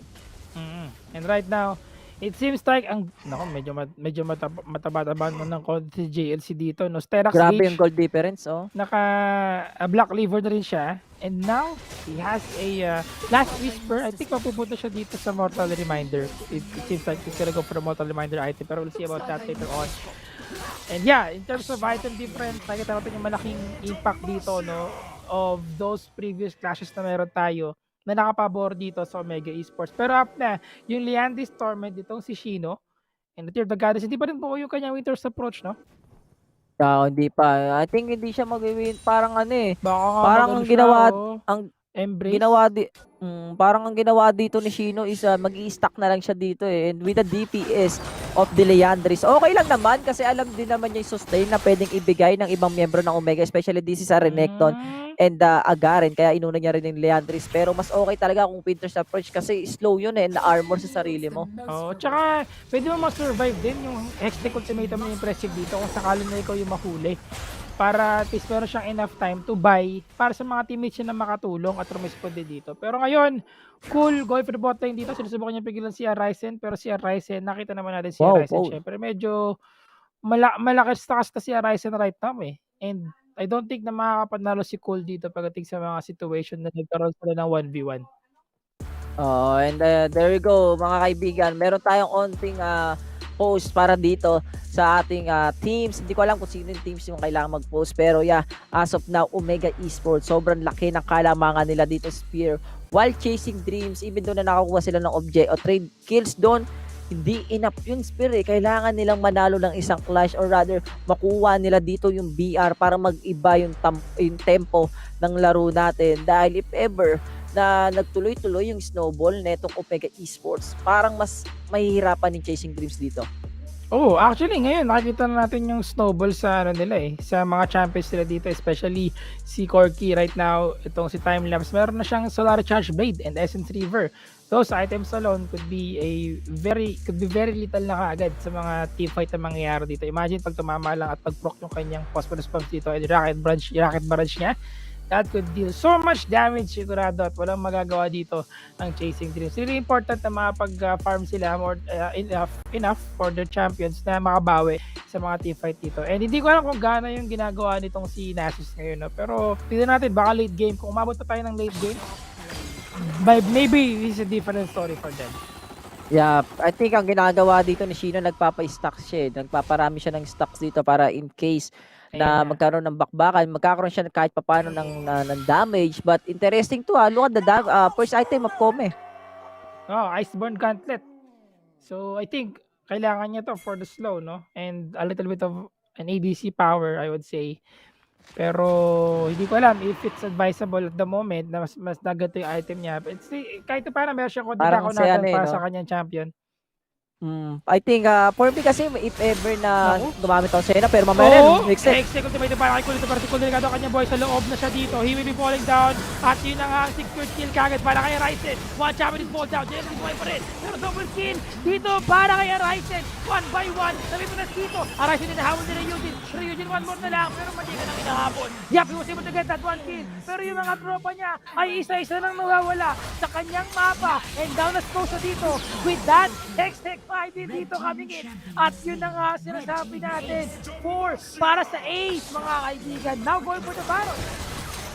Yun yung problema ng Chasing Dreams. They don't have any vision sa DR pit na meron tayo at wala rin silang information sphere kung nasaan yung Omega Esports. Nagulat na lang sila na biglang tumalon dito si Impressive to use the Hextech Ultimatum sa isang player sila at tuloy-tuloy na yung bakbakan sa side ng magkabilang grupo. At syempre, ang mananalo doon walang iba kundi the Omega Esports dahil sila yung may kalamangan sa kills, also sa gold, also sa items na meron tayo at di lang yun, nauna pa silang makapag-initiate, hindi na kagad nakapag-respond yung ibang miyembro ng Chasing Dreams. Nakita mo si JLC, ang unat na rin ni JLC talaga dito eh. Sana kasi reverse judge siya. So pag may tinamaan siya ng isang skill niya dito, wait, slow talaga. May slow niya kahit unikot-ikot lang siya doon. Because this shot so much damage, it also giving the slow sa kanyang kalaban dito. To take note, no, nakakuha sila ng 4 kills doon. Actually, ace. Pero di sila magkukuha ng Dragon muna for now. They were able to get that Baron. At mukhang gusto lang nilang bigyan ng pressure tong kalaban nila. Kung sakit, oh my god, JLC. JLC 1v1, delikado ko dyan, tatlo yan eh. Walang malakas sa tatlo. JLC did fall down para sa isang kill dito at shutdown siya dito. Feeling ko kaya hindi mo na nila kinuha yung BR dito. Pero sinasulit nila yung BR bug. Pero ito sa may bandang baba, the Hexos. Bandang mababa, 1v1 sila dito. Pero sino mamamatay nga ba siya? Against kay Impressive. Pero napakalakas ang damage siya dito. Pero may nagpupush lang dito ang ating mga minion. Si Kulay magde-defend din. Napakalakas ng ating mga minion dito. With the Baron buff na meron sila. At medyo makunat din, no?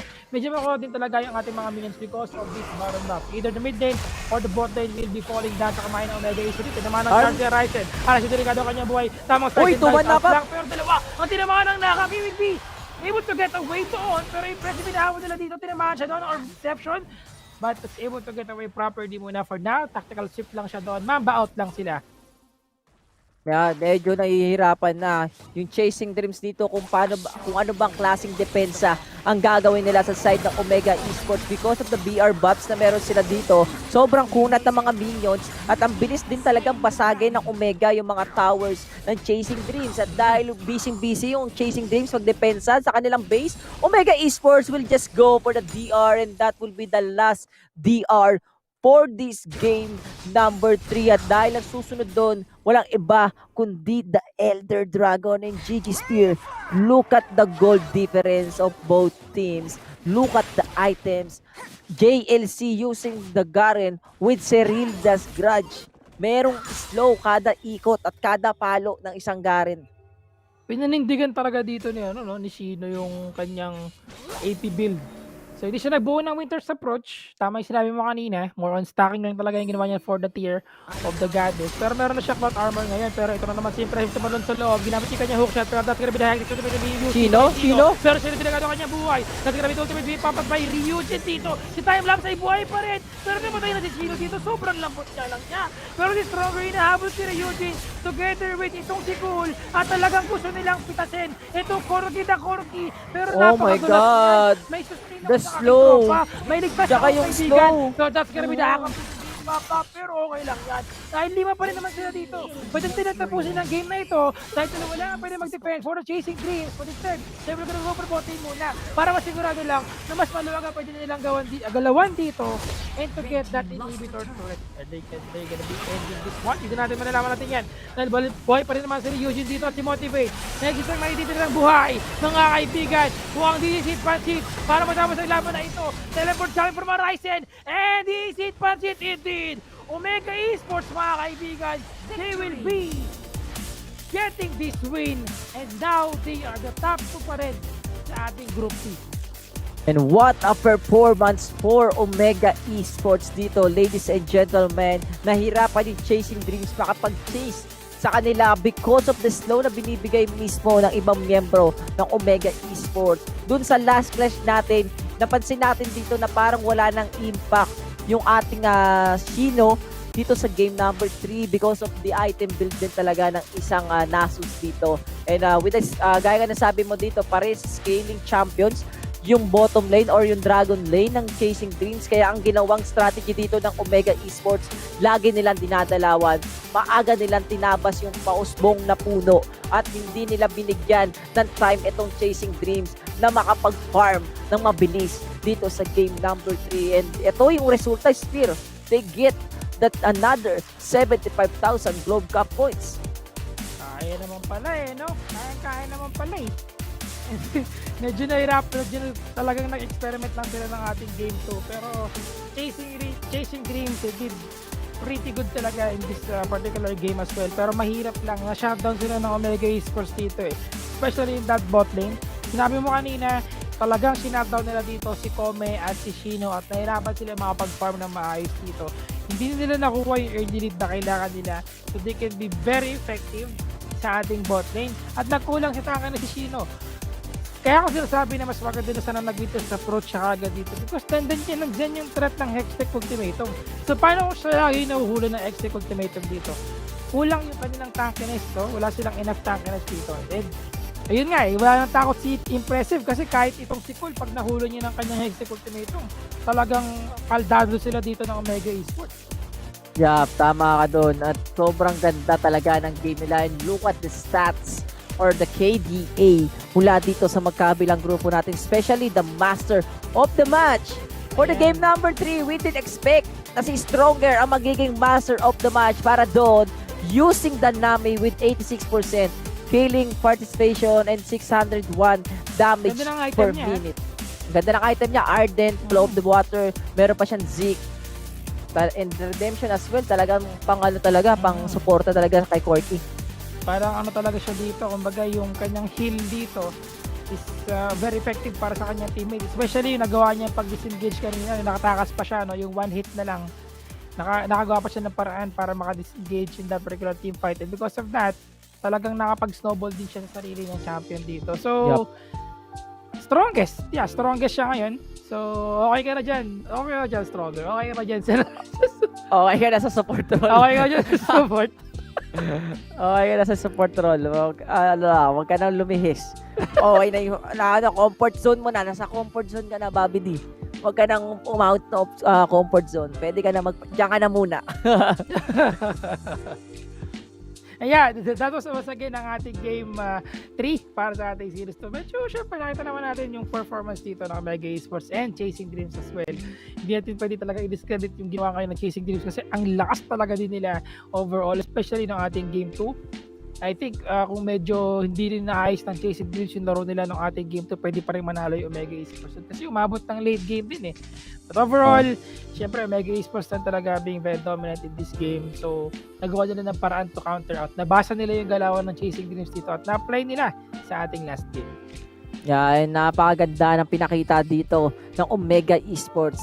Same with Chasing Dreams. And mga nanonood dyan guys, series number 2 pa lang to. We still series number 3 and series number 4 for this day para sa group stage ng bracket C and D for the fall season. And mainit yung laban natin, Spear. At pinakita dito ng Chasing Dreams na kahit anong mangyari, lalaban kami. Pero in the end, Omega Esports ang kumuha ng victory doon at sila ang makakakuha ng 75,000 Globe Cup points. Yes, tama ka dyan, Berting. At solid talaga. I would say na yung nakita natin na laro ngayon ng Chasing Dreams at Omega Esports, ito yung parang, especially for Chasing Dreams, ito yung talagang hinahanap natin ng mga gameplay sa kanila. Pero, I think that's it mga kaibigan. I know for sure nag-enjoy kayo dyan sa ating game, Series 2. Pero hindi pa yan lahat dahil meron pa tayong dalawa pang series ngayong araw na ito. Once again, kami nga pala mga naging shoutcasters ninyo. I'm Sphere together with Berting Magiting. Kita tayo ulit maya lamang after a short break.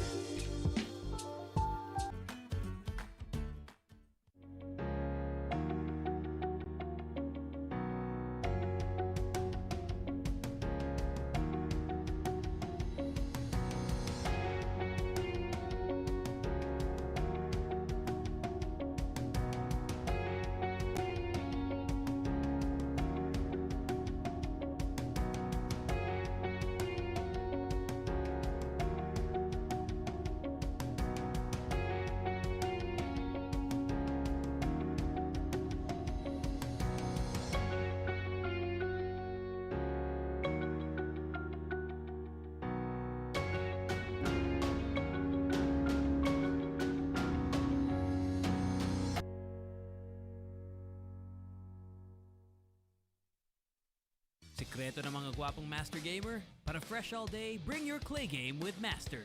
New Master All-in-One Clay Wash. Fights germs, controls oil up to 12 hours, and helps prevent pimples. New Master All-in-One Clay Wash. Sekreto ng mga gwapo.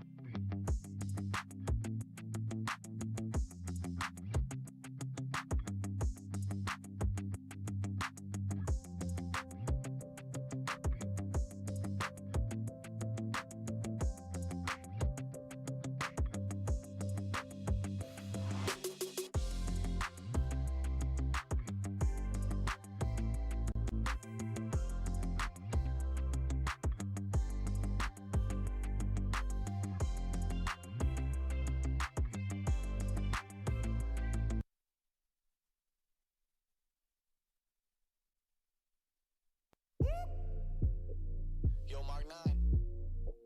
They really don't think we can keep doing this. They don't think we can keep making hits about cameras. But I'm the cameraman. But I'm the cameraman. Stay creamy. Yeah, I started on a 50 mil lens. Now I'm about to bag 50 mil yen. I can shoot all day, I got stamina. Turtleneck on with my camera, yeah. Stay creamy, man, that's what they say. Shoes laced up and I came to play. Yeah, I'm first team, I'm a superstar. They call me Cream, like Abdul-Jabbar. Yeah, you had to face it, let's get back to basics. I'ma take the shot like it's a vaccination. I don't have the patience, I'ma shoot right now. Yeah, we undefeated and you gon' lose right now. Like click, click, click, click, swish. I can switch it up anytime like this. I'm a videographer and I'm on the verse. So when I shoot my shot, I don't miss. I'm gonna take the shot, take the shot. Take the shot. You know I'm gonna take the shot. Take the shot. Take the shot. Pull up and take the shot. Take the shot. Take the shot. You know I'm gonna take the shot.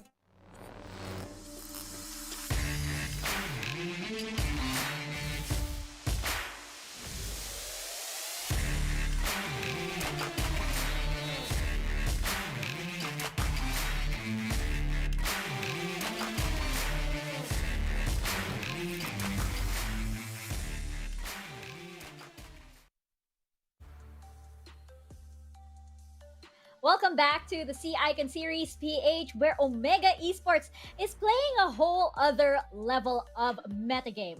Chasing Dreams did manage to take one game, but in the end, Omega Esports will take the second match of the day, 2-1, and that is 75,000 Globe Cup points more to Omega Esports. Now let's jump into the series highlights. And we were talking about this, we were like, oh my gosh, how do we even begin to talk about this series? This is so tricky. Omega not only messed with their opponents, they messed with us. Yeah, Omega's definitely.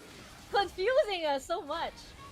Messed with us, messed with the stats, because right now we just saw impressive on the support, and that basically would mean that, you know, the stats for his jungle role will be affected definitely. And the thing here is, when we talk about what happened with Omega Esports, do not really think bad about it. This is actually them making do of the situation that they have. Again, Arise is not feeling too well, and this is the emergency situations that Horizon and the veterans is prepared to play, right?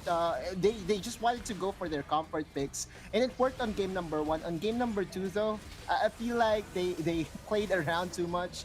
They stick to their comfort. Kudos to them, though, in getting their ground and putting on game number 3. Yeah, it feels like Omega did their limit testing. I mean, for the reason, of course, that our Rice isn't feeling well, hoping that he get well soon, as we need to see him in action even further. But yeah, so far, this is really a treat for us, as we saw the capabilities of Omega from different roles, from different surprises, and chasing dreams. They were able to again score 1 point against one of the top tier teams here in Icon Series, and so far we are seeing the Horizon not entirely fitting somehow with the lineup, but this time shaking things up with the role swaps really did a good change or a breathe of fresh air for the Omega. But at this point, I guess it was good enough that they were able to close out the game, but don't do it with the other best teams. That is true. But you know what? It actually shows Chasing Dreams. They're a team that they have a plan. Like you can tell by their play style. You can tell that by the way they draft, by the way they play.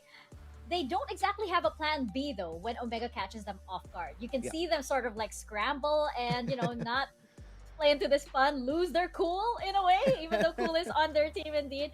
But that's the thing with Omega Esports. They have a plan B, they have a plan C, they have a plan D as well. I mean, like even in real life, out of the game. If, for example, one player is not fit to play, they actually have this. So it just goes to show that, Omega Esports, they do have those sort of like strategies in play.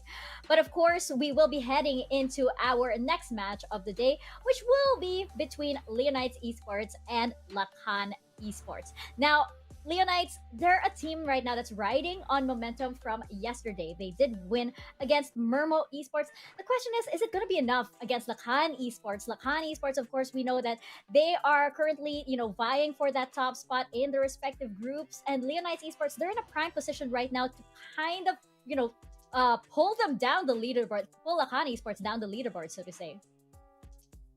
This is a substitute support player that we have here.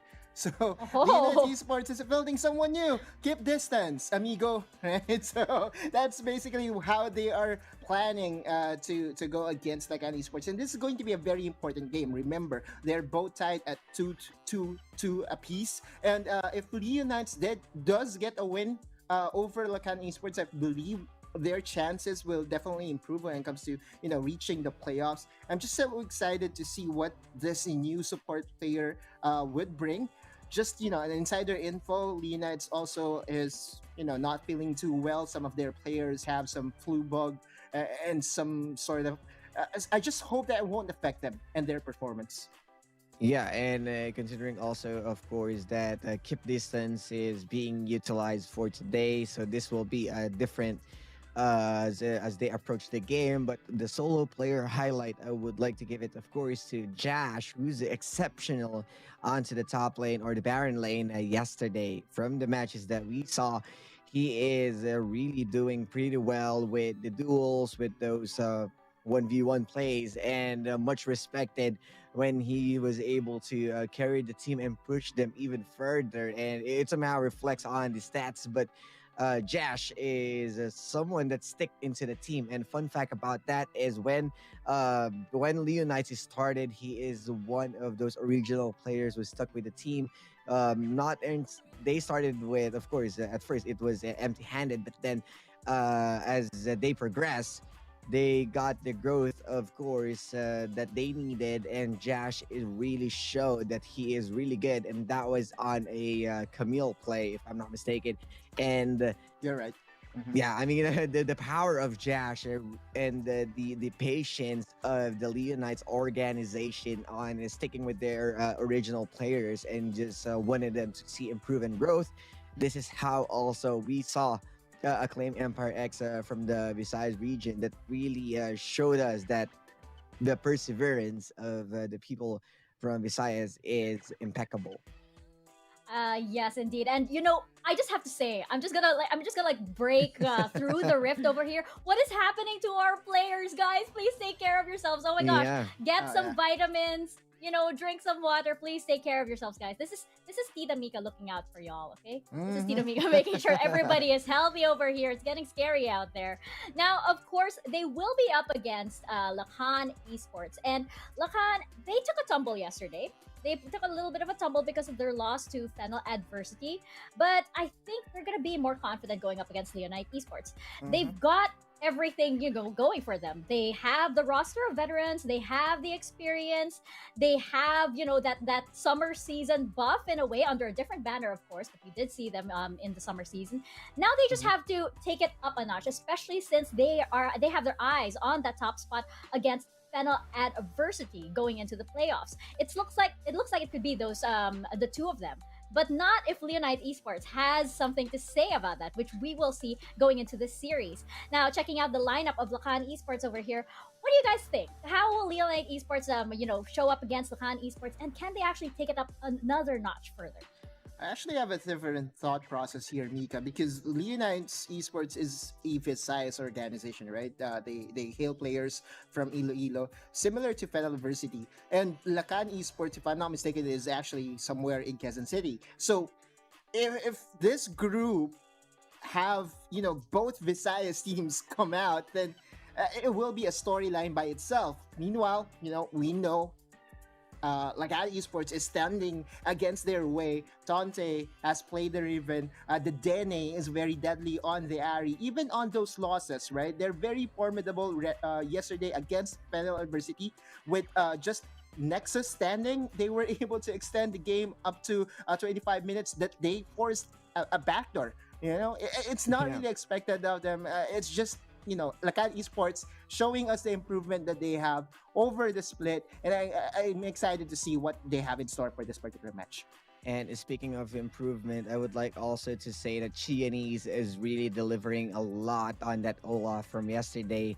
And let's not forget how well one of the users of Master, one of the handsome Arjuk, really did deliver on his own. But the solo player highlight, let's give it, of course, the charming guy, which is the Dene, who's the Ari main, the one who's staying on the top of the leaderboards. Oh, sorry about that. That was the Tante for today.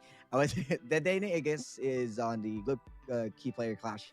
But Tante, of course, going back, this guy with the setup, with the place, and much well respected with the Riven. And I mean, he may not be the person who's winning a lot of those 1v1s, and but the setup is there.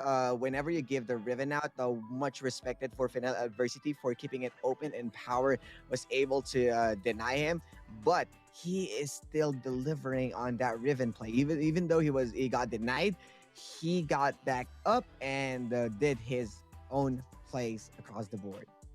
And speaking of the very charming guy that you mentioned, I love that Osiris is bringing back all of these, handsome and very charming players over here. We have our Globe key player clash between Sean and the Dene in the mid lane. Now, as we mentioned, the Dene, of course, a very charming guy, doing wonders on the Ari over there. But Sean over here, he did have some really good plays yesterday. How do you guys think this Globe key player clash is going to go down? I feel like the Unites will respect the area of the Dene and will ban it out against him because he's going to pick it. He's not going to second guess himself and will go for the Ari pick. And normally, if Lakan Esports does get the lead in the early game with the threat of a charm from the Dene that his very accurate, it will spell disaster for Leonite Esports. Remember, Leonite Esports is fielding a sub player, and they currently have some, so bad, not so good circumstance. So I feel like this key player clash in the mid lane, Sean and then Dene, will really dictate as to who's going to come out on top. Yeah, and you gotta respect, of course, the Dene with the original squad, and we are talking about the sub on the other side of Leonites, but this might also surprise Lakan. But the Dene, of course, deadly with Assassin, Sean being respected on his own terms with his own 1v1 plays. But this might be a tall order for Leonites, as having a sub is might be another adjustment phase for them, and facing an aggressive team. This is different. I don't know. Teams are mixing it up today. It's getting really confusing over here. Now, I have to ask you guys. Predictions, Leonite Esports or Lakan Esports? Who do you think is going to take match 3? I love the storyline of having two Visayas teams out of Group C, right? Much love to Lakan Esports, but I feel like Leonites and Fennel University has this story behind them. And I feel like their match tomorrow will really dictate who's the king of Visayas. So I'm so excited to see that as well. I'm going to favor Leonites Esports for now, 2-1. And it's going to be very, very close.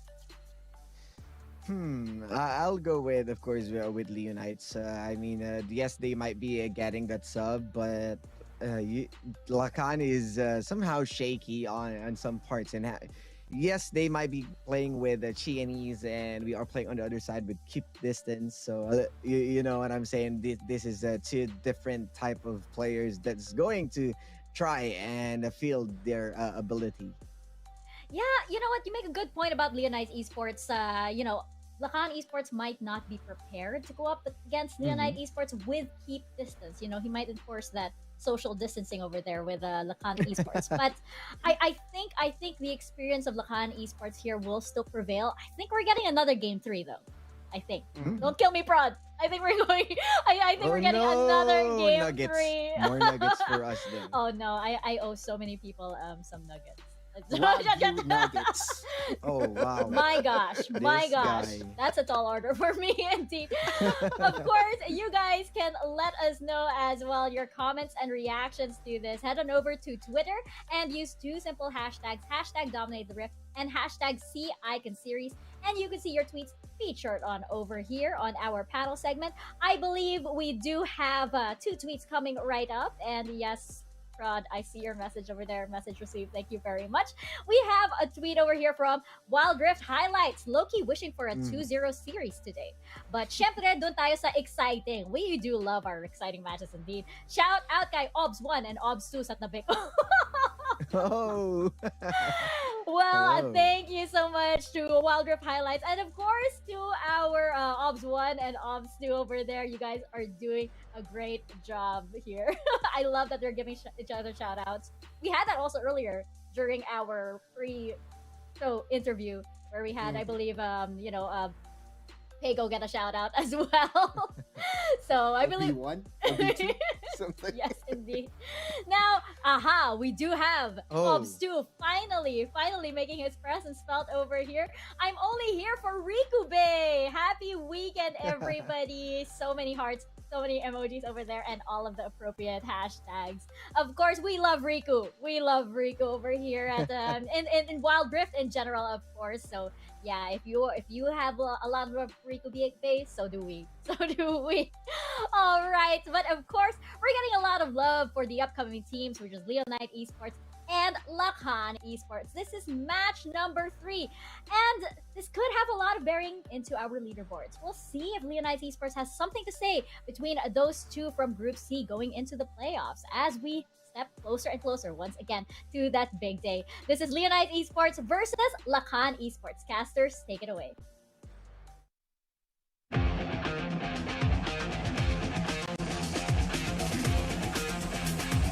Minions have spawned.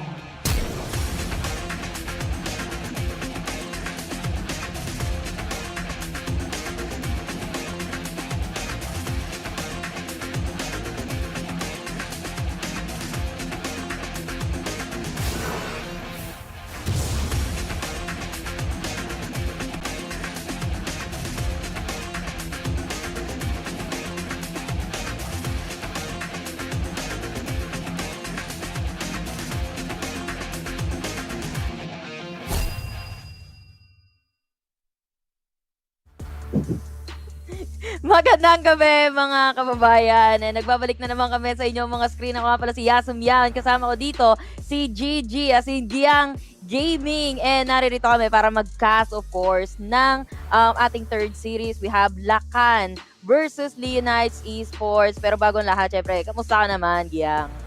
Okay naman, nakaka-excited to kasi yun nga pinag-usapan natin kanina. Pares to, Lakan Esports and Leonite Esports battling for the second place dito sa ating Group C bracket kasi Fennel Adversity, okay talaga sila solid sila ngayon. They're having the run of their life. Pero ito naman dalawang teams na maglalaban ngayon, yun nga malaki din yung history nila kasi naglaban na sila nung week 2. Nung week 2 naglaban na sila, day 3 if I'm not mistaken. Tapos na 2-0 ng Lakan Esports ang Leonite Esports. But kahapon meron tayong parang insight na pwedeng mangyari kasi Leonite Esports, they came back, nag-reverse sweep sila against Mirmooo Esports. Lakan Esports naman, they didn't have the best start of this week 4. Yeah, parang yung Fennel Adversity yung naghigante sa kanila kasi nung unang nagkatapatan nga kasi yung Fennel at saka yung Lakan, natalong itong si Fennel. Then now, Leonites naman, sila yung kumbaga sabihin natin, meron pang momentum from yesterday's match since natalo nila yung Mirmooo And ang situation ngayon, ang vapor na itong dalawang to, magsusuntukan agad no? Maglalaban sila para sa second place. And alam naman natin, men, kada isang group, dalawa lang ang kukunin and pareha silang tuto ngayon, pare ko. And eto nga, hindi na natin patatagalin pa kasi draft na agad tayo. Lakan sa blue side, Leonites naman para sa red side and first ban kaysa agad, men. Walang pino-plate game. Alright, gusto nila talaga target dito for sure si row 1. And maganda nga ito, kaysa being taken away, baka may insight din tayo dito. Lakan Esports, they might even try something yung Sena Nasus. Kasi kaysa ang bilis niya mag-chunk down, pag matanggal mo yung mga ganitong high damage ADCs, mas magiging safe yung mga ganong klaseng picks. And looking at the rest of the bands, okay, Garagas, Galio, pretty standard. Sa side naman ng Leonite Esports, sa Kazik, Lakan, and the Lee Sin being takeaway. So potential Rengar picks sa side ng Leonite Esports. Yeah, pero ito nga, napakawalan dito si Camille and hindi na sorpresa to na yun ang ipipick agad ng side ng Lakan Esports. Pero alam mo ba kasi, Giang, merong hindi pa masyado nakakapansin na this is really good in the meta right now and talagang share win, men. Well, yeah, maganda na tong Lulu and Olaf combination pero kasi there's a champion na pwede mong ilagay sa off lane, sa Baron lane, men, na simula kahapon, share win. Kumbaga wala pang mintis, men. Riven. Wala pang mintis. Wala pang mintis yan. Diba? Ang lala ng pressure na binibigay nun. Kaya pwede siya gamitin ngayon ng Leonite Esports and hindi pa sila nagpipick ng Baron laner nila. Nag-show of hands dito, show of cards ang Lakan Esports. Alright, Camille ang Baron laner namin. Potentially jungler kasi pwede naman siya i-flex pick down but their mid lane is already twisted faith. Immediate lock-in ang Tristana, men! Wala lang. Tristana main kasi ako kaya tontuwa ako Well, actually, Tristana kasi, hindi siya kasi tulad ni Kaysa na mabilis lang palakasin. Pero pagdating ng late game, men, pumupunit din talaga si Tristana. Tristana is one of the ADC na kaya maging independent somehow pagdating ng late game natin. Pero medyo tagalid vapor kasi may Rengar dito sa side ng Lakan Esports. And kulang na lang nila dito is Baron lane para sa side ng Leonites. And pansin mo Riven. Kasi si Riven, honestly, ang lakas Malphite. Mukhang bato yung gusto dito ng ng Leonite Esports. Yep, pwedeng reliable to kasi it can be a counter to the Camille. Or at least kaya niya si Camille head to toe. And yung Rengar medyo may hirapan mag-gank sa Baron lane. So force dito ang Lakan Esports mag-gank sa Dragon lane and sa mid lane. But Riven it's Riven. Diba? Men, bebenta ko sa inyo si Riven. Si Riven kasi pakunatin mo, sobrang kunat niyan sama kung may damage pa yan. Si Riven, buildan mo ng damage, men. Makunat pa din. Kumbaga, pag pinik mo si Riven, kahit wala kang gawin, nasa base ka lang panalo na kayo agad. Pero just exaggerating things, di ba? Riven is malakas. Wow, konyo na this. Pero malakas si Riven, this meta. And I'm not sure kung yung ibang mga teams natin is hindi lang talaga siya comfort champion. Pero nakita na natin kasi kahapon time and time again, na yung Riven men, kayang makipag 1v1 sa dalawa. And kahit sabihin natin, medyo napapatay siya, syempre, kapag binuhos na sa kanya agad yung mga skills. Pero, well, enough about Riven kasi wala tayo Riven this time dahil Lakan and Leonites Esports, ito ang kanilang mga napiling composition. And mukhang standard laning lang din naman tayo mga kapatid, no? Pero ikaw ba, Giang, anong masasabi mo sa kanilang composition? Actually, nagugustuhan ko yung sa drafting dito ng both teams. I'm gonna talk about Lakan Esports first kasi ang taas ng pick of potential nila. You have the Camille, Hextech Ultimatum pagkatapos ng hookshot. Rengar, one-hit delete dito para kay row 1. Dedenne naman pwede mag-setup, get vision using the Destiny. Tapos may gold card sila for that pick potential. Leonite Esports naman, they kinda drafted their composition in a way na pwede silang pumalag, especially yung setup sa pwede gawin ni Josh to enable Andy and Sean. Kasi alam naman natin, yung Chum the Waters and yung combo na isang Fizz, one-hit delete, especially for the draft ng Lakan Esports na wala silang solid tank. And Rowan can just go with the cleanup. So both teams ngayon, talagang high risk, high reward. Pero both has good gameplay dito. Every team fight. Yeah, PD. Tama ka naman doon sa sinabi mo, Giang. Lakan Esports, true, wala silang tank. Pero I think, parang unahan sila Kasi kung titingnan natin yung composition ng Lakan Esports ngayon, more on pick up potential nga. We have Tonte, Camille. Meron silang damage. Kumbaga meron silang damage dito. Kumbaga para sa side din ng Leon Knights, kailangan nilang maghintay and medyo sikip distance dito. Parang sabihin natin, pwedeng later on, malito siya, sino ba ako sasama kay Olaf ba? Hindi ko naman din pwedeng iwan basta-basta ito si Tristana. Pero kasi, kapag maaga na-reach ni Tristana ang kanyang power spike para kay Rowan dito, sige, keep the distance, sumama ka na kay Andy. Yeah. And kumbaga dito din, as a Lulu, kailangan talaga mag-keep ng distance kasi ang daming pwedeng setups dito for pick potential. Ang Lakan Esports, I mean, it's scary. Rengar at Camille yan. Kahit medyo malayo ka, maaabot ka nila And look at this, they're already setting up sa may top lane. Yep, si Josh mukhang papash-pashin, kinalmot ng Siopaw. Hindi daw siya magiging Siopaw ngayon at yun nga, malfight, ginawang semento na durog-durog. Pero hindi papayag dito si Sean kasi Sean the Sheepy is back at the top lane, taking revenge para kay Josh. Pero in exchange, mapapatay din naman siya. Pero buti na lang may Tore, men. Tonte to be killed as well with the double kill para kay Sean. Ay, ang tagal ng CC na nagawa ng Chum the Waters ni Sean. So that 2 kills na na-funnel pa dito kay Fizz. That is the best case scenario para dito sa Leonite Esports. Not the best one para sa side ng Lakan Esports. I mean, okay ito kasi napunta sa Rengar. So mas madali siya makakapag one-hit delete. Lalo na kapag kompleto na rin kanyang Trinity Force. Pero parang naging pantay sila doon. Looking at the gold, may onting kalamangan ang Lakan Esports, especially dahil sila yung nakasecure ng first blood. Plus, na-distribute yung assist din sa 3 members dito ng Lakan Esports, Leonites. They're also fighting back. Kailangan talaga pumight back ng Leonites, men. Kasi dapat sila gigil din dito Fight for the second to, pero hindi nila titigalan dito sa may top lane. Ito si Josh with the Hextech Ultimatum and hindi na pinagtagal ang kanyang buhay, men. They have a really good rotation, kaibigan. Parang yung ginawa dito ni Dedenne. Alright, sige. Alam ko na sa mid yung Fizz, wala nang re-respo dito. At mo si Andy, pero hindi kami maka-crowd control.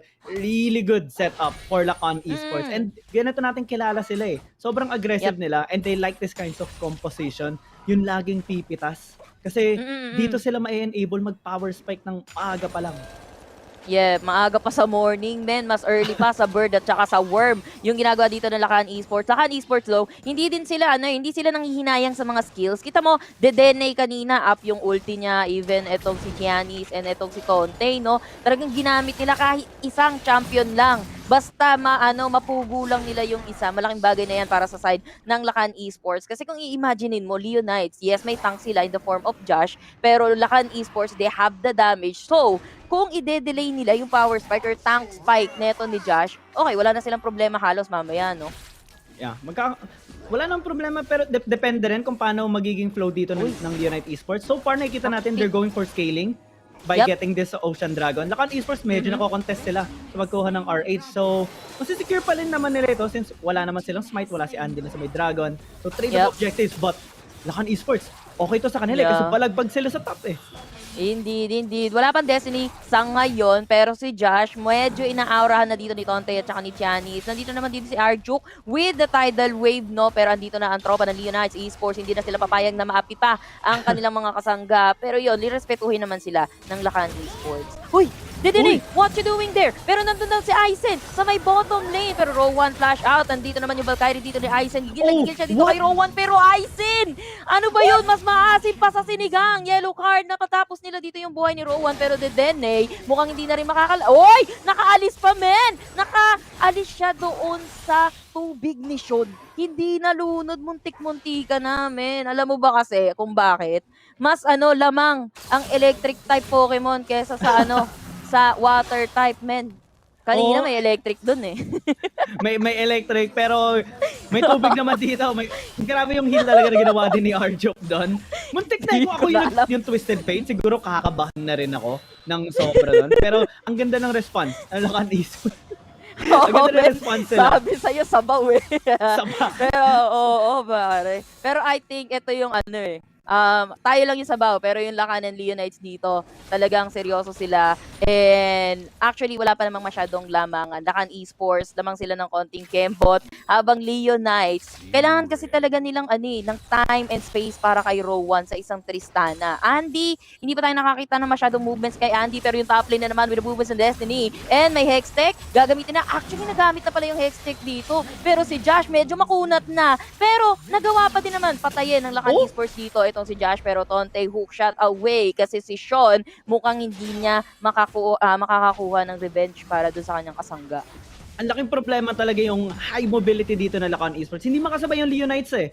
Kahit pumunta si Sean, kahit pumunta si Andy, minsan may tulong pa ni keep distance. Nahirapan sila, pero bottom lane. Aizen, ibang lane niya yung pinupuntahan mo. Pauwi ka sa Leonites. Kailangan niya na mag-Valkyrie dun eh. Tsaka low health na rin dito si Aizen. Iniwan na siya ni Arjuk. Wala nang pandepensa, bala ka na dyan, iwan. Ito yung tipo na dapat mo na talagang iwan kung di mamamatay ka din. Pero yung middle lane natin, mamamatay yata dito si Sean. Pinalaki ang papituta na to. Pero Sean is still gonna die though. Dahil nandun ito si Didene. At ito ngang si Rengar. Talagang kalmot ang tinamon niya doon, pare. Tiniming ka na ng Lakan Esports. Okay, patayin natin. Pag tumama na yung gold card, instant kill na ito. May mid lane pa. Yup, may mid lane pa. Andito pa yung Rip Herald, pero naka-touchdown kahit papaano. Nabawasan sila doon ng isang bar para doon sa Torre. Pero okay lang, buhay pa din naman yung kanilang middle turret dito, second tier. Pero si Josh, mapapashpash din naman. Pero dito sa may bandang likod, si Andy, bumalik na kay Woody. Pare ko, sabi ni Berting. Pero ito na nga, si Josh, nakaiwas na sa sakuna. Pare, ang dami ng Lakan doon, 4 lang sila. Grabe mag-group up dito yung Lakan Esports. Laging ina-abuse nila yung number advantage. Simula pa lang ng game, gank sa top lane twice, thrice, 4 times. Isang beses lang nakasabay yung Leonite Esports kasi syempre, hindi naman sila kasing mobile dito ng mga members ng Lakan Esports. Wala sila katulad ng ulti dito ni Destiny. Na Destiny, pwedeng pumunta kahit saan sa mapa. Kaya at most nakaka-trade lang sila ng onte. Ang ganda ng start sana dito para kay Sean. 3-2 yung score niya, pero hindi pa siya makahanap ng mga proper pick-offs. 2k gold behind siya kay Dedene, and dito na-abuse yung pagiging twisted fate ng isang mid laner kasi ang laki ng access mo. Kahit saan pwede ka pumunta. Ngayon, nag-split push na si Dedene. Dragon spawning in the next 2 seconds, and makikita natin, Lakan Esports, nag-e-extend na ng lead nila. Yeah, malamang nakita na nila dito si Denene, si Sean. Naku po, na bola strike na root and kinert agad. Men, mas masakit ang kalmot ng pusa kaysa sa aso. Pero ito, Ragnarok para kay Andy dito. Kaso nga lang hindi enough yung damage niya. Men, sino target mo? Sino na lang. Pero Hextech Ultimato, paubos na yung kanyang Ragnarok dito. Nakasama pa nung tidal wave ni Arjuk na may Hextech Ultimato para doon sa nananakbong si Tristana. Pero Rowan, naku po, napadala sa Principal's Office. Pinadala pa yung mga pamilya at pinagalitan lahat dito. Lakan Esports, ang laki na ng kalamangan nila. 12,000 gold lead at 9 minutes. Makakuha pa sila dito ng inhibitor tower. Pero, Aizen? Nako po, Aizen, wala nang kawala talaga. Etong si Sean, binasa na, nilunod pa, men. Pinadalan pa ng hotdog na ito ni Corky with those missile barrage. Pero kita mo naman kasi talaga, this is the very reason why binaban etong si Camille. Ang hirap hulihin, ang bilis mag-rotate, and Leonites, Lakan Esports, free dragon, 1-for-1 Dragon tayo, pero Lakan Esports, men. Sila yung may dominance ngayon. Ang laki ng ang laki ng talaga ng kalamangan nila dito. Talagang dominating game ito para sa Lakan Esports. Gusto nila bawiin yung performance nila kahapon, especially that it didn't actually go into a win. And ngayon, against sa Leonite Esports, mga gusto nila talaga gawin yung repeat of history, yung 2-0 nila. And this is a really good way to start it. Leonite Esports though, hindi pa naman sila tapos. Maganda yung scaling nila. Sadyang nabully lang talaga dito yung side laner nila, which is si Josh. Early on into the game, kaya hindi pa natin nakikita yung impact niya. Wala pa tayo nakikita ang unstoppable force na maganda. Janice, nag-gank.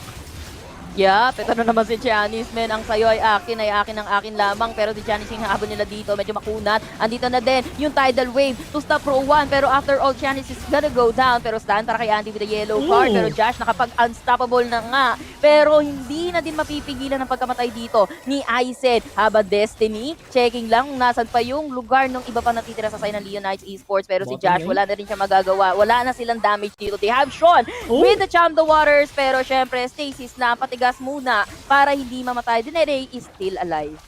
Grabe, nahihirapan na dito makakuha ng kill si Sean, especially dahil meron naman Zonia's Hourglass enchantment dito ang yellow card pero round 2. Kaso round 2 wala ka ng stasis pare pero napagod dito si Sean. Dedene hindi pa din naman siya babagsak gaya ng sabi ko, men. Si Dedene kasi electric type yan. Si Sean water type, men. Mahina ang water type sa electric type.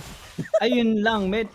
Mahirapan talaga dito si Sean, especially kahit may tulong pa dito na keep distance kasi andyan din naman yung kakampi ni Dedene. Kaya ngayon, tinan mo, 11 minutes into the game, nare-retain pa rin yung 12,000 gold lead kanila, yung Ocean Dragon sa Leonite Esports. Pero Lakan Esports, pwede na sila mag-push ng ibang objectives dito. Baron is on the table, kayang-kaya na nila kasi nasa 2 to 3 items na ang mga members nila. Meron pang rapid fire cannon dito si Dedene. So, ang bilis. Mas madali na siya makakapag-set up ng kanyang mga gold card in which lagi na din ginagawa. Tuwing nagro-rotate siya, tuwing cooldown yung kanyang Destiny, ginagamit na lagi. Tignan mo, ngayon bottom lane, nagsa-split push kasama si Janice, aantayin nila na may mag-responde dito. Try nila mag-pick off and then objective na yan. Yep, totoo. Sinasabi mo, Giyang dito. And Leonite Esports, wala silang ginagawa kundi mag-react lang sa ginagawa dito ng Lakan Esports. And bola strike na naman itong si Joshua by flash out. Pero inabutan pa rin siya ng gold card. He's still alive, pero andito na yung Lakan Esports. Hindi na nila tinuloy. Dalawa na lang natitira sa bottom lane, pero hindi nila kinumit. Wala nang ulti doon si Janice, pero ito, Lakan Esports. Sinisimulan nila yung Baron, pero joke lang daw. Destiny will be there. Lahat ng nakatago, makikita. Pero at the same time, man, okay lang, I'm Dedene. I am Mr. Nuno. I'm everywhere. So, makaka-responde at makakaalis pa rin talaga ito si Dedene. Yeah, risky play yung ginawa ng Lakan Esports though.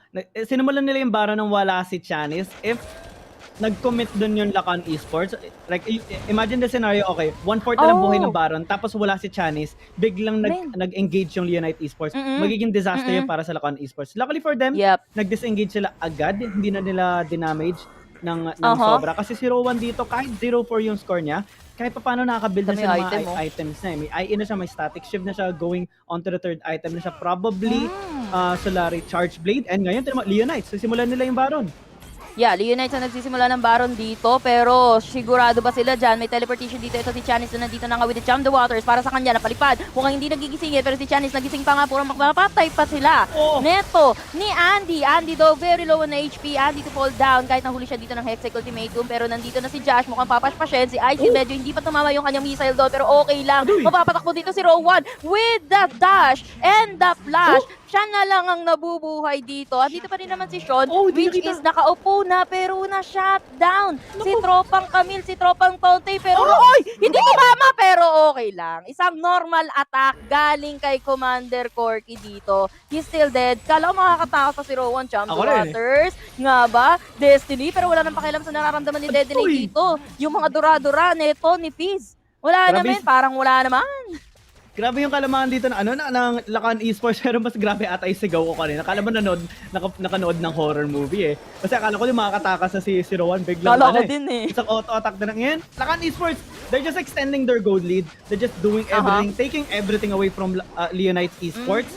Kasi ang laki talaga. It's huge kung gaano kalaki kalamangan nila dito in terms of gold. 14k gold lead, uncontested Baron. Leonite Esports, they need a miracle team fight kung gusto nila makabawi dito sa game. Yes, tama ka naman doon, men. Kailangan nila dito ng, sabihin natin, sort of a miracle kasi napaka-delay neto ni Rowan. Sobrang behind niya as an ADC. And Sean, hindi niya na din kayang pumitas kasi naka-ready na mga stasis dito nung mga important champs, important members ng side ng Lakan Esports. So, hindi na madali para kay Sean pumitas ng isa. And Rowan, kailangan niya pa na matinding space. And tignan natin at the bottom lane, Destiny will be used pero hindi na nila maabutan dito si Andy. And yun nga lang, napapop siya ng Ragnarok doon, pare. Ganun kahirap. Kasi kapag hindi na pinapin yung Ragnarok niya, Ebola strike agad yan si Chanis. There's a huge chance na mapatay pa siya. And ang lapit na rin kasi, maya-maya magsuspawn na yung Mountain Elder Dragon. And ano pa lang, 15 minutes pa lang, pero parang di tayo makakita ng hope hero para sa Leonite Esports. Pero ito na ata yun. Yes, Jam the Waters, pero isang stasis ka lang. Si Sean, babasain ng isda. God. Pero si Rowan, Oh my man! God!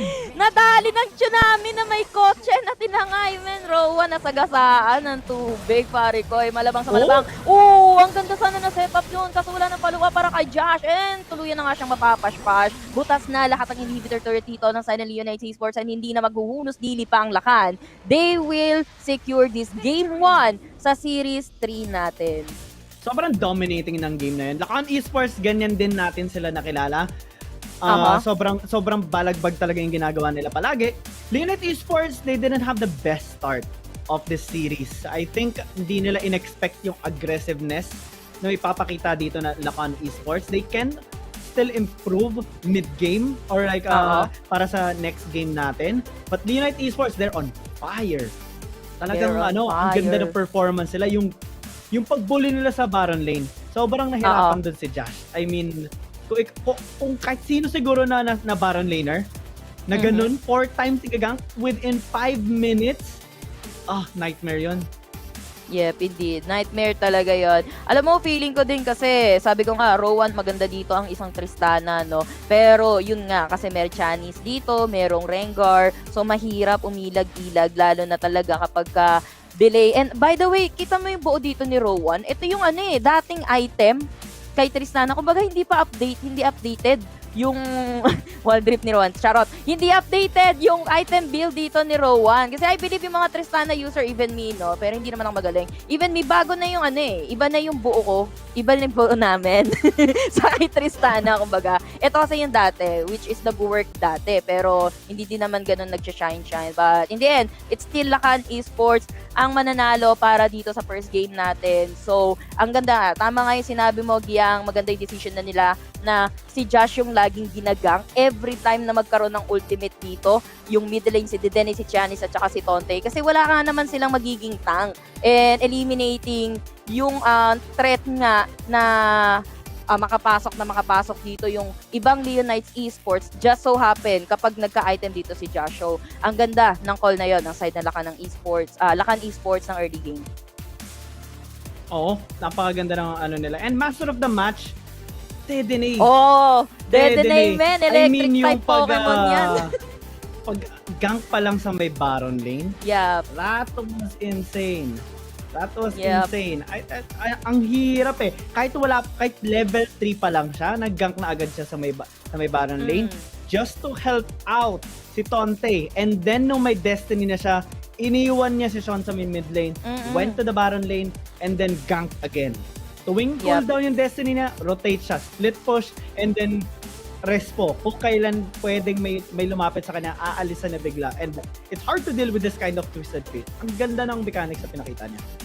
Yep, indeed. Kasi biruin mo, dalawang champion yung nakuha dito ng Lakan, dalawang champion na laging binaban, no? They have Camille and they have Rengar, tapos samahan pa ng information na pwedeng i-provide ng isang Twisted Fate. And yun nga, talagang napaganda talaga nung pag-maneuver dito ng side ng Lakan Esports. Not only maneuvering, but also yung mga positioning nila, when to go in, and sino yung ipaprioritize nila sa isang team fight. And Leonite Esports, they tried. Kaso nga lang, yun nga pagka ganun kasi, you have two cores na kailangan mong i-babysit. Andito si Andy, Olaf, diba? Tapos andito si Rowan, Tristana. So, as a Lulu na yung karamihan ng skills niya, men, pa-single-single lang eh. Single target lang, single lang yung mga tulong-tulong niya, di ba? So, ang hirap mag-babysit ng maraming anak. So, focus ka dapat sa isa wherein hindi na alam din neto ni keep distance, sino unahin ko, sino sasamahan ko, and hindi na talaga nagkaroon ng space dito yung Lakan Esports. Each and every one of them, no, na magkaroon pa ng items. Lakan Esports talaga to. Ang hirap din i-deal, yun yung struggle din ni keep distance. Okay, you can only protect one. Pero paano kung lahat inaatake dito ng Lakan Esports? Sinong paprotektahan mo? And lalo na, ang dami nilang engage eh. Kay pa lang, okay, start pa na tayo kay Dedene. Pag may ginold card siya, okay, baka yun yung yun yung i-wild growth niya and i-shield niya. Pero paano kung sumugod din si Tonte sa likod? Andyan pa si Boy J. Ang dami nilang engage.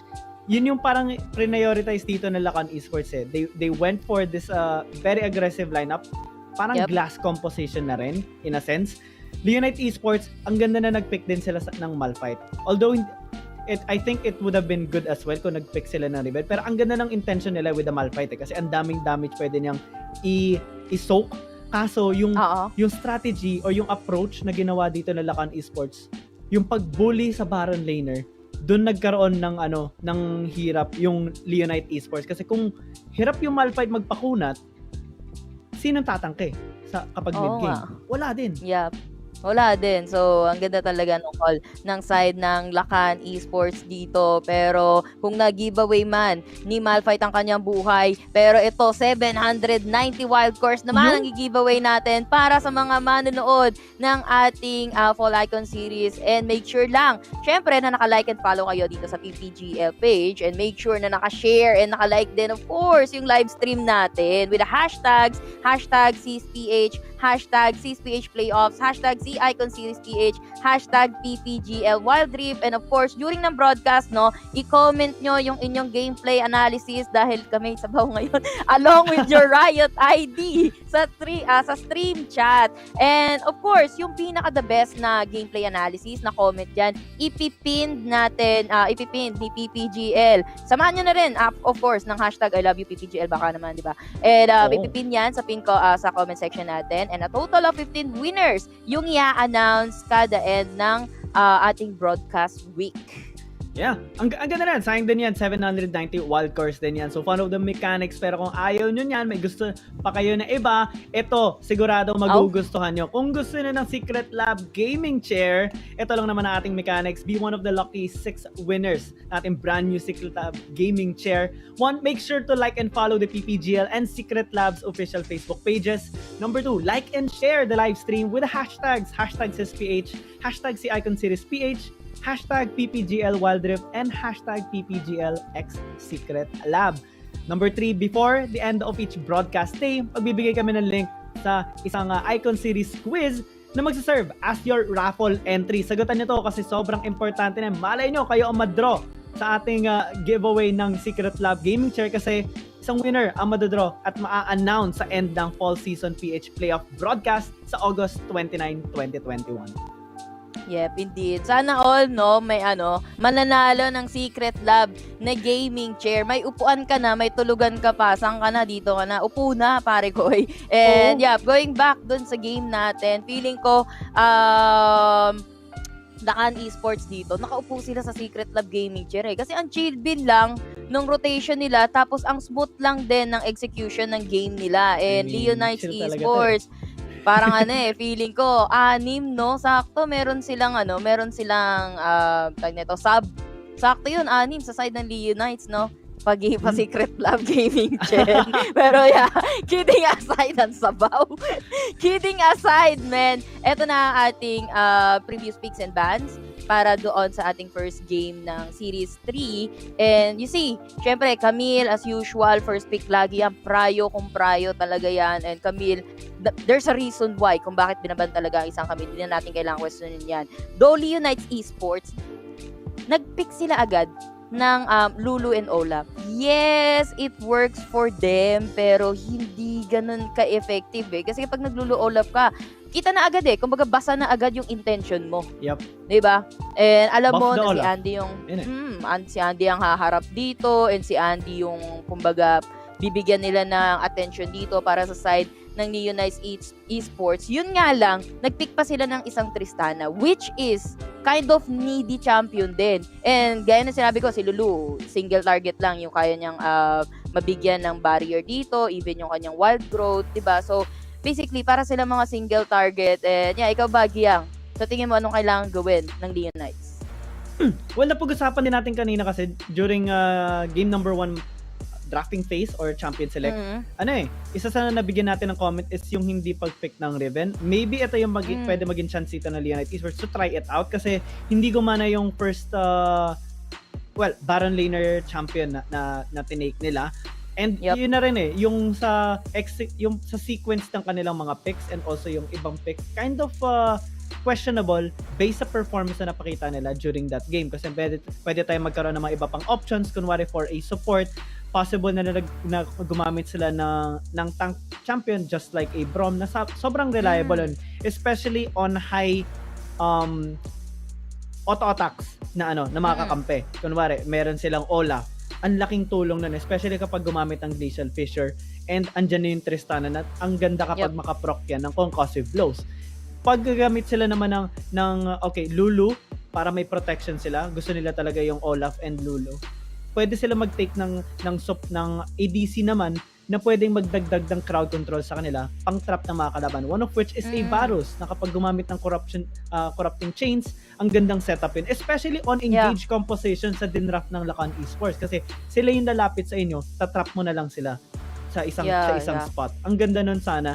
And also, in a way then, if they're going to stick with their drafting right now, sa game number 1. Okay din naman, but I think they could have performed a little bit better if they managed to track the members of Lakan Esports. Ganun lang naman. Yung parang sa vision, try to help out Josh as much as possible kasi yun yung na parang nagiging trend ng Lakan Esports.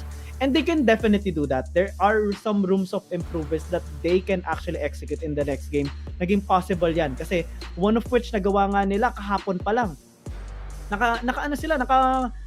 Reverse sweep sila against Mirmooo Esports yesterday. So it's not impossible for them to actually improve so much into a game. It's gonna be a big challenge kasi Lakan Esports, they have such a good momentum right now. Sila naman nakaka-proud ngayon kasi ang ganda ng start nila for day 2. Not the best start for day 1 pero day 2 bumabawi sila ngayon. Indeed. Tama. Kumbaga nasa Lakan pa yung momentum ngayon. Leonites parang medyo nawalan sila ng momentum Pero tama ka naman dun sa sinabi mo na there are room for improvement. So, Riven. Actually kahapon nanalo sila last game nila against Mirmooo, Riven And kita naman natin talaga yung Riven hindi na kayang hindi na sinasanto ng hindi na kayang pigilan pa ng Mirmooo. So why not just try? Kasi Riven, gaya nga sabi, masyado ko man binibenta dito si Riven. Well, talagang OP si Riven somehow in this meta, diba? Pero we'll see. Magpapalitan tayo ng sides dito. Leonites on the blue side, Lakan Esports on the red side, and Lakan Esports still banning out that Kaisa, no? And Gragas, K6, ayaw talaga ibigay, man. Rakan will be banned as well ng side ng Lakan Esports dito. Good call, pero kung pwede nilang kunin yan actually yung Camille na yan. Kasi first pick naman sila dito. Pero ikaw, what do you think, Gigi? Yun nga it looks like hindi talaga gusto ni Josh gumamit ng isang Camille. Riven is on the table. Pwede siya mag-first pick and it has been a first pick in some of the cases yesterday. So possible na gamitin nila yan. And in a way, recommended nga naman talaga yan based on the stats that it has shown so far since yesterday. Maganda talaga. But let's see what Leonites Esports will pick as their first champion. So wala pa tayo nakikita dito. Might be a little bit of a problem for them. So dito, it gives us time to actually talk about what they should pick. Which is Rengar, actually. Sila yung gusto naman. Kagaya nila yung Lakan. Counter pick yan. Kumbaga, kung hindi natin maban, pick na lang natin para sa ate. Pero Lakan Esports, sila pa rin talaga ang magti-Twisted Fate. Gaya ng sabi namin kanina, Twisted Fate, yun ay ibibigay ng information niya, napakalaking bagay. Kasi hindi lang isa, yun nare-reveal mo. Kasi lahat ng miyembro ng kalaban nare-reveal mo with that destiny. Then samahan mo pa ng Galio. It might be a follow-up buy. Kasi pagdating sa rotation, pick off, Yun nga parang the best trio din to eh. Sa mga mobile, tapos assault and battery, tapos yung heroes entrance. Pero sige, hindi pala buy kasi maglilisin sila dito para sa side ng Lakan Esports. Yeah, kanina kasi na-ban yan ng Leonite Esports. Ngayon, naging chance na ito para kay Chanis. And talaga magaling gumamit si Chanis ng isang Lee Sin. So this is a huge opportunity for him to make this TikTok plays na nakikita natin. Ngayong araw pala, ang dami mga ganun. Pati kahapon, ang dami mga TikTok Lee Sins na tayo na nakikita dito. But Leonite Esports, ang ganda nito, they have picked Lucian na talagang medyo matagal natin hindi nakita. Actually, kahapon I'm not sure if nakita ko na Lucian. Pero this time, ito, makakita natin. And the Pantheon. Is this Baron Lane Pantheon?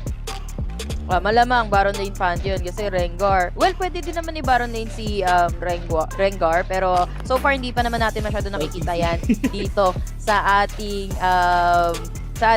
tournament, no? Pero ito, we have a Diana. So it's all about the setup and big AOEs para sa side ng Leonites Esports. So, kapag medyo pumalya yung kanilang setup, pwede silang mapunish pabalik dito na Lakan Esports. And what's more, man, Akali is still performing really well kahit sino pa yung gumamit dahil sa perfect execution and yung burst potential nga naman. And as we see, no, Akali kaya na din mag-penetrate sa backlines kasi hindi naman ganun ka, sabihin natin, bilis gumalaw dito yung magpoprotekta sa backlines, which is itong solution.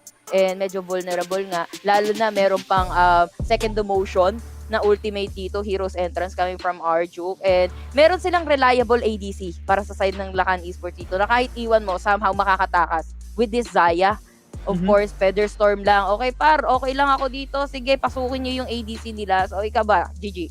What do you think? Dito para sa Lakan Esports, medyo nakikita ko na kung ano yung gusto nilang klaseng setup pag sa mga team fight. Entry dito, for sure, is Tonte and Boy J. Akali goes in, and then Arjuk mag-Heroes Entrance na agad siya para merong additional disruption para sa side ng against Leonite Esports. Pero I'm wondering how laning phase would go. Kasi Pantheon versus Akali, parang I don't know how it works, pero they're invading. Alright. Yup. Actually, hindi sila mag-full invade. Hindi nila nanakawin yung buff dito ni Tiani. So, yung mga manok-manok na lang, par nagugutom na ako. Kuha muna tayo pantinola at adobo. Ayos ba yun? Pero, Leonites Esports, good invade. At least nabawasan nila ng farm and they still keep yung kanilang sariling buffs dito. Okay. Nakikita ko na yung intention dito. Pero bago yan, ito, gang sa top lane. Yeah, mukhang kinukulit nila dito itong si Josh na pinapash-pash. Pero kalma lang daw, ito buwan para sa inyo, di ba? Hindi na sila magpupush pa ng issue. Pero going back to what you're saying, Gigi.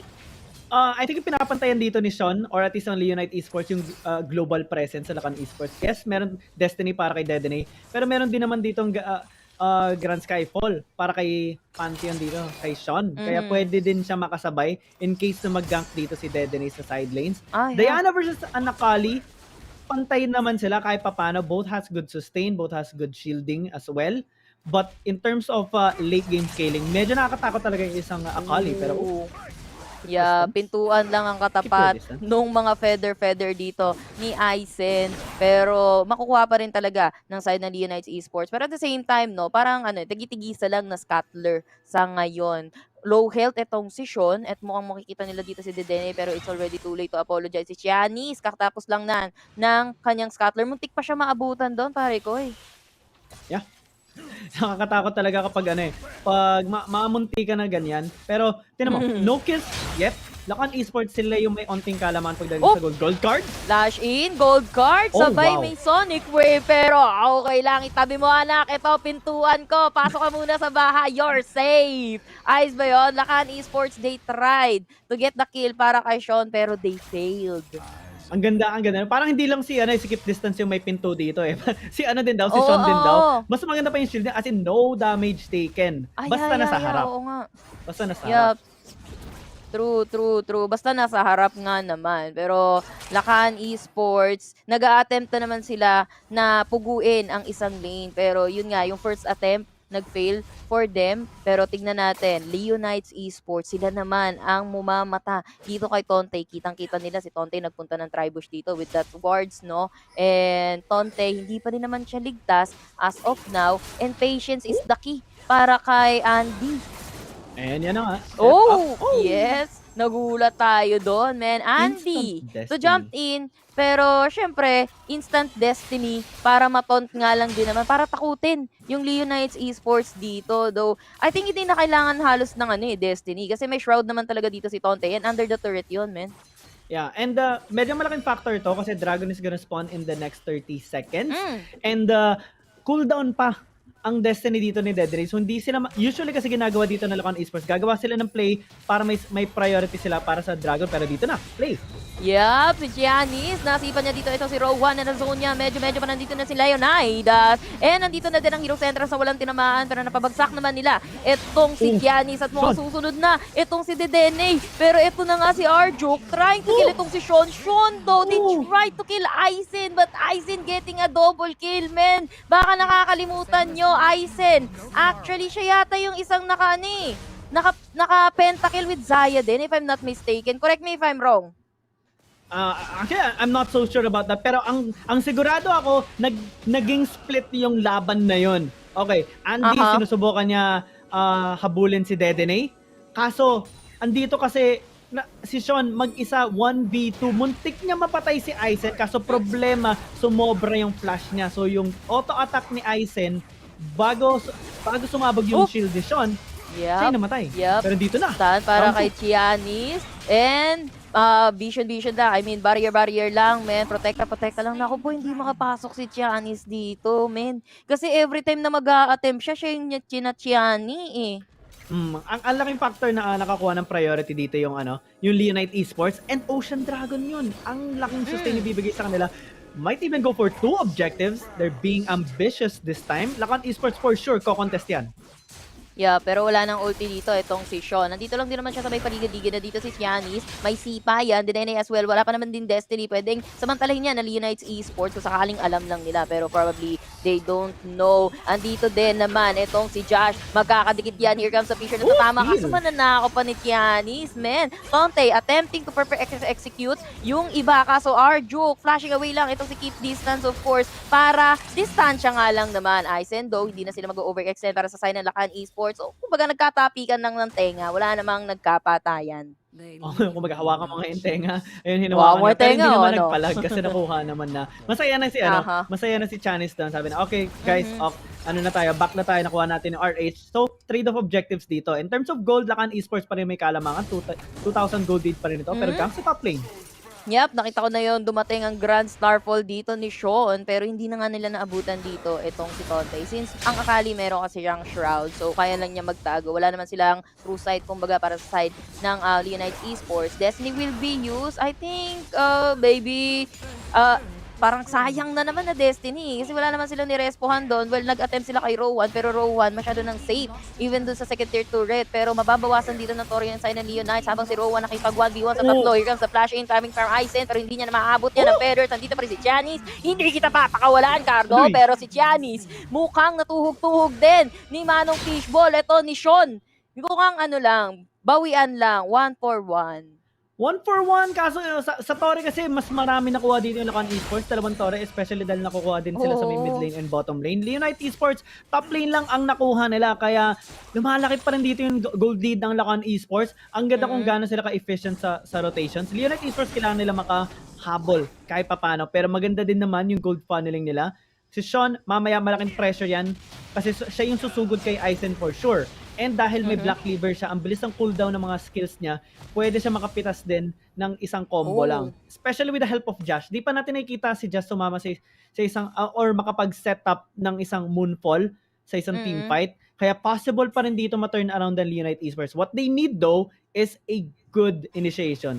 And so far, pero ito ba, initiation. Moonfall para sa dalawa, pero hindi tatamaan ng Fisher. Ito si Dedenne, patay pa din siya. Pero Arjuk do, makakawala pa din naman. Pero sila lubong ni Josh, itong si Tonte with the move, wax in, wax out. Mapapatay niya naman itong si Josh. And yun nga lang, keep the distance, man. Wala nang distansya. Inabot na sila dito ni Tonte with a perfect execution. Pero nice! Baratatang, tang, naman dito ni Rowan to keep the enemies away. 1-for-2 nga lang yung naging, 1-for-3 yung naging exchange. Yeah, medyo questionable the set yun. Nung nakita ko pa lang na, okay, mag-moonfall si Josh, onto one person, they overcommitted, nag-tower dive sila, and Lakan Esports, alam na natin kung paano sila gumalaw. Sobrang aggressive nila, basta laban papalagyan, and ang bilis nila rumisponde tuwing may laban. And nakita natin yan, instant response, and then they quickly punish. Walang nakuha kill yung United Esports, plus nakakuha ng 4 kills sa Lakan Esports. Pero ito. Grand Star Fall at top lane, dalawang tinamaan, pero pinagtutuhog dito ni Sean yung dalawa. Si Tianis medyo duguan, pero nandito din naman ito si Arjuk. Meron pa dyan Tontop Duran, pero wala namin. Arjuk, ako na, sige, ako na magiging sakripisyo. Back na kayo mga kasangga, sabi ni Arjuk. Yeah, kailangan nila yan. Any kill na makuha na, it's gonna be worth it. Especially ngayon, Infernal Dragon is up 10 seconds before Arjuk spawns once again, and dalawang ulti dito na Lakan Esports is on cooldown. Kaso sa side ng Leonite Esports kasi halos lahat moonfall lang meron sa kanila. Maybe yung calling magko-cooldown na, keep distance magkaka-glacial fissure na, pero Lakan Esports sinisimulan na itong Dragon. And moonfall?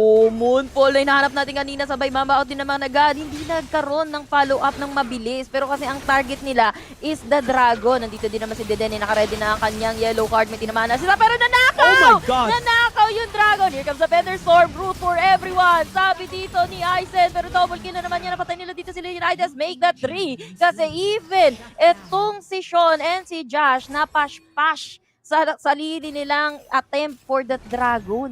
Ang ganda ng re-engage ng Leonite Esports. Si Chanis talaga, there's a reason why you have to ban the Lee Sin. Ganito kalakas si Chanis mag-listen.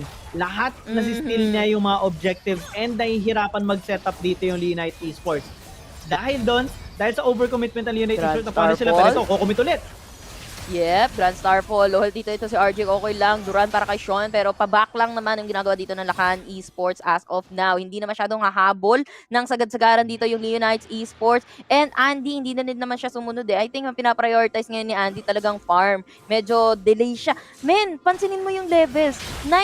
Level 9 pa lang si Andy. Level 11 na si Giannis.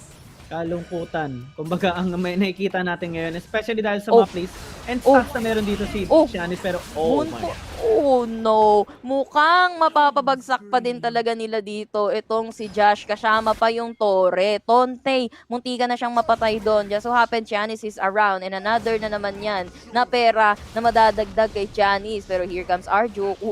Pinasukan niya kasi baka pasukan daw ni Andy.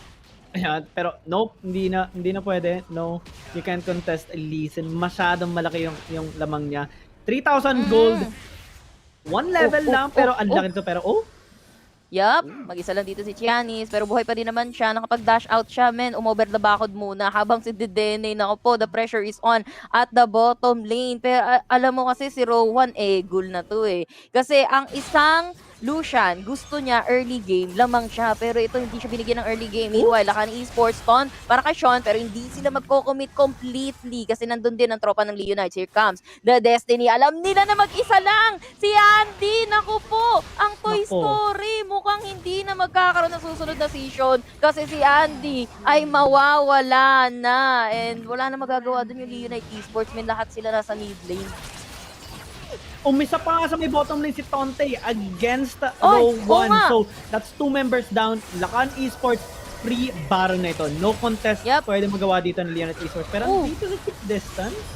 Alright. Yep, may Moonfall pa ba? Pero Stasis will be there. Moonfall para sa tatlo. Pero the Baron, mapupunta pa rin niya sa kamay ng Lakan Esports. Kumbaga nagpakamatay lang sila doon. Suicide Squad. Ika nga ng Leonites Esports dito. They try to stop the Baron. Pero mas lamang sa numbers ang Lakan Esports doon at well-farmed na itong si Aizen habang gap sobra yung kanilang ADC para sa Leonites Esports. Yeah, ang galing na pag-stall doon ng Lakan Esports na buhay si Chanis just in time to get the smite. Bago siya mapapatay, kahit tag-moonfall pa si Josh, nagkulang sila ng damage. Timing din ng Zones Hourglass Enchantment ng Lee Sin, kaya na-dodge niya yung moonfall kanina. Ang laki ng outplay na yun, and ang laki na talaga na lamang nila.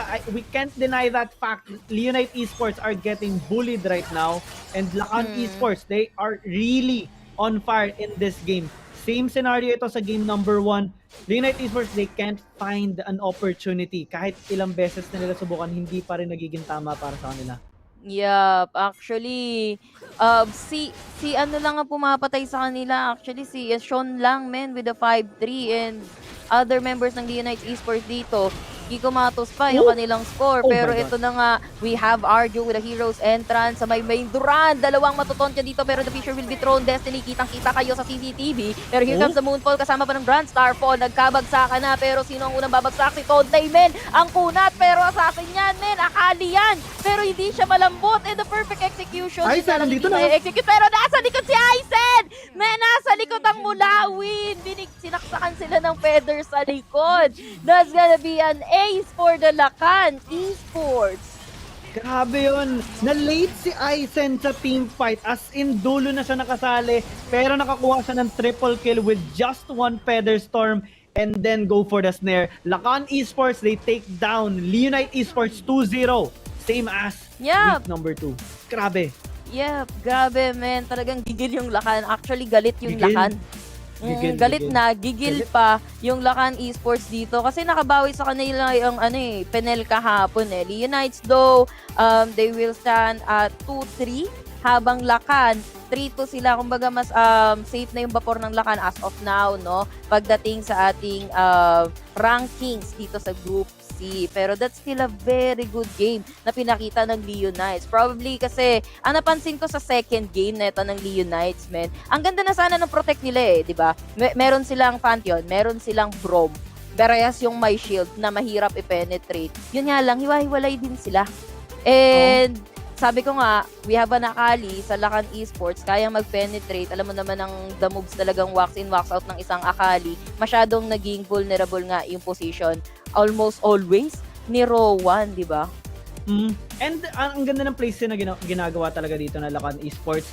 Yung same na pressure binibigay nila, nila Dedene, and si Chanis pa dumagdag.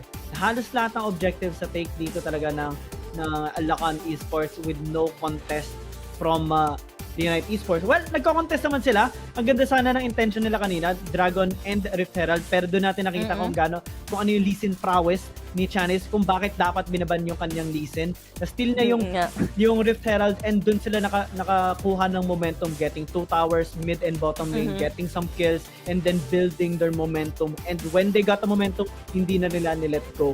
Aizen, pre-hitting on the backline, 10-0-6 siya. No death at all. Hindi maka-reach sila Sean. At most closest kill ng Leonite Esports sa Zaya is the Dragon team fight in which Sean muntik niya na mapatay kung hindi lang sumobra yung flash niya. And master of the match, Aizen. Master of the match. Walang iba kundi si Aizen na standing nga kanina 10-0, no? Hindi siya mapatay-patay. Allergic siya sa death. And KDA niya is 16.0 with a kill participation na 73%, GPM na 1,128 and the DPM na 1,2 and DTPM na 218. And print screen nyo na item build dito ni Aizen. Talagang nakakuha agad siya ng ng tatlong core items niya, men. Crit yan, taklo. And sama mo pa, proto belt na nga lang dito si Aizen kasi alam niyang kaya niyang i-dodge yung pwedeng ibigay sa kanya dito ng mga kalaban niya with the Feather Storm. Kumbaga effortless na, kumbaga hindi niya na talaga kailangan ng stasis dito. Syempre may ulti na, di ba? But nice try daw para sa side ng Leonites Esports. It's just hindi sila nakapag-group up, and sabi nga natin kanina nung peaking pa lang, kumbaga nung draft pa lang, it's all about the execution kasi they have all these big ultis pero hindi nila maipasok ng maayos. At least we can commend the Leonite Esports for their yung drafting na ginagawa nila. Kung ma-execute nila yun ng kumaga ma-unlock nila yung full potential ng draft na yun, ang ganda sana na magiging output. But I guess hindi siya gagana ngayon against Lakan Esports. They will be defeated 0-2. At matu-2-0 sila dito na Lakan Esports. They still have a chance tomorrow, Leonite Esports. Kaso medyo mahirap nga lang yung magiging situation nila kasi kakalabanin nila is Fennel adversity tomorrow. For Lakan Esports, it's gonna be a big challenge as well. Kasi syempre, ngayon maganda. Yung nangyari sa kanila, 2-0 sila. Pero ang makakalaban kasi nila bukas is Mirmooo Esports, in which they have to pull off a really big win once again kung gusto nila ma-maintain or at least mataasan ng mga ibang teams. Hindi. Tama ka doon, Giyang. Pero Leonites Esports, medyo malaki din kasi yung katapat nila bukas, no? Fennel. Fennel Mhm. Adversity. And alam naman natin, Fennel sila ang nasa currently top ngayon ng ranking sa Group C. So, para maitay na naman against Lakan, yung kanilang score, kailangan nilang talunin yung Fennel dito. Actually, pwede nga I'm not sure, pero pwedeng maging triple way tie yun eh.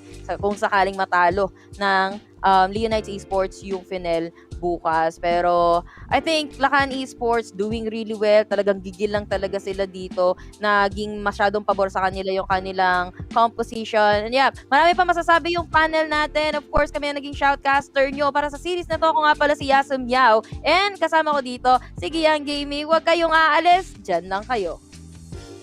Thanks so much, casters. There you have it. Lakan Esports with a definitive clean win against Leonites Esports 2-0. They will get 75,000 Globe Cup points more to add to their already substantial winnings. And yes, as one of our casters, Riku, mentioned, winning that little tiebreaker with Fennel Adversity for the moment. For the moment, we're going to get back to Fennel Adversity in just a bit. But before that, we're going to jump into our series highlights. This was such a clean game for Lakan Esports. And, yesterday, yes, they did take a little bit of that tumble, but my goodness, today, they were that unstoppable force that we first saw during the first week of Group C and D. Right on cue. Unstoppable force is actually on the other side. That's Malphite, right? But the idea of picking Malphite against the Camille does make sense. He's basically an armor stacking champion, and they drafted Olaf, so they were planning to give resources to Andy69 to replicate what happened yesterday in where he just popped off. However, the big difference here is that the Dene is on Twisted Fate, and Twisted Fate, he's like the third summoner spell of Tante here. Shionis will be there, and if you are being ganked by 3 people, well, the chances of you being able to outplay that to your favor will be very, very low, very, very minimal. And that's the thing, right? Lakan Esports just knew their win condition. Do not, let Andy69 throw off or just, pop off similar to yesterday. Very good performance. Similarly, onto the other players of Lakan Esports here, Aizen and Arjo really is just, making a case for being the best Dragon lane that we have here in this group. Yeah, and we saw also that if you're going to play Olaf, you wanted to deny the firepower of the opposing side. But having a Rengar, a Twisted Fate, and a Camille, you know that after the Ragnarok, it will spell that into the Valhalla.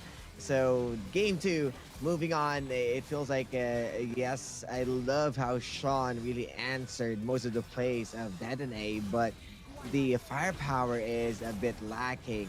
You already have a Diana and a Rengar. Yes, you supposedly got that damage, but you got this Chianese on the early game Lee Sin, and of course the assassin potential of Tante under the Akali.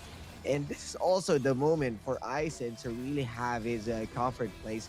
So I think Leonites Esports is a bit short of making their presence felt, and it was Lakan is pulling the triggers earlier on before they got before Leonites got their own score, and Lakan all the way from there. Yeah, and I think Otlus mentioned this. I do think that Lakan, they were really watching Andy69 yesterday, who had such a good game. So, when they saw him popping off, they're like, okay, that can't happen into our match. And that's exactly how Lakan was able to get that leg up. And congratulations to them. They will get that 2-0 and 75,000 Club Cup points. For now, again, winning that tiebreaker with Fennel Adversity, but not for long, I think. Not for long, because for our last match of the day, we do have Mirmooo Esports versus Fennel Adversity. Now, again, Mirmooo Esports, I have told you guys this. There's something about this team. I do like this team. And here's the amazing thing. They didn't take down Fennel Adversity before. They did. Yeah. So they were that miracle team that came out and suddenly took down what was a favorite of this group. They still are the favorite of this group, but that's something. The big question is, are they actually going to take it all the way this time? Are they going to get that 2-0? It's a tall order indeed, but they've done it before. Does that mean it can happen again? What do you guys think as we check out the Mirmooo Esports lineup? Well, they were using the Sona Seraphim the last time that they were able to upend Fennel Adversity, right? And I don't think we will see Sona and Seraphim in this particular match at all, right? I believe Fennel Adversity has learned their lesson that if they are not comfortable playing against a double AP composition, let alone in patch 2.4a, I don't think Sona and Seraphim is really the way to go. This is going to be a very tough order, right? But if there is someone that can make the difference here for Mirmooo Esports, I believe it's going to be XDXP and Mirmooo himself, right? Because XDXP yesterday, he played the Jarvan and he was master of the match using a tank Jarvan, and he was like, legendary. Yeah, I believe so. He completely denied the core key from Chasing Dreams, if I'm not mistaken, from Rowan, I believe. I think that was Leonice. Oh Leonice, no, yeah. I'm mixing things up because of how intense our matches And are. everything's been mixed And up. I mean, rosters have been going left and I'm- right. After the Omega match, my mind is everywhere. It kind of messes me up of what's the real role are. But yeah, of course, the solo player highlight I would like to give, of course, from their mid lane, Emperor. And Emperor, yes, they're having a hard time, it seems, in playing around other teams. Mirmooo, they struggle a lot. But one thing that you wanted to consider is this guy with the damage taken per minute, 1,220 for a mid laner. Running a Pantheon, Singe, and Galio. It feels like he is a Baron laner per se. So, I mean, the I'm not even utility is sure there. anymore. There are roles going all around. We are ringing around the rosy, not just on the Nexus, but all the roles, and 83% kill participation and 2.91 KDA. Understandable, as he is playing on the front line as the mid shield, as the one is going for the suicide plays, but he is delivering. It's just that it feels like he needs to change things up as a mid laner that can compensate or adds another firepower for Mirmooo. I don't know what's with today. What is a Baron lane even? What is a mid lane? I mean, But of course, they will be up against Fennel Adversity, and this is the little grudge match that we have over here. Especially since I think Mirmooo Esports, that fateful day, they managed to take that win when Fennel Adversity weren't exactly prepared. Maybe they were caught with their pants down a little bit. They weren't in their best form, and I think Fennel's gonna be out for blood. They're going to be out for blood, especially since they're not just resolving this grudge match, but they're resolving the tie with Lakan Esports. They do want that leg up, especially since this is the second to the last day. Tomorrow is the very last day, so they want to get those points in. Well, definitely, Fennel Adversity again, going back. Their lone series loss was actually against Mirmooo Esports. In fact, during game number 1 of that fight, it was Fennel Adversity with a clear advantage. But on games 2 and game 3, right, Sona and Seraphine happened. I just don't think Fennel Adversity will commit to the same disrespect, I would say, or same mistake this time. And I believe if it comes up, they will just basically ban it. Fennel Adversity, for now, yesterday we saw a different variety of power being put on carry. The resources was being put on him. So this is basically a team that is that is really growing to a point that it's kind of scary, especially heading into the playoffs. Yeah, and at this point, their biggest rival, I may say, or the closest one team that can close to them is Lakan. They were able to beat them yesterday, so they got the edge. And this time around, they're not going to play just to give up the tiebreaker. Mirmooo is in it for a ride, but the solo player highlight will like to give it to the mid lane itself, Shaw. No, this is not the showmaker or show faker, but this is the Shaw of Fennel Adversity. KDA 6.12 and kill participation 76%. Damage per minute. Look at that. Really huge and respectable because of the Ziggs, Oriana, and Ari. 1,672. And he is delivering more of those shockwave plays that kind of bursting everyone out, and of course the brother of one of the master handsome of the match from we saw yesterday, Rafe. So both of the players really delivering in their own standards, and this is why Fennel Adversity is a well-oiled machine. Yes, indeed. Nice little tip of the hat over there too. Of course, a very exciting showmaker that we are really excited for. But we are also really excited for this Mirmooo Esports versus Fennel Adversity. And you guys are, absolutely right. Fennel Adversity has been improving so much. And it's tempting to think that maybe that match against Mirmooo Esports was just a bad day for them. But I don't know. I'm feeling kind of chaotic, and I kind of want to favor Mirmooo Esports. But again, coming from the Fennel Adversity yesterday, they look really good.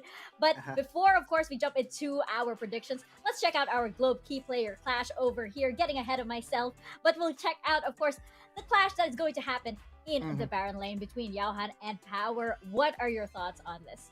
The last time both gentlemen met, Yaohan was on Lucian, was on Kaisa, was on Dragon Laner because they were playing the Sona and Seraphine composition. So we really haven't had the chance to see the duel of the bruisers, of the tanks, of the fighters between these two. And basically, Power is still a question mark for me because oftentimes we see him in the wrong position of the map, but Fennel versus he still makes it work. Yesterday, we saw him on Fioria. Curious to see if he's going to pop off on carries again this time around. Yeah, we are giving a lot of spotlight from the Dragon Laner of Fennel Adversity, but yesterday, this is a fairly different one. They gave the resources to Power, and from there on, the backdoor play and the 8-2-2 has been reborn. And there's a very reason why Power is a good player on the Baron side because he is completely showing that he can take on anyone. But Yaohan, of course, 79% respectable. And he is also the one who's making those roams, those plays. So I'm really excited how to see the different types of playstyle we're going to witness. Yeah, I don't know. I remember, I remember when Mirmooo Esports was able to go up against Fennel Adversity last time, and it was really like, wow, okay, this team's got something going for them. Are they gonna do it again, especially when Fennel Adversity is in top form? What are your predictions, gentlemen? I feel like that's a no. I'm sorry. Much love to Mirmooo Esports. I believe Mirmooo has the potential to be part of something bigger. But in this particular matchup, Fennel Adversity does. I think that they will have the respect this time around, and will probably just ban out the Sona Seraphine if they need to. And they just have to be Fennel in their own way. I mean, there's nothing left to be fixed so far. They're doing great. So I'm not saying that they need to change something, but they just need to watch out for any surprises and be reactive from there, or maybe not be reactive. They just have to play what they want and how they approach those games. Oh, fine. I'll behave, and it'll be Fennel Adversity right now. And I think this is going to the way of Fennel Adversity. Yeah, but you know what? If Mirmooo Esports wins, I'm going to be happy too. Just because it would be nice to see that happen. And also because of the implications in our leaderboard. And of course, going into our last day of the group stages. We're going to find out, of course, but let us know your thoughts and your comments as well. You can head on over to Twitter and use two simple hashtags, #DominateTheRift and #SeeIconSeries to have your tweets featured on over here on our panel segment. We will read them out for you and, have you join the conversation as we have over here. I believe we have one tweet coming up right now, and let's bring it up onto your screens. We have Princeton Lopez. Hello there. Sobrang galing ng commentary nila, nakaka-entertain at the same time nakakagutom dahil puro pagkain naririnig ko. This reminds me of our lovely bonus question that we would ask the players back in the summer season, of how they would be celebrating and of course what they would be eating in their boot camps and everything, and which made us hungry. It was really just us making ourselves hungry also, because It would be like a late broadcast. We would be thinking about dinner, so you'd be asking the players, "Oh, what did you have for dinner? What are you having for dinner?" So yes, indeed, food is very popular here in the CI series. Of course, why not? And you guys can also head on over to the PPGL Discord community server and let's watch the matches together. We have some special guests joining in from time to time, so we would love to see you guys on over there. Let's head on over now into our final match of the day, Mirmooo Esports versus Fennel Adversity. Casters, over to you guys.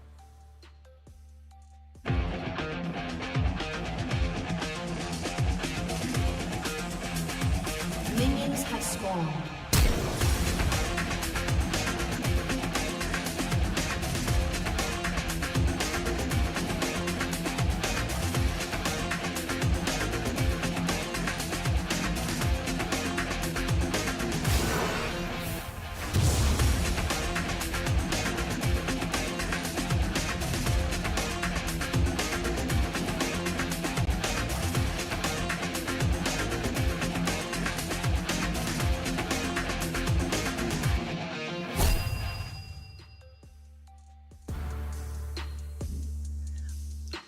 David versus Goliath, round number 2, in which David has already defeated the Goliath on week number 2. This is Mirmooo Esports versus Fennel Adversity, in which Fennel Adversity, they had a good run in Group C so far, but Mirmooo Esports, on the other hand, so far they haven't been getting some of the wins. They only had one, but that win is so important because it was against Fennel Adversity, and this time they might do it again. We are gonna be your shoutcasters, Gigi and Yasumel. Yasumel, what's up?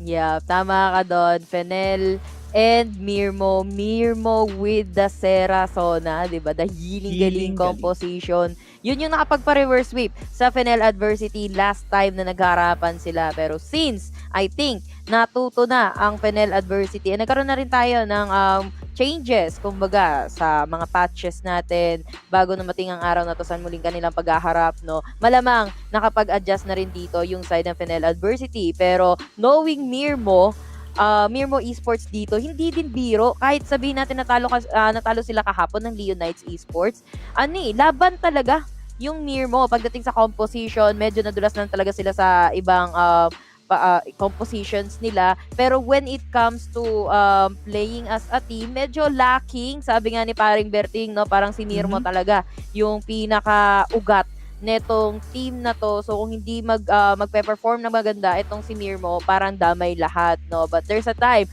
na nag-step up itong si XDXP where inanalo ang Mirmooo Esports kahapon ng isang beses, at si XDXP nga yung naging MVP natin or naging master of the match. So sabi ko sana, match of the match. And ewan ko, sabi sa'yo, sabaw eh. Pero yeah, as a team, no, parang si Mirmooo kasi talaga yung nagiging ugat ng kalakasan and nagiging dahilan, kumbaga, ng pagkapanalo most of the time ng Mirmooo Esports dito. Pero we'll see, no, Fennel Adversity, natuto na nga ba sila sa huling pagbaharap nila ng Mirmooo Esports or Mirmooo Esports, talagang Fennel Adversity ang kanilang ni-review ng sagad-sagad.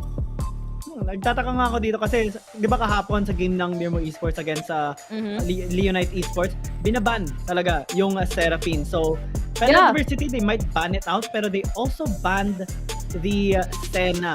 So, feeling ko nahuhulaan na nila. Mirmooo Esports, being an experimental team, na mahilig gumawa ng mga cheesy picks, may chance gamitin nila yung Senna Nasus or might be Senna Sin.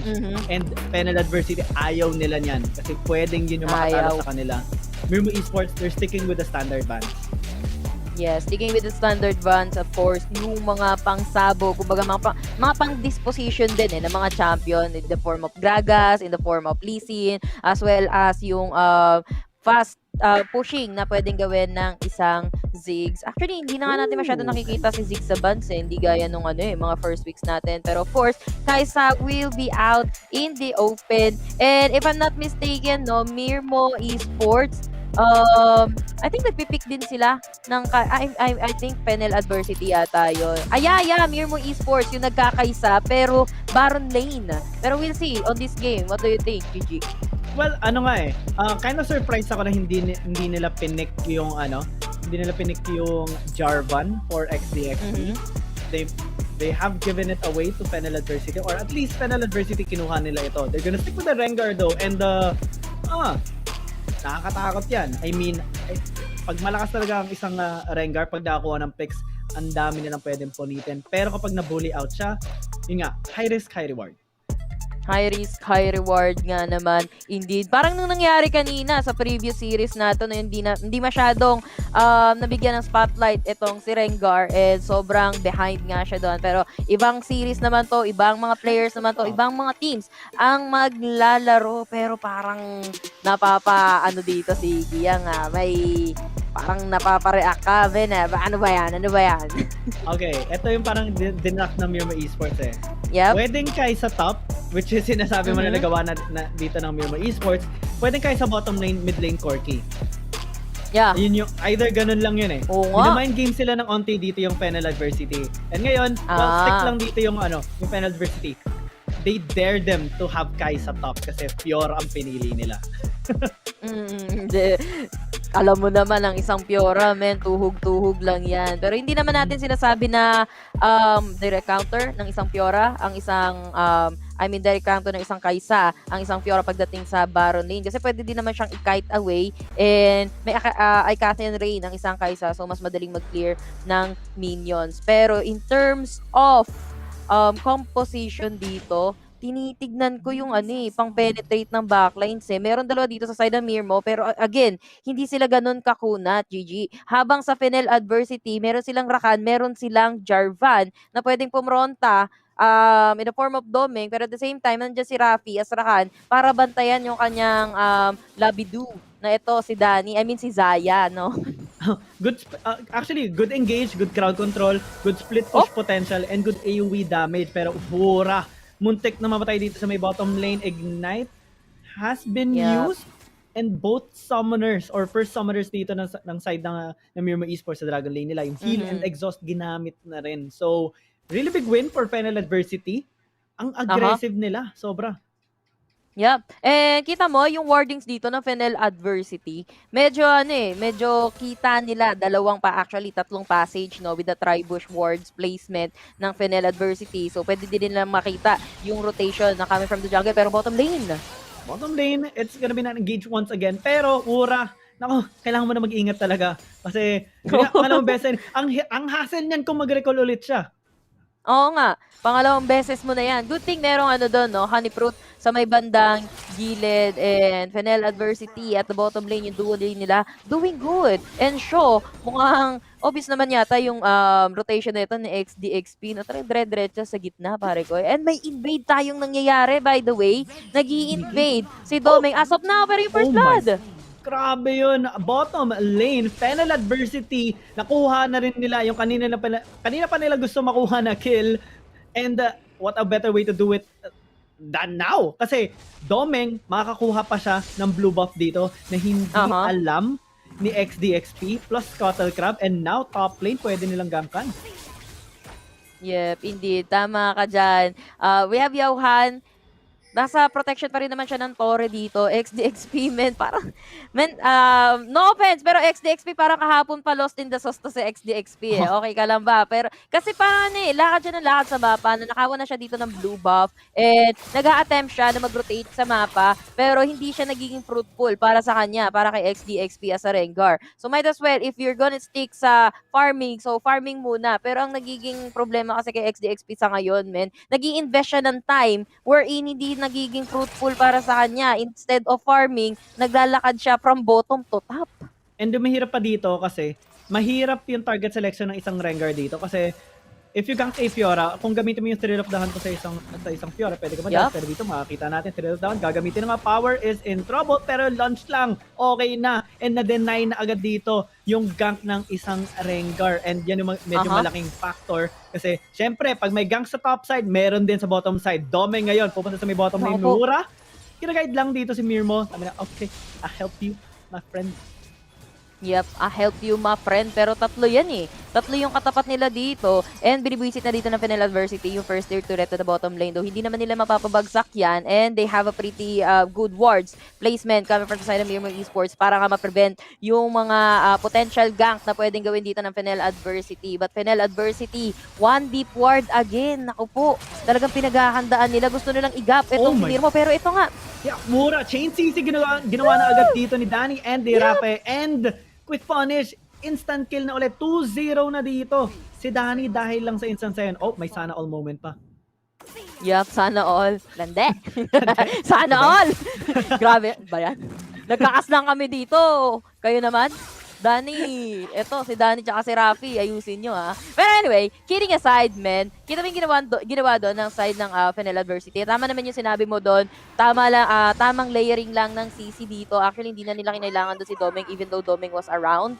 And alam nila na walang backup yung side ng Mirmooo doon. Kasi nga they have that deep wards na nakalagay behind that first tier turret. And Fennel Adversity, medyo may kasinukan. Pero si Danny kasi, mas mayaman siya sa isang kaysa wherein si Mirmooo, siya yung medyo dito, nahihirapan mag-farm, naghihirapan mag-CS kasi nagsasuffer ng husto itong si Wura. So napipilitan din siyang mag-back away. Pero ito men, ginamitan. Yeah, engage dito ni Emperor, pero may Heroes Entrance na ginamit na agad. Rafi makakatakas na naman, pero may priority na dito yung Mirmooo Esports sa isang Rift Herald. Oh, okay. Power.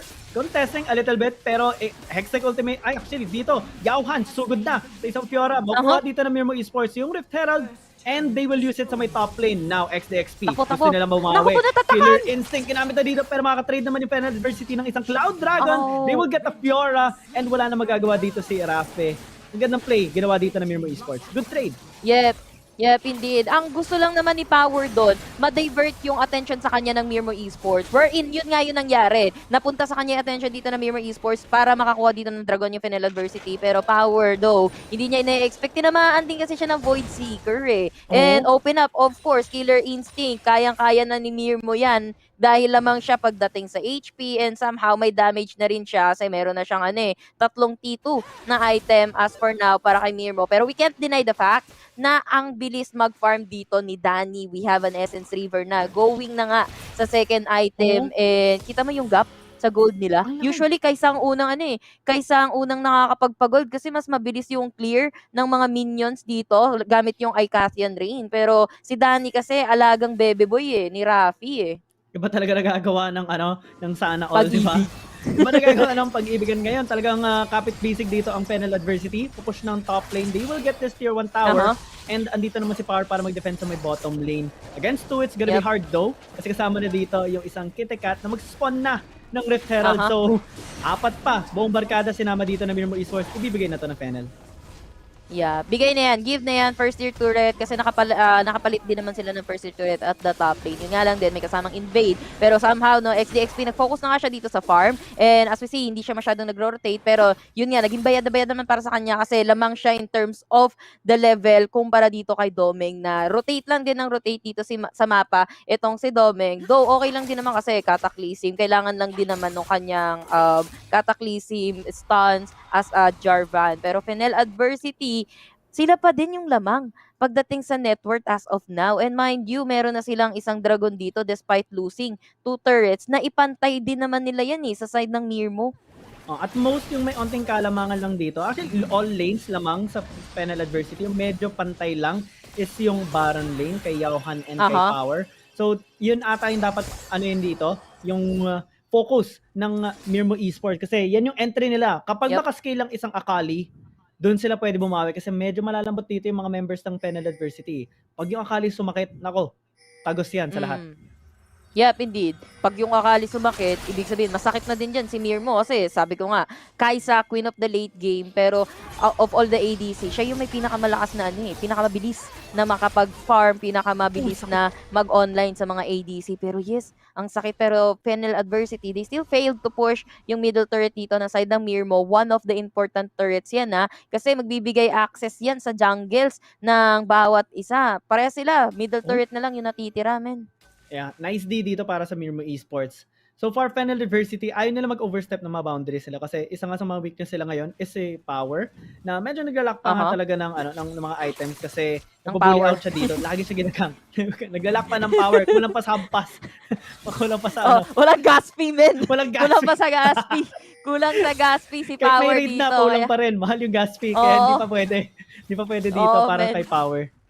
Yep, indeed. And kidding aside, no, Power as this Baron laner, as a Fiora, alam naman natin ang trabaho ng isang Fiora. And Mirmooo Esports, ang ganda ng pinapakita nila na kahit isang lane, hindi nila hinahayaan ma-pressure. Kasi every time na may pressured lanes, men, okay, my job is to do this para kay Power. To split push. Andun lagi yung split push potential kapag ka merong Fiora sa kalaban. And Mirmooo Esports, hindi din sila nagiging aggressive. Actually, they're just waiting para sa Fennel adversity na pumasok sa kanila. Habang nagpa-farm lang, consistent na nagpa-farm lang. Either itong si Corky, itong si Rengar, pero ito, Go signal and immediately bursted down dito si Mirmooo. In an instant, tumama lang yung charm ni Shaw. Patay na agad yung Kai'Sa. Nakuha pa sila ng Torres sa mid lane. Thrill of the Hunt ginamit na pero Fennel Adversity, wala silang pake dyan. Focus lang sila sa goal. And ngayon, Mountain Dragon ang goal nila. No contest to kasi nagamit na yung Thrill of the Hunt. May smite, pero di na lang sila sa may top lane. Susubukan nila i-gank si Power, but this Dragon is going to Fennel Adversity. Yeah, XDXP, okay lang naman mag-farm. Lamang na lamang siya pagdating sa farm and sa gold dito kay Domeng as of now. Pero I think medyo kailangan ka na din pare kay sa teamfight eh. Kasi ang nagsasuffer si Mirmooo. Si Mirmooo yung laging napipitas dito, men. You can't be, actually isang beses pa lang naman napitas dito si Mirmooo. Pero you can't be a queen of a late game kung mas may mauunang makapag-item sa'yo, which is itong si Danny. Kumikinang na yung kanyang item dito with 2 core items, Essence River na may kasama pang Solari, and probably ang susunod niyang item is IE. And kayang-kaya niya kasi parang strong independent woman na din kasi ang isang Zaye. Kayang-kaya niyang iligtas yung sarili niya kung sakali pasukin siya. Neto ni Yauhan and then babalikan lang siya agad. Neto ni Rafi. So far, si Yauhan, yes, he's got the damage somehow pero hindi pa din ganun kakinang yung kanyang mga items. So, hindi niya kaya na ganun i-burst down yung backlines or yung maninipis ng side ng Fennel Adversity. And what's more, andun yung threat palagi, sabihin natin ni-attempt ni Yauhan, pasukin dito yung backlines, pwede siyang tamaan ng charm dito ni Shaw, pwede siya mag-grand entrance. So, kailangan may mag-create ng opening para sa side ng Mirmooo Esports, ma-penetrate yung backlines dito ng Fennel Adversity. Yeah, strong independent woman pero meron din siya kasi dito nga very dependable man, isang Rakan na talagang ready mag-CC. Pero speaking of dependable, din natin gano'n ka-dependable dito si Yauhan. Perfect execution, ginamit na dito. Grand challenge din, pero may hero's entrance naman dito si Wura to protect his teammate. Now, Power, nasa maling pwesto ka ata ng mapa. Pero, okay, trying to go with the outplay. Ngayon, killer instinct ginamit na dito. Nice parry though. The charm will not connect, pero dito naman Spirit Rush si Shaw. Nice damage coming in, pero mid lane naman, makakuha dito ng Rampage si Danny. And diyan na nga yung strong independent woman getting some kills. And dito mapapatay naman natin. Nakikita natin si Shaw makakuha ng kill na kay Mirmooo. It's disaster for Mirmooo Esports. All the towers being pushed. Fennel Adversity. Ang lakas na.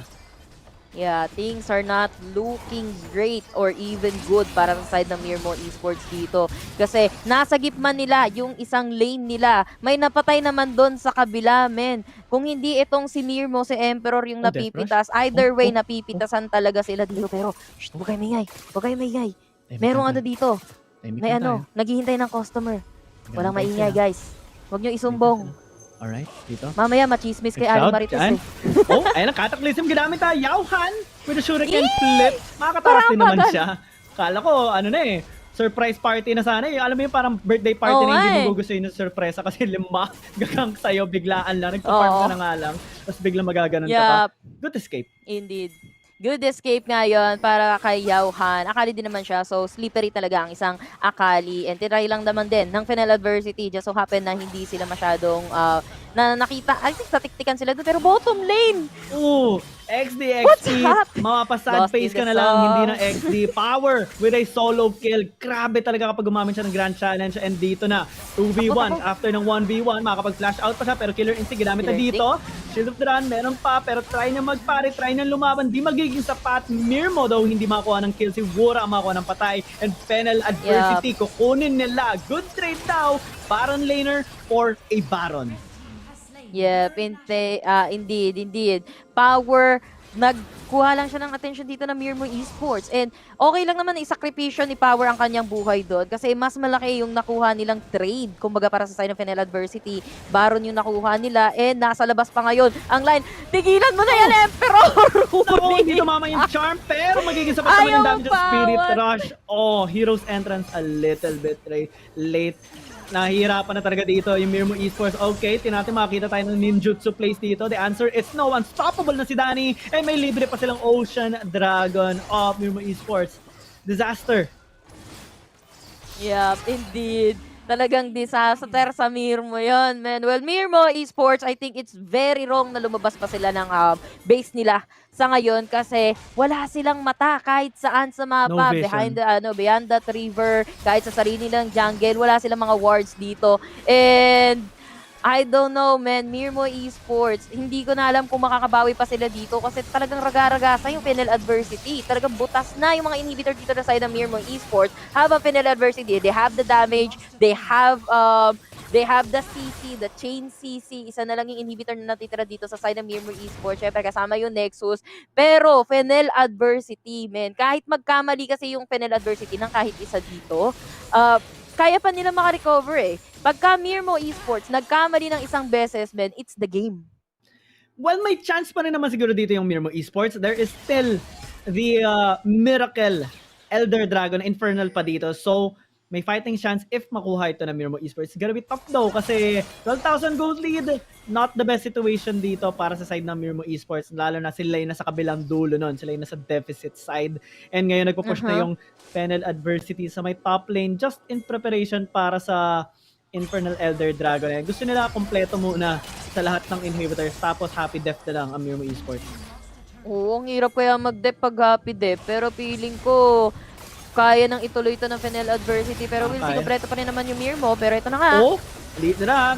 Weakness, entrance, pero meron naman ng Hero's Entrance dito. Siguro magiging sapat nga lang ba yun? The answer is no, pero mag Grand Challenge healing naman dito si Power para ma-heal up yung mga kanyang teammates. 2 members down sa side ng Mirmooo Esports in exchange for Shaw. Mapupush pa rin dito ng Fennel adversity itong River Tower. Ano magagawa dito ni Mirmooo? Wala na siyang mana, pero dito na naman tumutuhog ang isang Jarvan and ngayon sugod lang sila ng sugod. Mamamatay dito si Power pero sapat na yon kasi nakuha na nila yung Inhibitor Tower. Ready na sila para sa Infernal Dragon. Yep, naubos ang tatlo para sa side ng Mirmooo Esports. Pero okay din naman yon kasi dahil nakabawi sila dito ng dalawa. Yun nga lang, hubad na ang kanilang Nexus dito. XDXP is not having the best time of his life. And ubos na ang kanilang mga inhibitor turret dito. Mirmooo, he's trying his best, man. Pero meron nga sa kanta, man. I did my best, but I guess my best wasn't good enough, no? Nangyayari dito sa side ng Mirmooo Esports. Fennel adversity, hinihintay na lang nila yung isang Baron eh. And I think, para makabawi dito yung Mirmooo Esports, one sweep against Fennel adversity, and then makuha nila yung Baron, they can end the game sana para sa side ng Mirmooo Esports kung sakaling mangyari yon para sa kanila. Pero Fennel adversity, lahat na sila, lahat ng lineup nila malalakas na eh. Kita mo kumikinang na yung mga item nila, even Lakan with the 008.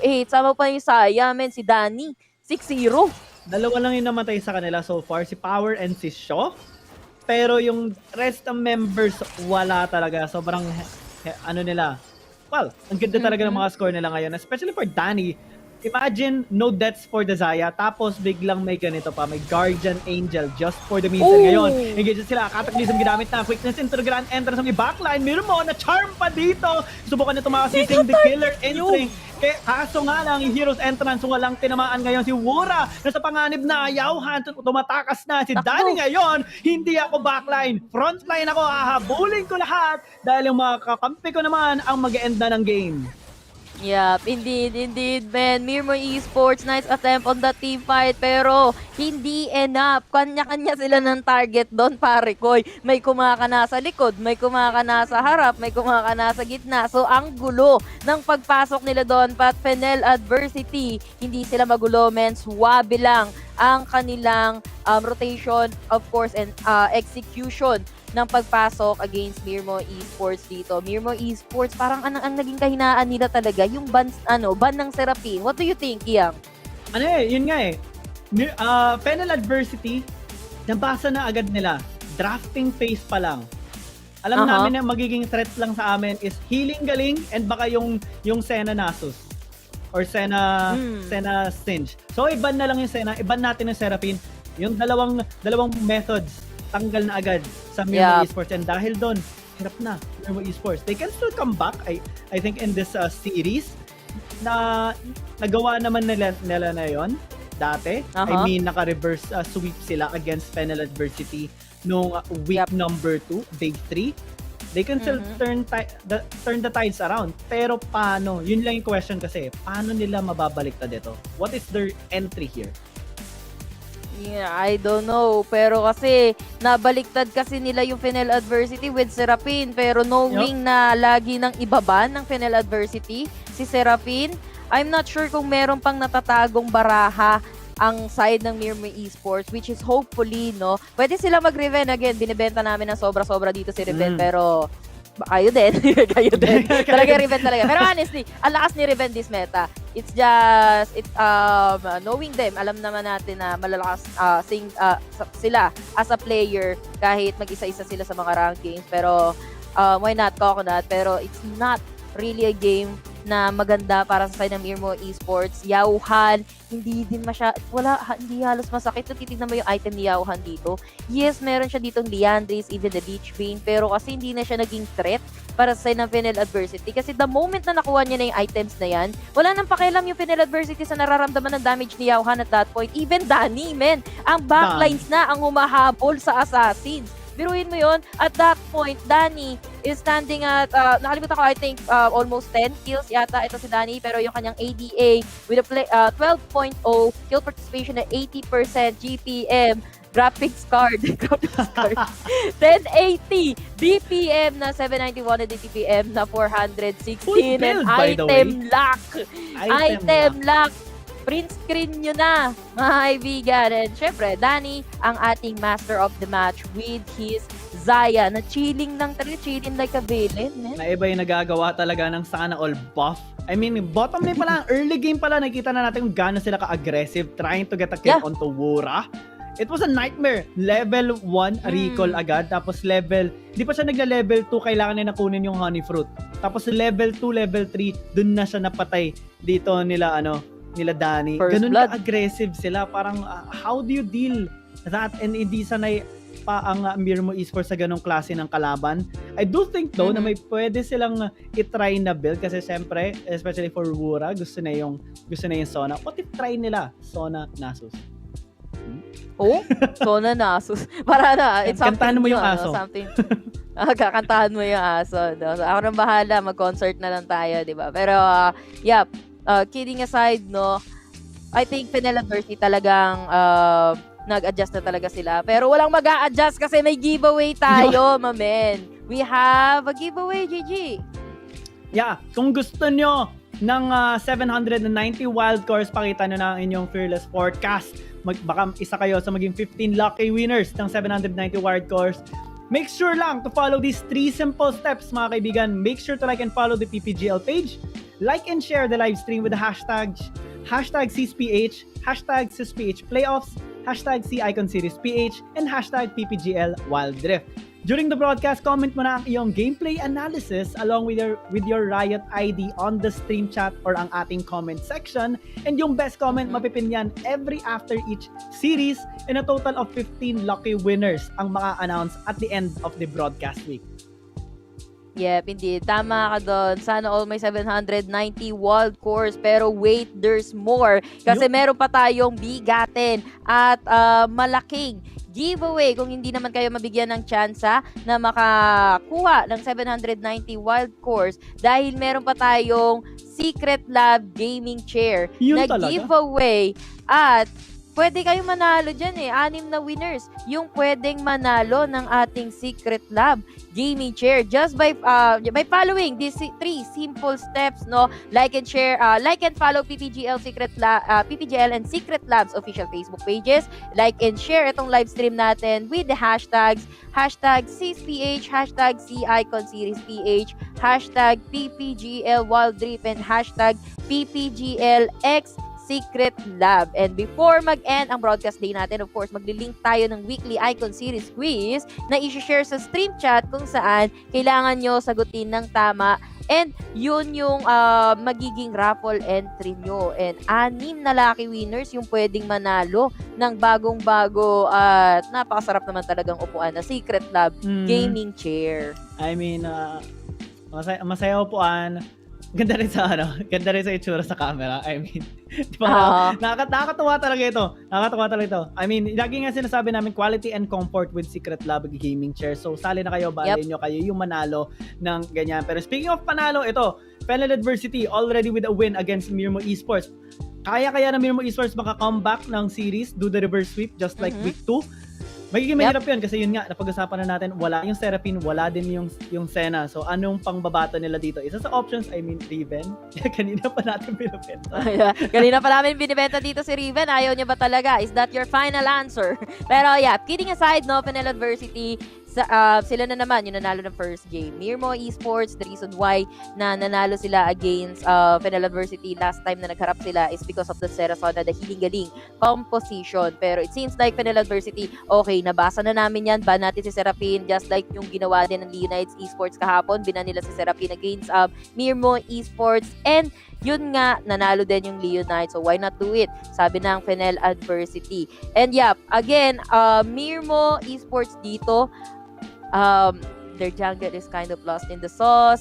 Everyone is actually hindi lang sa XDXP. Parang somewhere mid-game natin, lahat sila hiwa-hiwalay, hindi din sila nag-group up, and then every time na nag-a-attempt sila, it's always na wala silang vision. Kumbaga, parang nangangapa ka sa dilim sa side ng Mirmooo Esports. And Yauhan, tinatry niya naman na mag-perfect execution sa mga backlines. Pero yun nga, it's all about the composition din na meron dito yung Fennel Adversity. They have Zaya na alam naman natin, pwede mong iwan kasi kaya niyang mag-reposition at i-save ang kanyang sarili dito habang kayang-kaya lang din mag-initiate nung kanilang mga front lines. And Arjo kasi, Asagalio, talaga andun yung global presence niya. Sasamahan niya si, not heroes entrance dito ng isang Galio. Sasamahan niya yung isa, pero laging huli na. Pansin mo yung mga heroes entrance dito ng isang Galio. Walang tinatamaan halos. Yeah, nakakatakas agad yung Fennel Adversity tuwing mag-heroes entrance si Wora. And kumbaga medyo nahihirapan in terms of execution yung Mirmooo Esports. In general, parang medyo yun nga, lost sila. Hindi gaano sync yung team. I think they need to work on that, and pwede naman nila yung ma-work on. I mean, nangyari na ito. This is a similar setup. Same as week number 2. I mean, Mirmooo Esports against Fennel Adversity nung week number 2. Fennel Adversity nanalo nung game number 1 and they turned the tides around. Dito na lang, kailangan maka-pull off sila ng isa na namang cheesy strat, cheesy composition, or maybe even just go with the meta right now and execute it the Mirmooo Esports way. Diba? Yeah, execute it the Mirmooo Esports way. Pero let's see. Or maybe kuhanin din nila si Jervan kasi talaga ang ganda ng performance nila with Jervan yesterday against Leonites Esports. And ang first pick kasi nila, again, it's about the picking din, no? Sila na nga yung first pick dito.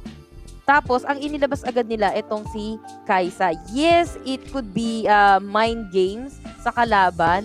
Pero kasi, Kaisa, ba't mo siya ilalagay sa Baron lane nang wala ka namang hiling-galing composition unless na lang talaga gusto mo maglulu Olaf, pero still, hindi mo pa din naman ilalagay sa Baron lane itong si Kaisa. Kumbaga nabasa na din ng Fennel Adversity, and it's way too early putting Kai'Sa doon sa first pick natin. Pwede silang kumuha nga ng mga prio picks nila kung saan sila komportable doon. Just like the Jarvan, actually, hindi din masama na first pick Jarvan dito if gugustuhin nila. Or even Riven, di ba? Or actually, Galio is available na punta naman sa kanila. I think Mirmooo, hindi ko na alam, man. Medyo mahirap malaman ngayon yung win condition ng Mirmooo Esports kasi they haven't really gotten a good win just yet. Most of the time, they try this unorthodox draft. Yun nga, yung mga weird picks. Pero there's a time na gumana siya. Kaya yun yung naging parang win condition nila. Yun yung na-develop nila. Kasi ang hirap kasi kapag isa pa lang yung win condition mo, tapos nabasa na siya ng kalaban mo. I mean, Fennel adversity, hindi may rason kung bakit nasa itaas sila ngayon ng bracket ng ng group C. Kasi sila yung talagang nagbibigay todo not only sa execution ng ng draft nila and yung playstyle nila, pero same din sa pagre-research ng kalaban nila. Pag-analyze kung ano yung strength ng kalaban and paano yon tatanggalin or i-mitigate. And ngayon, so far, yung dalawang champion, Senna and Seraphine, pag tinanggal yan, may hirapan talaga Mirmooo Esports. So they have to migrate again. They have to explore once again. Pero ang taas ng risk kasi match point na ang Fennel adversity. And sa pinakita ng Fennel adversity ng first game, parang ang taas ng chance na this time, 2-0 nila yung Mirmooo. Knowing na na-figure out na nila kung ano yung weakness, kung ano yung naging strength ng Mirmooo from last time. As for Mirmooo, though, I still respect them kasi isa talaga sila sa mga teams na mabilis maka-adapt sa mga meta natin, mabilis makapag-adjust dahil, tinamaan talaga. Lagi tinatamaan ng Group C and D ng mga big patches, ng mga big updates, yung mga nerf and bans, ng mga diba? Adjustments. Sila, lagi ang tinatamaan dito. And I do respect Mirmooo for that kasi nga, mabilis silang maka-adapt. Yun nga lang talaga, parang this time, aral na din sila ng sobra ng Fennel adversity. Not only Fennel adversity, even the Unites Esports kahapon.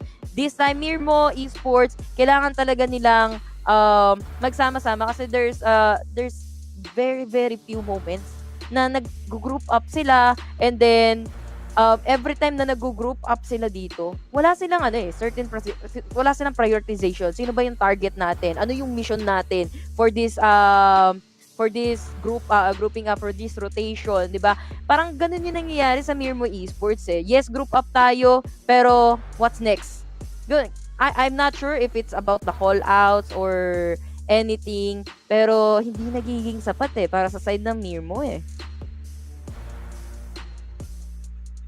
Tapos pag nagiging ganun pa yung case sila, nagkukulang sila, quick punish kasi agad ang Fennel adversity kasi ang bilis ng rotation sila. Pag nakita nga natin yung trade kanina sa may Dragon lane or sa bottom lane, Power tinry i-gank ng multiple members ng Mirmooo Esports and then Fennel adversity naisip nila, okay sige, trade natin si Power, trade natin yung Baron laner natin para makuha lang isang Baron. So, nagiging worth it. Ang decision making sa giging in favor talaga sa Fennel adversity. Ngayon, decide nila maging nasa blue side. Let's see how Mirmooo Esports will try to up their game against Fennel adversity kasi both healers tanggal na naman. Yeah, both healers tanggal na naman, no? Seraphine, Senna, ban na naman dito para sa side ng Fennel adversity. And Mirmooo Esports, of course, hindi nila papalabasin pa rin itong, nice ban para sa side ng Fennel adversity. Kasi pwedeng kunin yun ng side ng Mirmooo Esports. Probably Fennel adversity, meron silang isang champion dito na gustong i-pick na prio pick. Pwedeng Rengar, kasi Rengar is up. Kha'Zix is actually up, which is, if I'm not mistaken, ban din kanina, binan ng Mirmooo Esports, hindi ako nagkakamera. Pero Rengar will be up dito para side ng Fennel adversity. Mirmooo Esports. I-pick nila si Rox. Si Rox. Hey yo, Rox is here. Rox TV is here. Let's go. Thresh. Finally, we see it once again. This is a refreshing start. I mean, Mirmooo Esports, bagay sa kanila. Experimental team. Good setup. They have 2 pick champions already. Fennel adversity, they're building around it. Okay. Meron tayong engage. Medyo malaking risk kasi, Thresh can counter the engage of a Rengar. Andun na yun. So, build a buff champion. Kai'Sa is really strong in the late game. Ayun na nga queen of the late game yan. Pero Dr. Mundo, Jinx! wow! Wait! Jinx? Grabe naman yung pagka-experimental ng Mirmooo, man! What? Teka lang! Kung pwede lang tumayo ngayon, tatayo ako eh. Alam mo, Gigi, gusto kong malaman kung anong kinain nila? ng Omega Esports at ng Mirmooo Esports ngayong araw. Ano? Paki-share naman. Hindi ko alam, pero kidding aside, kung imagine Jinx, Mirmooo, Jinx taking kills, magkakaroon siya ng attack speed, ng movement speed, Mundo as well farmed, and with the support ng Thresh dito, sabi mo nga kayang counterin ng isang Rengar. Execution, kung i-imagine na natin, laban eh. Pero Mirmooo, knowing Mirmooo kasi, will they be able to execute it? Hindi naman sa nawawalan ako ng pag-asa para sa Mirmooo dito, pero this is something new na gusto nating makita na at least may bagong flavor kapag ka nag-work siya, men. Clap, of course. Share naman ng kung anong kinain nyo. Pero Fennel Adversity, sticking sa kung anong nakasanayan dito, sticking sa kung saan sila komportable and knowing na confident sila na manalo with this lineup, I guess. Pero we'll see. Mirmooo Esports, anong kinain nyo? Omega, anong kinain nyo? Okay. Sigurado ako marami nagkakaroon ng mixed reactions dito ngayon sa draft ng Mirmooo Esports. But for me, being an optimistic experimental person, lalo na sa mga picks and champions, I like this kasi what it brings to the table is opportunity and yung kung paano babaguhin nito yung meta.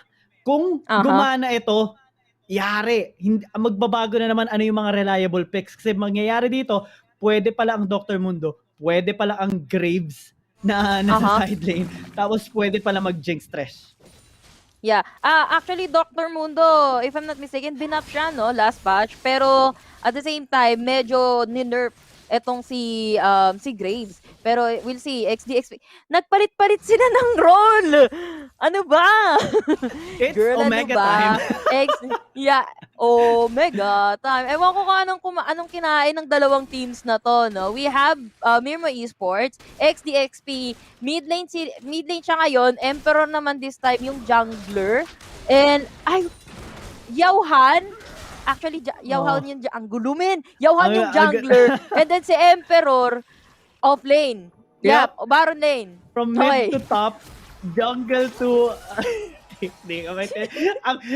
ang LT ang LT na nangyayari ngayon, but if it works, then it works. It works. Ngayon, lalo na may Thresh pa sa kanya. Ang ganda ng setup nila, to be honest, kasi ang taas ng pick potential nila. AoE damage though, hindi gaanong kataasan unless mag 2 to 3 items na dito si Mirmooo. Pero nakita tayo ng invade. Doming, hindi tatamaan ng charm, pero yung smite mapupunta dito. Magiging pabor para sa Mirmooo Esports. Pero dito mamamatay na. First call secured dito ng Fennel Adversity. May next target pa sila. Dito si XDXP, 2 kills for Fennel Adversity. Man, it's not working. I mean, sorry for saying that it's not working, pero it doesn't seem to be working. Pero sino nakakuha nun? I think si Power, no? Kasi may smite naman. I mean, Power. Wala siyang smite. Oh no, Emperor? This is an oh no moment for Mirmooo Esports. Okay, hindi na Palakulin pinek mo. up. It's Talo na lang.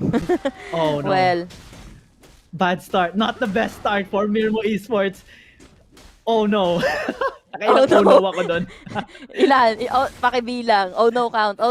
Nigiyang dito. Pero 3-0. Well, 2 minutes early pa lang din naman para sabihin the game is already done. Kasi nga naman, wala pa tayong Drake, wala pa tayong Wraith Herald or anything. It might be unusual na lineup composition para sa side ng Mirmooo Esports. Pero malay naman natin, meron silang hinihintay lang na makuhang item, na mag-power spy. Kasi I think Mirmooo Esports, they are trying new flavors. And kapag ka nag-work, why not?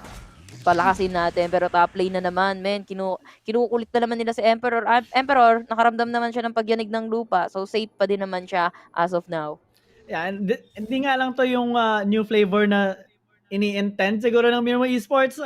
2,000 gold deficit at 3 minutes, ang hirap nito. And malapit na tayo sa first objectives, which is, of course, Cloud Dragon and Rift Herald. So, paano sila ko-contest ng alam nila na may snowball lead na ang Fennel Adversity? Kasi before pa lang noon, nanalo na sila sa mga team fight and sa mga sa mga 1v1s natin. Paano pa kaya dito? And Empower, Emperor, binabagsakan lang dito ng axe ni Power. Ang hirap. Yep, indeed. Binabagsakan, binabato lang ng axe, man. Parehas naman sila may pambato ni Yauhan. Meron din naman binabato dito ang isang Dr. Mundo, no? And nag-swap lane sila. I think ang gusto na lang kunin ng Mirmooo Esports dito ay ang Rift Herald kasi maaura pa dito itong dalawa. Yung duo lane nila andito pa sa top lane. Pero what's happening, no? Yeah, not the best thing to gank kasi I mean may unstoppable yan using the Ragnarok pero yung damage magiging sapat. Munti kang pamamatay dito. Si Emperor, now they're setting up para dito sa Rift Herald. Makikipag-trade lang ang Fennel Adversity. No push just yet for the towers. Rift Herald setup para sa top lane though. Mirmooo Esports, they might just turn this equal at least. Yeah, talagang tablado lang. Pero ang bagal mag-dragon dito ng ng Fennel Adversity. Pero wala namang information dyan yung side ng side ng Mirmooo Esports as of now. Pero kasi hitting 2 birds with 1 stone. Same lang din naman pala para sa side ng Mirmooo Esports. A turret at the bottom lane, Dragon para sa Rift Herald. So pantayan lang. Pero mas lamang pa din naman yung Fennel Adversity pagdating sa kill as of now. Pero sa Emperor, talagang binibisit siya dito ni Power, no? Pagdating kasi sa 1v1, parang kayang brasuhin ng isang Olaf as of now. Ang isang Emperor, kumbaga sa gamit niya nag-Graves dito, kailangan niya ng backup kanina para lang mapatay yung isang Olaf at the top lane. Yeah, ang hirap kasi kahit mag-kite ka, kahit subukan ng Graves mag-kite sa isang Olaf, pag tinamaan ka na ng isang undertow, mahabol ka na niya and true damage pa ibabato na sa'yo. Ang hirap pang patayin siya kasi may lifesteal pa siya at pag pulado yung buhay niya, mas lalong sasakit siya. So, ang hirap nun, kahit shotgun yung gamit mo, mas malakas yung itak niya. And Fennel Adversity ngayon, making the rotations, makukuha nila yung tier 1 tower sa may top lane. Mirmooo Esports naman, susubukan sa may bottom lane, kaso sinashove dito ni Power yung wave para ma-deny yung pag-pull na death sentence, hindi tumama, makakatakas pa ata siya, pero yung tides though, napakaganda para ma-knock up pa dito si Yauhan, mapapatay na siya, hindi kaabot ang healing niya, and ngayon, Fennel Adversity getting more and more wins, na-trade yung tower, pero may kill dito, si Danny. Yup, indeed. May kill nga doon itong si Danny, and saan ka pupunta, Emperor? Oh no, may lantern, yes, I save you, pero may kill. Ayun lang yung problema, Fennel Adversity, andyan yung barkada, XDXP na lang ang matitira. Mirmooo Esports, nightmare. Yep, indeed. Na-burger yung Mirmooo doon, men. Parang minute burger. Baka naman, minute burger. Baka naman. Pero na-burger sila doon, men. Kasi nanggaling ng middle lane, itong si Domeng, kasama na itong si Shaw, if I'm not mistaken, no? Galing sila ng middle lane, nakapag-push sila dito ng first year turret, and inikutan na lang nila yung mga nananakbong Mirmooo Esports. Kasi natimbrehan nila kanina pa yung even mamatay dito si itong si Yauhan, na lahat ng Mirmooo Esports ay nasa bottom lane. So, hahabol na lang talaga yung Fennel Adversity dito kasi naubos na din ang Mirmooo Esports almost all the kit na meron sila. So talagang dikit na lang yung gagawin doon ng Fennel Adversity. Tsaka kaya talagang burger na lang talaga, minute burger. Minute burger na lang, Let's lalo go. na kanilang bacon cheeseburger. Ayun, bigla nagparinig no? Pero in that sentence, tumama na dito kay Rafe, pwede na ito maging good setup para sa Mirmooo Esports. So far, yung tide hindi tumatama dito, pero yung damage naman ay sobrang sakit galing sa Fennel Adversity. Itong puta, hindi nga na magiging sapat yung damage siya, pero okay lang. Andito naman si Power na empowered talaga. Si XP na lang ang natitira. Shaw, sinabol naman siya and makakapag-push pa dito yung Fennel Adversity. May gang pa. Andito si Power. Undertow is available. Napapaligiran ka na namin. Sumuko ka na. FBI open up.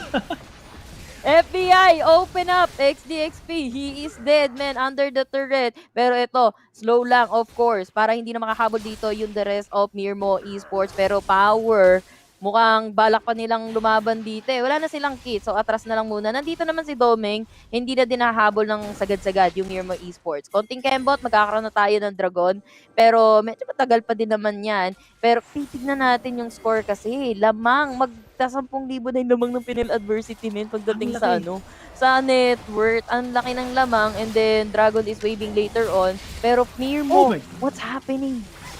Yun talaga, yun yung magandang tanong dito Parang, okay, you have this experimental draft, kaso hindi siya gumagana. Actually, much worse yung situation nila ngayon compared to game number 1. Kasi ngayon pa lang, 8 minutes halos 10,000 gold lead na. All the objectives to take dito ng Fennel Adversity at most Mirmooo Esports na secure nila yung Rift Herald. And nakasecure sila ng isang torre gamit yon sa may bottom lane. Kaso ngayon, paano sila kokontest dito sa Ocean Dragon? Kokontest sila kasi ano yung entry nila. Andito naman si Mirmooo, nag-ulti na si Yaohan. Shockwave daw onto Tomb. Malaking problema yan. At andito na root dito si Domeng. Pero yung damage ay sapat pa rin. 1-for-1 trade so far. Si Power andito na for the flank. Emperor, kailangan tumakas. Takalunan ka ng dalawa. At andito na unstoppable Olaf charging in. Wura, kailangan mong tumakas. Fennel Adversity, they're just monsters right now. Yeah, basically si Power. Walang pumipigil kay Power, man. Talagang kaltok, diba? Tok yung binibigay ni Power dito. Diba, pag kinaltokan ka ni Power, parang di ka na magigising eh. Gaya ng tatlong na casualty coming from the side ng Mirmooo Esports, Fennel Adversity. Not only they're doing good sa performance nila, Mirmooo Esports kasi talaga, they're struggling, they're kind of lost right now. And I don't know, medyo nagiging desperate moves na kasi yung Mirmooo Esports kanina simula pa lang nung nag-attempt sila mag-push at the middle lane pero hindi naman talaga, wala naman talaga nangyari na push. Pero si Dania, mag-isa yan, joke lang po kasi nandito sa gilid yung kanyang mga backup. Nandito yung barkada, si Sean nasa harapan pero hindi siya madedeath sentence dito ni Owura. Medyo kalungkutan yung mga pick-offs dito ng Mirmooo Esports. Hindi sila nakakuha ng magandang set and ngayon sa nilapdahan gagamitin na ni Domeng. Makakataas naman dito yung Mirmooo Esports. Tinatakot lang nila pero sakto na ito para sa Baron Nathor. Nathor. What? Baron Nathor, men. Tara na. Halina mag-Baron Nathor. Yes. Tama ka naman doon, Gian. Pero, yeah. Kidding aside nun, kanina ko pa iniisip paano mapapanalo ng Mirmooo to? Kasi, every time, I do get the essence na kailangan mo pagkakas si Power. Pero no! Yawan, you're dead. Goodbye. Kaya kalungkutan na ito para sa Mirmooo Esports. Namatay pa dito si Yaohan. May burger na naman sila. Talagang magiging sponsor na talaga tayo ng Minute Burger. Pero yun naman yung shockwave na inaantay dito ni Shaw. Makukuha nila itong middle tier 2. Death sentence na tama pero syempre no follow-up na Mirmooo. Kailangan nila umuwi. Yung base nila mabubuksan na. And Fennel Adversity, look at the goal lead. 15,000 in 11 minutes. Yup. Wala pa nga actually 11 minutes, men. Butas na yung middle turret dito ng Fennel Adversity. Kumbaga sa kasuotan, men, wala nang sinturon. Meron pa namang t-shirt at pantalon, pero Fennel Adversity, unti-unti nang huhubaran ang base dito ng side ng Mirmooo Esports. Pero kasi, pinifigure out ko paano. Kasi Power, laging huli siyang pumapasok eh. Alam naman natin, kailangan mapigilan ng Olaf. Para mapigilan siya, syempre i-burst down mo. Kaso nga lang, nagamit na nila lahat. Pero parang ganito, pumasok. Ito si Domeng. Pumasok na pero magiging sapat ba yung damage ng Mirmooo Esports para makapag-depensa sa sugod ng Fennel Adversity? The answer is no. Kasi patay si Yaohan and si Mirmooo almost instantly. 2 members down, 3 na lang natitira. Paano makaka-def dito nang wala yung Jinx? XDXP, siya lang ang wave clear dito. Medyo may tulong naman si Emperor. Kaso kulang kasi siya sa items and ngayon, Fennel Adversity, inuubos na lang nila yung mga inhibitor towers eh. Kinakalbo na nila yung base dito ng Mirmooo Esports. Just playing right now. T-shirt na lang. Naku, tinanggal pa ang t-shirt. Men, hubad na ulit yung base ng Mirmooo Esports dito, na lang natitira. Kailangan na makonquer yung base. Actually, men, wala nang natitira eh. Yung base na lang talaga, down to the base, pare. Down to the base. Kasi open na ang base dito ng Mirmooo Esports. Napapasukin mamaya ng Fennel Adversity. Pero Fennel Adversity, just making sure no na safe ang kanilang pagpasok. Of course, kukuha muna sila dito ng Baron Nashor, Baron buff, na actually, hindi pa pala Baron, no? Dragon pala yung nakikita ko ngayon. Dragon, third dragon pa lang tayo, men. Pero, wala na natitira sa Mirmooo, men. Yeah, this is worst comes to worst.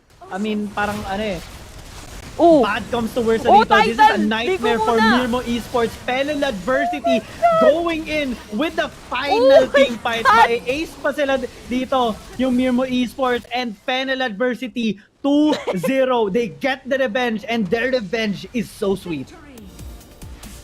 Oh my G, yes. Revenge is oh so sweet, man. Mas sweet pa kaysa sa tawagan nyo ng jowa mo. Wala naman kayong label talaga, pero charot lang. Pero anyway, Fennel Adversity winning against Mirmooo Esports with a 2-0. We kind of expected it na sa ano pa lang, draft pa lang. And medyo siniswinitok pa nga natin na baka naman may plano dito talaga yung Mirmooo Esports, pero hindi talaga nag-work out, man. It didn't go according to Keikaku para sa side ng Mirmooo Esports. Fennel Adversity though, sila ang nakabawi against Mirmooo Esports at mananatili sa top ng Group C. And Mirmooo Esports, another talo na naman yan para sa kanila. Pero meron pa rin naman sila laban bukas, and there's nothing more to say kasi goal sila pagdating sa itemization, sa levels, pagdating sa farming, even Yauhan, men. Medyo pinusuan, pinasuan ko dito si Dr. Mundo kasi medyo na-buff to pero kada pasok ni Yauhan, men, Yau top agad talagang ang hirap. I mean, actually, sasagutin ko, kukontrahin kita ng onte kasi 'di ba sabi mo kanina sa draft pa lang parang GG na. Sa akin, I kinda had some good hopes. Kaso na nakita ko kasi na top Graves. I thought jungle Graves Jungle.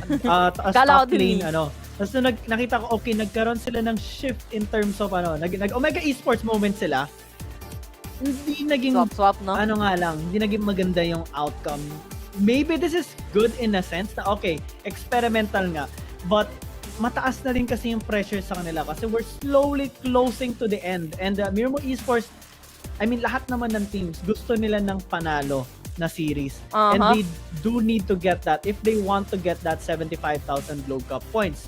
So maybe they can still take this as a learning moment and come back stronger tomorrow kasi bukas ang mga kalaban nila, Lakan Esports. And they also had history with Lakan Esports. So, ngayon, hindi, pinapanood na rin to ng Lakan Esports. Sena and Seraphine, pag binanyan sa Mirmooo Esports, magsa-struggle sila. So, much more pressure now. They need to find a way tonight or tomorrow, makahanap sila ng draft na mag-execute nila ng maayos against Lakan. Yep, indeed. Sana makahanap dito at ma-redeem pa kahit paano ng Mirmooo Esports yung kanilang sarili dahil sunod-sunod yung pagkatalo nila doon, man. Pero we have the master of the match, of course, Oriana with the so sweet na mga ultimates dito for Shaw, no? And talagang show na show yung kanyang shockwave. Talagang nakaka-shock. With KDA na 22.0, 92% kill participation, GPM na 1,118, na DPM na 1,775, and the DPM na 426. And 3 items pa lang. Kitang-kita mo, natunaw ka na agad Hindi natin masyado napapansin dito talaga itong si Shaw. Pero most likely, kapag ka tumatakbo yung Mirmooo Esports, andun yung shockwave niya. Tol, balik ka muna dito, walang tatakas. Ang ganda din kasi talaga. I mean, Fennel Adversity, may reason kung bakit kasi taas sila. Bakit sila yung Goliaths or like the Titans of this Group C. Kasi ang ganda talaga ng performance nila. Drafting nila and the way they read their opponent is always on point. For Mirmooo Esports, there's a lot of improvement. Pero they can also take this as a good thing kasi there's room for growth and there is growth na pwede nila magawa. Hopefully, ma-execute nila yan tomorrow. Pero syempre, Fennel Adversity, they're sitting so comfortably right now. It's hard to go against them. At most, siguro yung makakapalag sa kanila dito ay Lakan Esports. And ang ganda din kasi talaga ng performance nila Any thoughts pa? Yep, indeed. Well, actually, madami pa tayo pwedeng sabihin dito. Pero, that was a good run pa rin naman para sa side ng Mirmooo Esports and Fennel Adversity as well. And kami nga pala ang naging shoutcaster nyo para sa huling series na ito. Kasama ko dito si Gian Gaming and ako si Yasum Yawen on behalf of Berting and GG Spear. May sasabihin pa, by the way, ang panels natin. Huwag kayong aalis. Diyan lang kayo.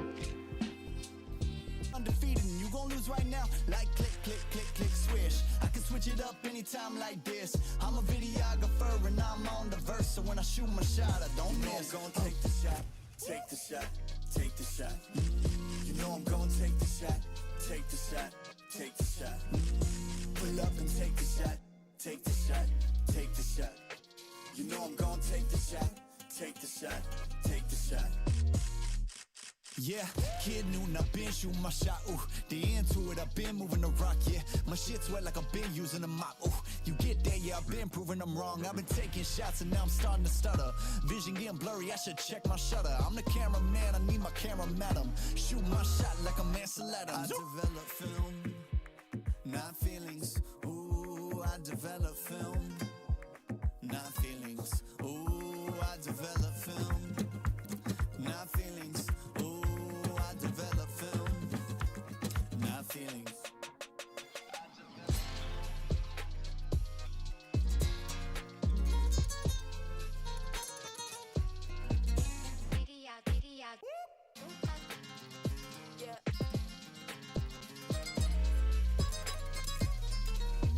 You know I'm gonna take the shot, take the shot, take the shot.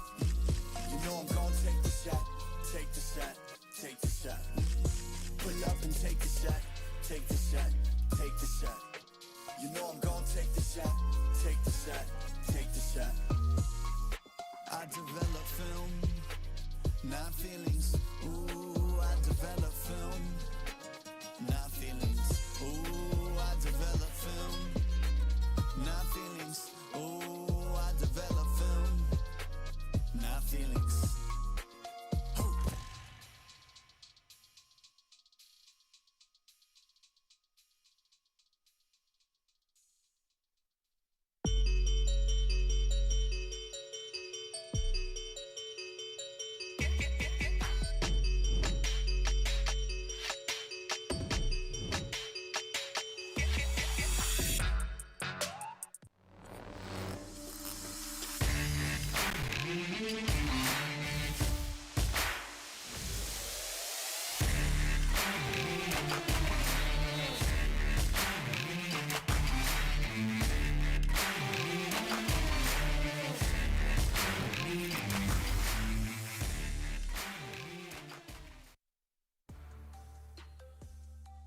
Welcome back to the Sea Icon Series PH, where Fennel Adversity secured the final match of day 2-0 against Mirmooo Esports. That is 75,000 more Globe Cup points to add to their winnings already.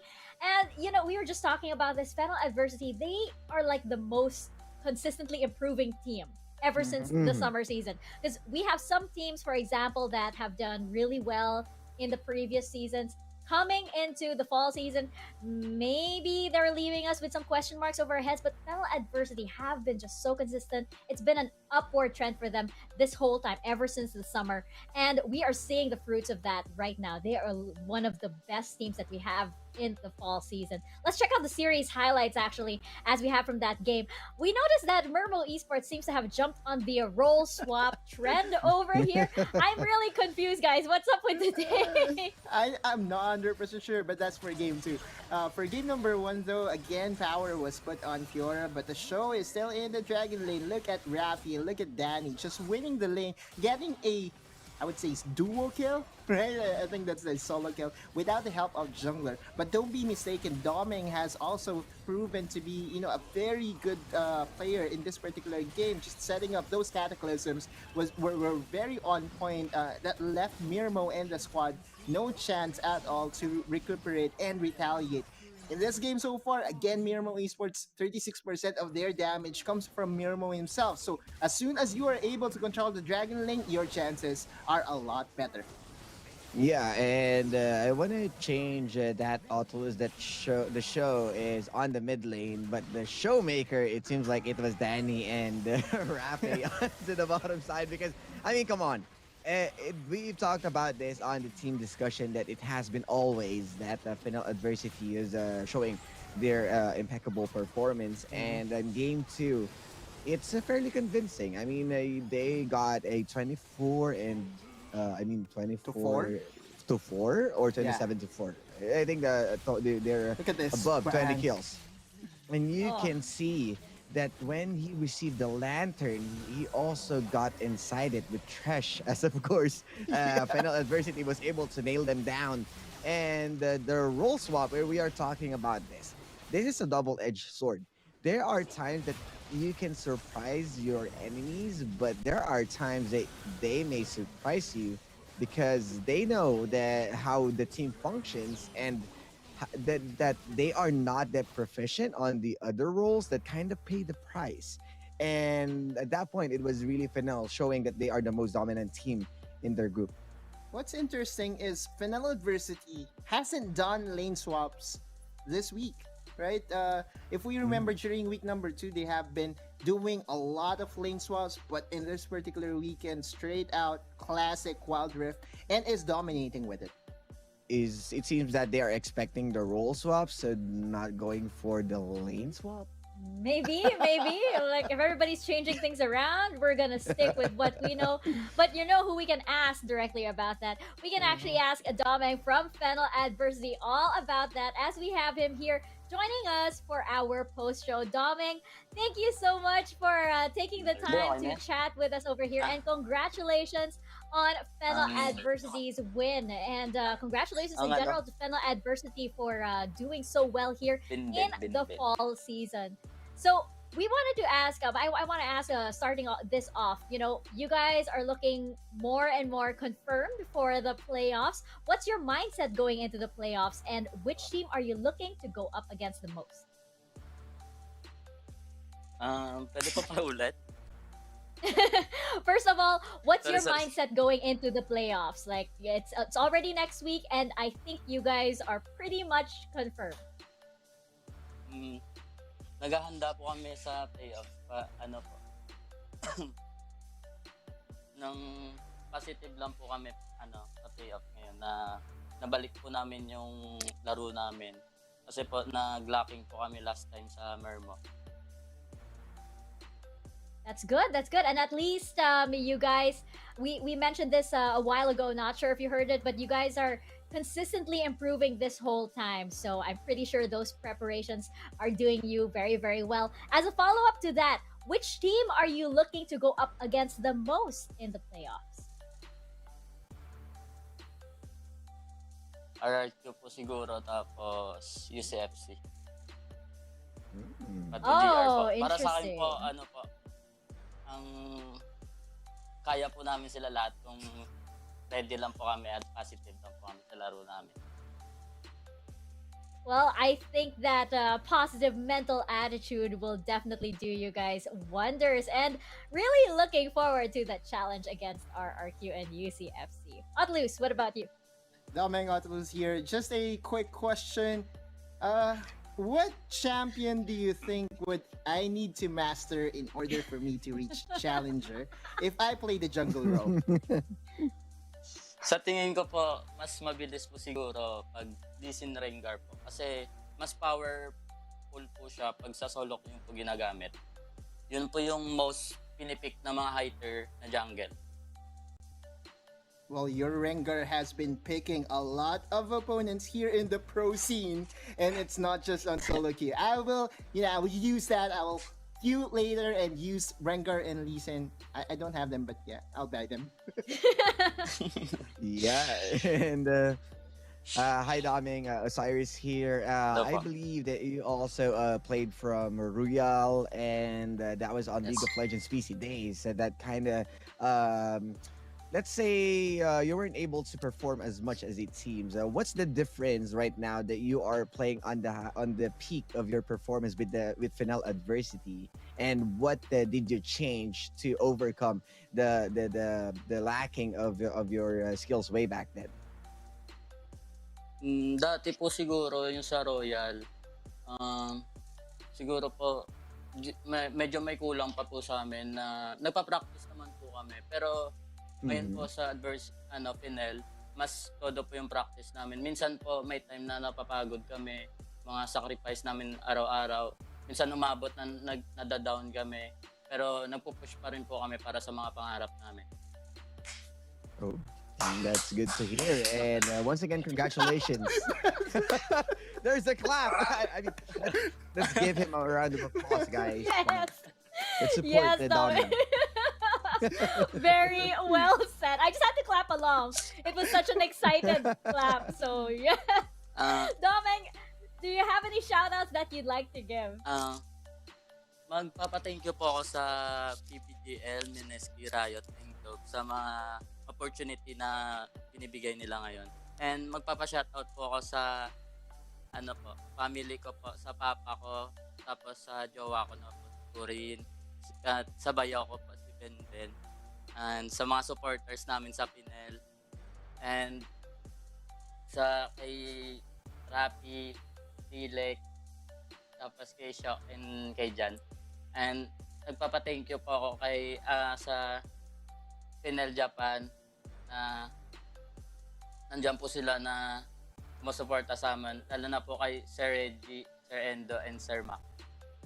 And kay Coach Patrick and kay Manager Ellie namin. Yun lang po. Of course. Thank you so much for chatting with us, Doming, and congratulations once again to Fennel Adversity. We'll see you guys for the last day of the group stages. All right, you guys, that was Doming, and of course you can hear the support system he has in the background over there. Let's check out the standings as they are on the second to the last day of our group stages, and I gotta say, not a lot of surprises. I think on the matches today, I do think that Chasing Dreams and Omega, I was surprised that it was a 2-1 because I did expect that, of course, Omega had that leg up. But I think what was more surprising, of course, was the whole big switcheroo that happened. It seems to have, paid off somehow for Omega Esports as they did secure that win, putting them in second place right behind DR Esports for Group D. And right now, of course, we have Fennel Adversity and Lakan Esports tied for 2. I think it's going to be interesting tomorrow to see if Leonite Esports and Chasing Dreams can contest the second spot. It's going to be interesting. Yeah. I believe Leonite has to win against Fennel Adversity for them to have a tie again with Lakan Esports, and Lakan Esports has to drop a game or a series against Mirmooo Esports. Mathematically, I believe it still is possible, but it's not possible.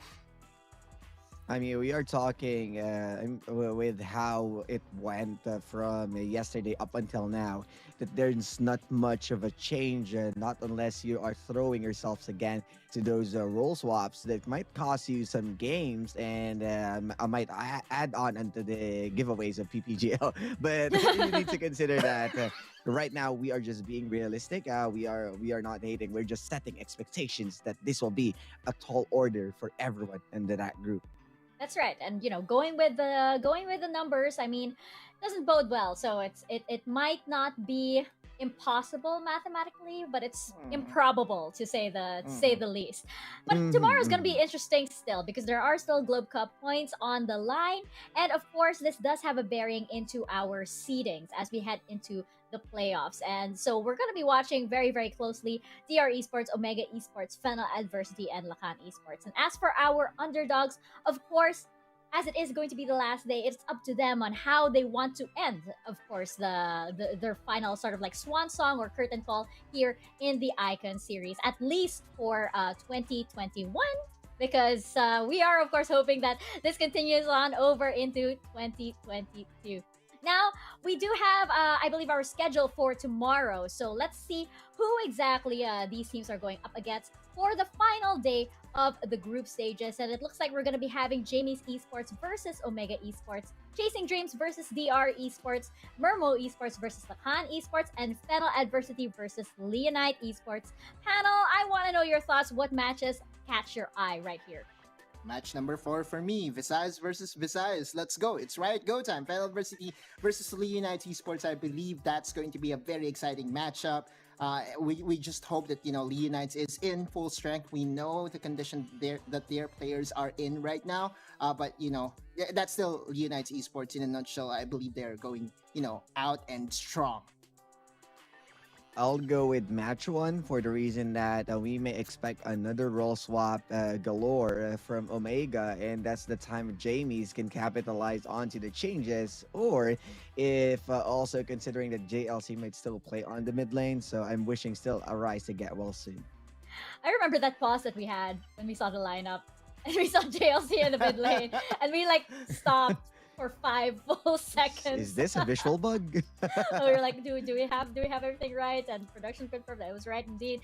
And of course, we also have our results from today. And as we mentioned earlier, I think there weren't exactly a lot of surprises in the results themselves. A lot of surprises in the games, of course. But I do think that Chasing Dreams versus Omega Esports, that one victory against Omega Esports, even though they did have that little switch around, was good for the hungry wolves of Chasing Dreams. I agree. Again, we kind of predicted DR Esports, Lakan Esports, Fennel University, and even Omega Esports to really win. But Chasing Dreams still a formidable opponent against Omega Esports. Omega Esports, played around with their role, but that's not to take away the amount of effort that Chasing Dreams did put in game number 2 to at least secure that one game win. Yeah, it shows that you don't have or you can't be complacent enough trying some different stuff against to these teams. We are sitting on the highest level of competition, and knowing that Omega trying to flex a bit, they kind of fail because Chasing Dreams and know how to play on that changes, and they adapt really well as one of the young guns. So we might also still expect some of those for tomorrow. It's gonna be exciting. It's gonna be exciting to see what these teams have in store for us as we enter our last day of the group stages and eventually going into our playoffs. It's been a long time coming, but we are finally here at the end of the line. So guys, don't forget that you can follow all of PPGL's official channels on Facebook, on YouTube, on Twitch, and on TikTok. Do not miss it. We are at the end of our group stages and just days away from our playoffs. And of course, for more info, you can check out www.wildrifticonseries.ph. Again, thank you so much to PPGL, the largest multi-game esports league here in the Philippines. And of course, thank you so much to Riot Games and to Meneski Philippines for organizing this event, as well as Globe Telecom. With Globe Telecom, you can reinvent your Wild Rift journey like never before. If you also don't have Rengar or Lee Sin like Autolus, you can level up your Globe Wild Rift game with Go 50 for 5 gigs for all sites, plus Go Play 10 for an additional 1 gig to play Wild Rift for 1 day. And of course, you can also experience gaming at full speed with Oppo A94 with its Helio P95 chipset, 6.43-inch Full HD AMOLED screen display, 4,310 milliamperes, and 30 watts VOOC flash charge 4.0. Victories and ranking up will be easy. Live life at full speed with the Oppo A94. At syempre, nandito din ang sekreto ng mga gwapong gamers. Kahit buong araw na naglalaro, hindi mo kang na-GG, fresh pa rin at para fresh all day. Bring your clay game with you, Master All-in-One Clay Face Wash. It cleans 99.9% of germs, controls oil up to 12 hours, and helps prevent pimples. All-in-one, bring your clay game with Master, sekreto ng mga gwapo. And even if you don't have Lee Sin or Rengar, that's not a problem as long as you have the best seat in the house from Secret Lab. Outfitted with a built-in adjustable lumbar support mechanism, fully adjustable armrests, and super supportive patent-pending cold cure foam for maximum comfort, helping every gamer and Teemo user secure that is. I just have to say that Oddloose is an amazing Teemo user, I have to say. Use that on jungle, my dear friend. Yes, but we'll see how he does, when he finally gets the Rengar and the Lee Sin, of course. Maybe when he subscribes to Riot Go and he can own the enhanced gaming experience on League of Legends Wild Rift with the new Riot Go promo. Register now to get exclusive champions, again, like Lee Sin and Rengar, Autolus. So on my end, I don't have Thresh yet. So maybe I could get him on there. Emotes, kill bobbles, and a whole lot more. You can get it now via the Gcash app and the Globe One app. That is it for our second day of the final week of our group stages. And tomorrow we have the very last day. It is all gonna come to a close, and it is all gonna come to a head once we enter the playoffs. So we hope you see you guys right here, same time, same place for the last day of the SEA Icon Series fall season group stages. Mika Fabs over here with Autolus and Osiris. And on behalf of the whole production, stay safe, guys, and we will see you in the Rift.